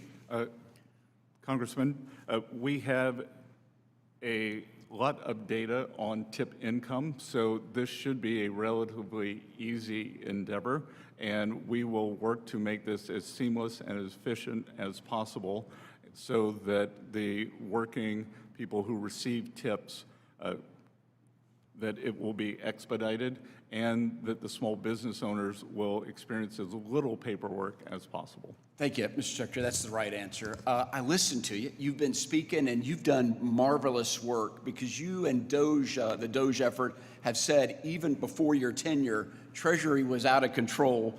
Not even the most essential information in its computer disbursement systems, which has led to over $165 billion in improper payments just last year. We double paid things, and then once we paid them, we couldn't figure out why we paid them. I listened to you of what's needed, and guess what? I've got great news, Mr. Secretary.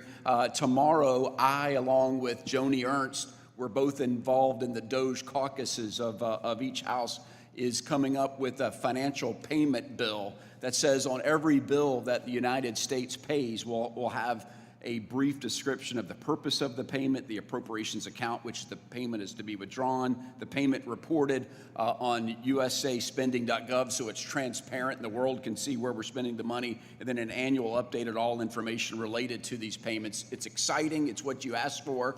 My question is, what do we need to do to get you on board this bill? And you can say you had me at hello if you want to, but how does that sound? Are you excited about that bill? Sir, I'm excited about accountability on the payments. When I arrived at Treasury, there's something called a TAS, Treasury Accounting Symbol. One third of the disbursements that we sent out every year did not have a TAS. Without a TAS, a payment cannot be linked back to an appropriation. So there are approximately, imagine Treasury, the TGA is the checking account for the United States of America. Above that sits approximately 450 entities, whether it's agencies, that they just send down payment requests and they'd automatically been sent out. For the first time, we asked that it act like a commercially viable enterprise and that task numbers be assigned. And eventually, the goal should be, perhaps you and Senator Ernst, once you pass this, your second goal could be that these entities that sit above Treasury could all pass an audit. No, amen. We're working with your team now to make sure that everything that you want in that bill is set. So thank you very much. It sounds like we're going to make a great team. Last thing, anything that else we need to know on the one big beautiful bill? Is there any misinformation you want to clear up, Mr. Secretary? Well, I don't think I have the time to clear up the misinformation, but I will say that I believe that the economic impetus, the certainty, because there is a duality between the critics of this administration. All I hear is tariffs. It's like TDS has become tariff derangement syndrome, and that all I hear about is uncertainty from tariffs, but then the same side wants to give us uncertainty on taxes. So let's get this bill done and get the certainty on taxes. We will have certainty on tariffs within some window over the coming quarters. Amen, and Mr. then Secretary. then the U.S. economy can realize its full potential. Thank you, Mr. Secretary. I yield back. Thank you for being here today. Ms. Plaskett. Thank you very much, Mr. Chairman. Thank you to the witness for being here this afternoon with us, and making yourself available and answering questions and engaging with the members of this committee. I first wanted to share that, I think back on the last administration, this administration, the transition. There's always going to be changes, ideas and changes, mechanisms in which we're done. But I think we need to talk truth about what the numbers were in each one of those. Now, we know that at the time of President Trump's inauguration, unemployment was at less than 4%. Inflation was below 3%. And the numbers that have been put out about where inflation is now has not really changed month to month. When we look at CPI, the Bureau of Labor statistics, those numbers have not changed significantly from the downward trajectory that happened from 2020. We have continually gone down in inflation. Economic growth at the time of inauguration was at 2.8% in real terms. And that was, according to World Analysis, one of the fastest growing economies in the world. The bottom 20% of workers saw the largest real wage gains during the Biden administration. We're going to give Jacket's jacket here in this committee. Additionally, we have seen since January 20th that the stock market overall has gone down 1.3%, and gas has gone up. Ma'am, that's incorrect. Excuse me, let me get something straight with you first here. I've seen you interrupt everyone. When you come to someone's house, you respect their rules. And in this house, we don't interrupt individuals. And you're not going to interrupt my time. I'm going to give you time to respond. You may want to jot down some notes about things that you don't agree with me on so that you can respond to them at that time. But while I'm speaking, as the person holding this time, you will refrain from speaking, sir, until I am done, until I am done, and then I will give you time to speak, okay? Look forward to facts. Thank you. I'll look forward to your response, whether they're factual or incorrect either.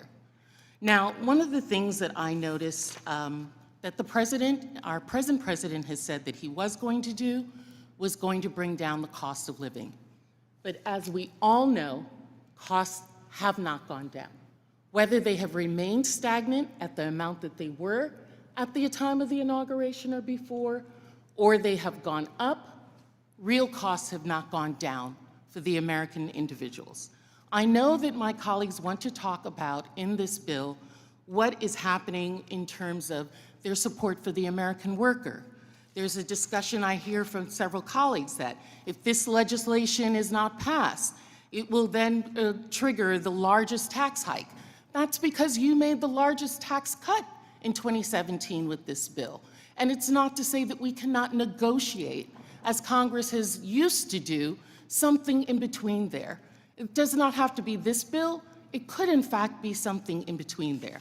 But that's not what we're doing here in this Congress at this time.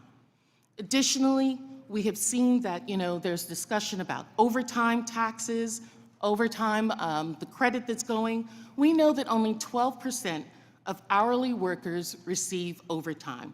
And then the discussion about tips, which is only going to affect 2.5% of American workers, and only 40% of tip earners actually file federal taxes. So we are not going to affect everyone that we need to affect. Unfortunately, everyday Americans, the outcome of the supposedly strategic legislation that we have here is very predictable. We're watching the cost of bread, bacon, butter rise, egg prices continuing to go up, and the rising cost is not going to happen. One individual who I follow, James Serwicki, a classmate of mine actually from prep school who was at Yale, discusses that there's no acceleration of economic growth in this legislation because there's not being meaningful cutting of tax rates. We are going to be reducing spending, that's correct, but there are intended consequences to that as well. Additionally, let's talk about DOGE. $2 trillion, $1 trillion, $150 billion. Those were what we said the savings were going to be. I'm concerned that with this legislation as well, we are not going to see the real numbers. The numbers that are put out are not going to be, in fact, the real ones. Mr. Chair, I yield back. Mr. Moran. Thank you, Mr. Chairman, and thank you, Secretary, for being here today. You didn't get a chance to respond to Ms. Plaskett, so I'm going to give you a chance to respond, Secretary Bessent. Where did she go wrong in her statement? Well, first of all, I would fire the staffer who did that chart because it stopped in February 2025, and prices are down substantially since then. But that's an inconvenient truth.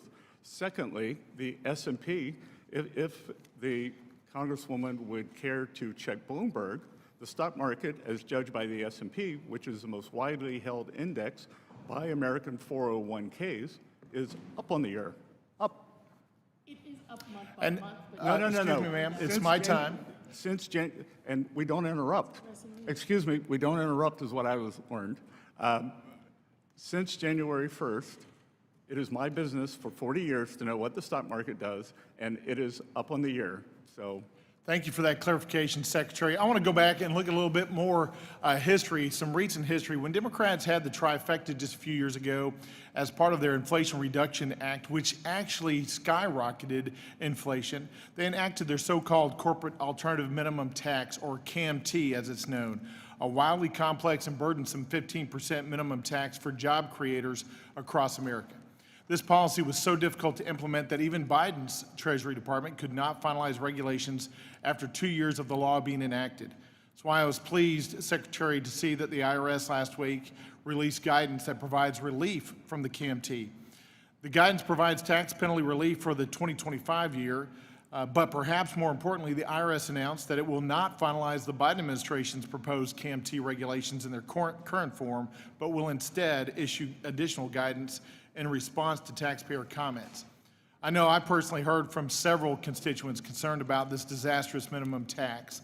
Secretary Bessent, could you please elaborate on the recent action that the Treasury Department and the IRS took to provide taxpayer relief from the CAMT and preview any future action the administration might take?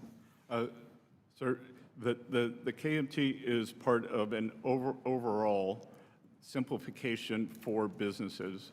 And we have tried to do that across the board where we've seen it, as several members on the Republican side of the aisle have pointed out. This is a pro-business administration. I would categorize the previous administration as few business people, academics, career politicians. Secretary, let's go back even further in history. In 1963, President John F. Kennedy faced a critical economic situation due to years of excessively high tax rates, wasteful government spending, and undulating unemployment rates. His proposed solution at the time, what was it? It was lowering taxes, both for individuals and for corporations. And by doing this, and in doing this, this is what he said. He said, quote, "This will restore an idea that has helped make our country great, that a person who devotes his efforts to increasing his income, thereby adding to the nation's income and wealth, should be able to retain a reasonable share of the results." I happen to believe that more hardworking Americans need to retain more and more of what they earn, and the more of that they retain, the better. It brings liberty to their lives. This is the idea precisely that I think President Trump is trying to get to through his Tax Cuts and Jobs Act in 2017, and then once again in the One Big Beautiful Bill. If you want to increase innovation, spur economic growth, and raise overall revenues, you lower taxes for everybody and put more money in the hands of hardworking Americans, small businesses, and farmers. Would you agree with that proposition, Secretary Bessent? And would you say that the One Big Beautiful Bill is perhaps the most pro-growth, pro-worker, pro-business legislation since the TCJA, maybe even more so? Congressman Moran, what you are alluding to, the President Kennedy said was, and I will tie it back to this horrendous inflation that we saw during the Biden administration. His economic advisor was a Yale professor, James Tobin, and he asked Professor Tobin, what is the governing factor on government spending? It's inflation, isn't it? And I'm afraid that Secretary Yellen, who was a dissertation student of Professor Tobin, did not heed that lesson as we got the great inflation during the past period from this government spending. And look, I think that this is the nature of U.S. enterprise. This is why we have the greatest economy in the world. This is why Europe cannot get out of its own way. China has a command and control economy, that we push for Americans to be able to keep more of their own money, to simplify starting businesses, and that is what we are trying to do. And that's why, as I said, trade, tax, but deregulation is going to be very important here, because what we are finding is that it is very difficult One of the reasons it's difficult to make or build things in this country is because of regulation. If you try to build a pipeline, you need certainty that for us to be energy dominant, to build an electric grid, if we are going to be the AI superpower that we are on our way to being, it will require a substantial increase in generation capacity. So permitting new electrical generation, but equally as important, permitting the transmission. We need government to be a partner, not an adversary. I wholeheartedly agree, Secretary Bessent. The more liberty for our businesses and our individuals, our families, and our farmers, the better for our economy. It spurs innovation and economic growth. With that, I yield back. Thank you. Mr. Swazi. Thank you, Mr. Chairman. Thank you, Mr. Secretary. It's been a long day. We appreciate the time that you've spent with us, especially considering your travel schedule and how tired you must be. Thank you very much for your service to our country. We're very grateful to you.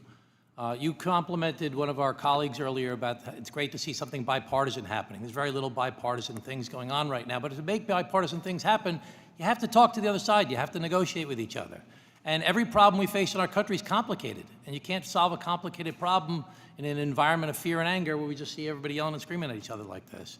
So I would love to work with you, and I'm sure many of my other colleagues would like to work with you on the tariffs. As the ranking member, Mr. Neal, mentioned earlier, we negotiated together on USMCA. We'd like to negotiate together using our congressional authority on tariffs. You talked about de minimis earlier. The president did an executive order. I have a bill on de minimis. Linda Sanchez, who's the chair of the subcommittee, has a bill on de minimis, wants to do the same things that the administration does. Let's do it for real. Let's do it together.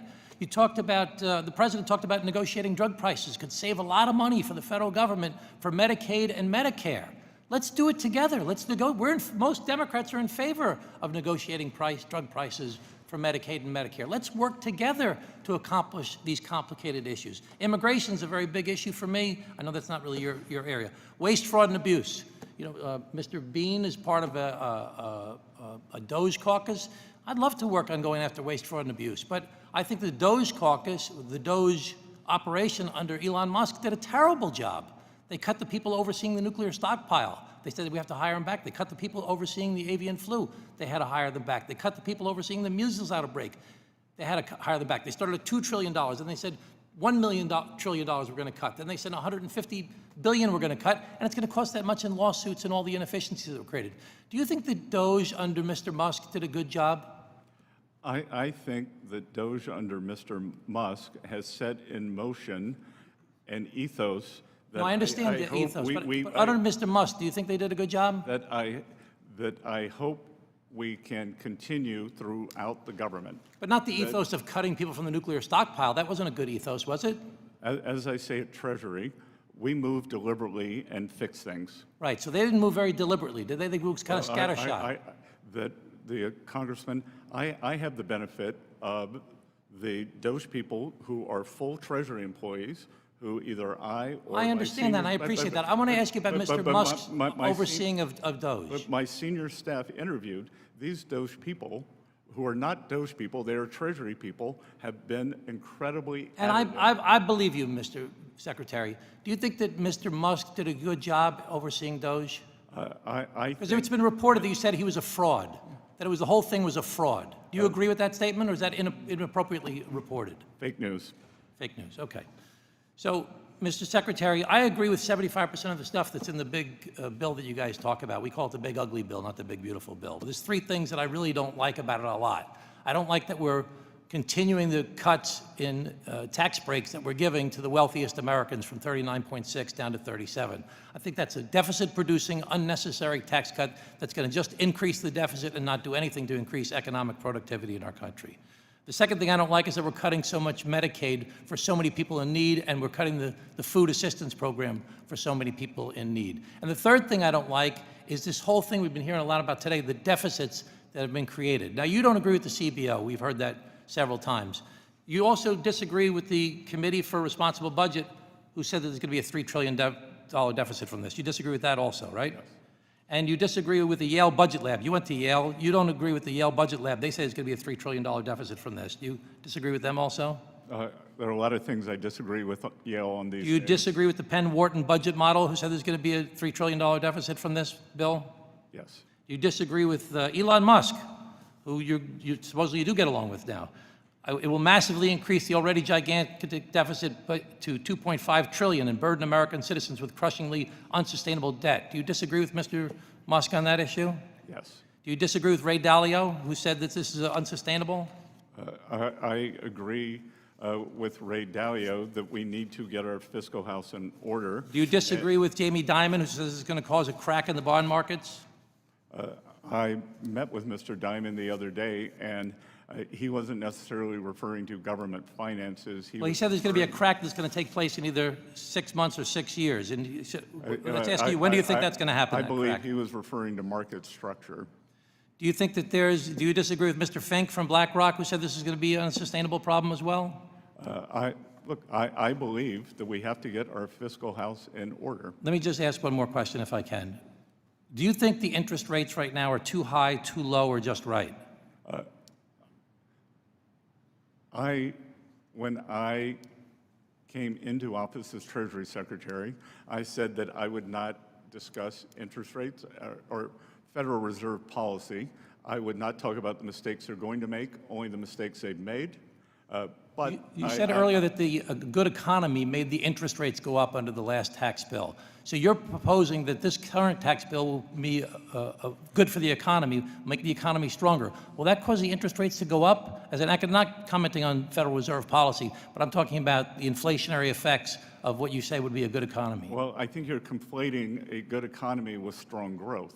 Under President Trump, we had strong growth. And interest rates went up, you said. You just said in your previous testimony that caused interest rates to go up. That the Fed raises rates because growth is strong. If we have So do you think interest rates are going to go up under this bill? If we have strong non-inflationary growth, perhaps we are already, Congressman, the market lives in the future.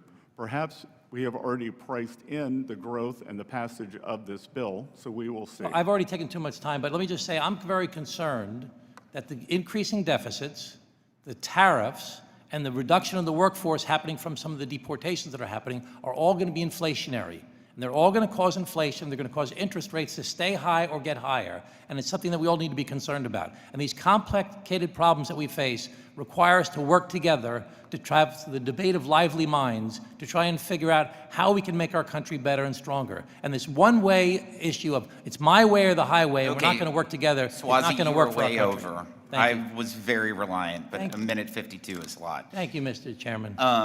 Secretary, thank you for spending almost 5 hours in taking questions from this committee. I know some of the questions were out of line and unacceptable, and I appreciate how you handled it, and I appreciate how you represented the administration.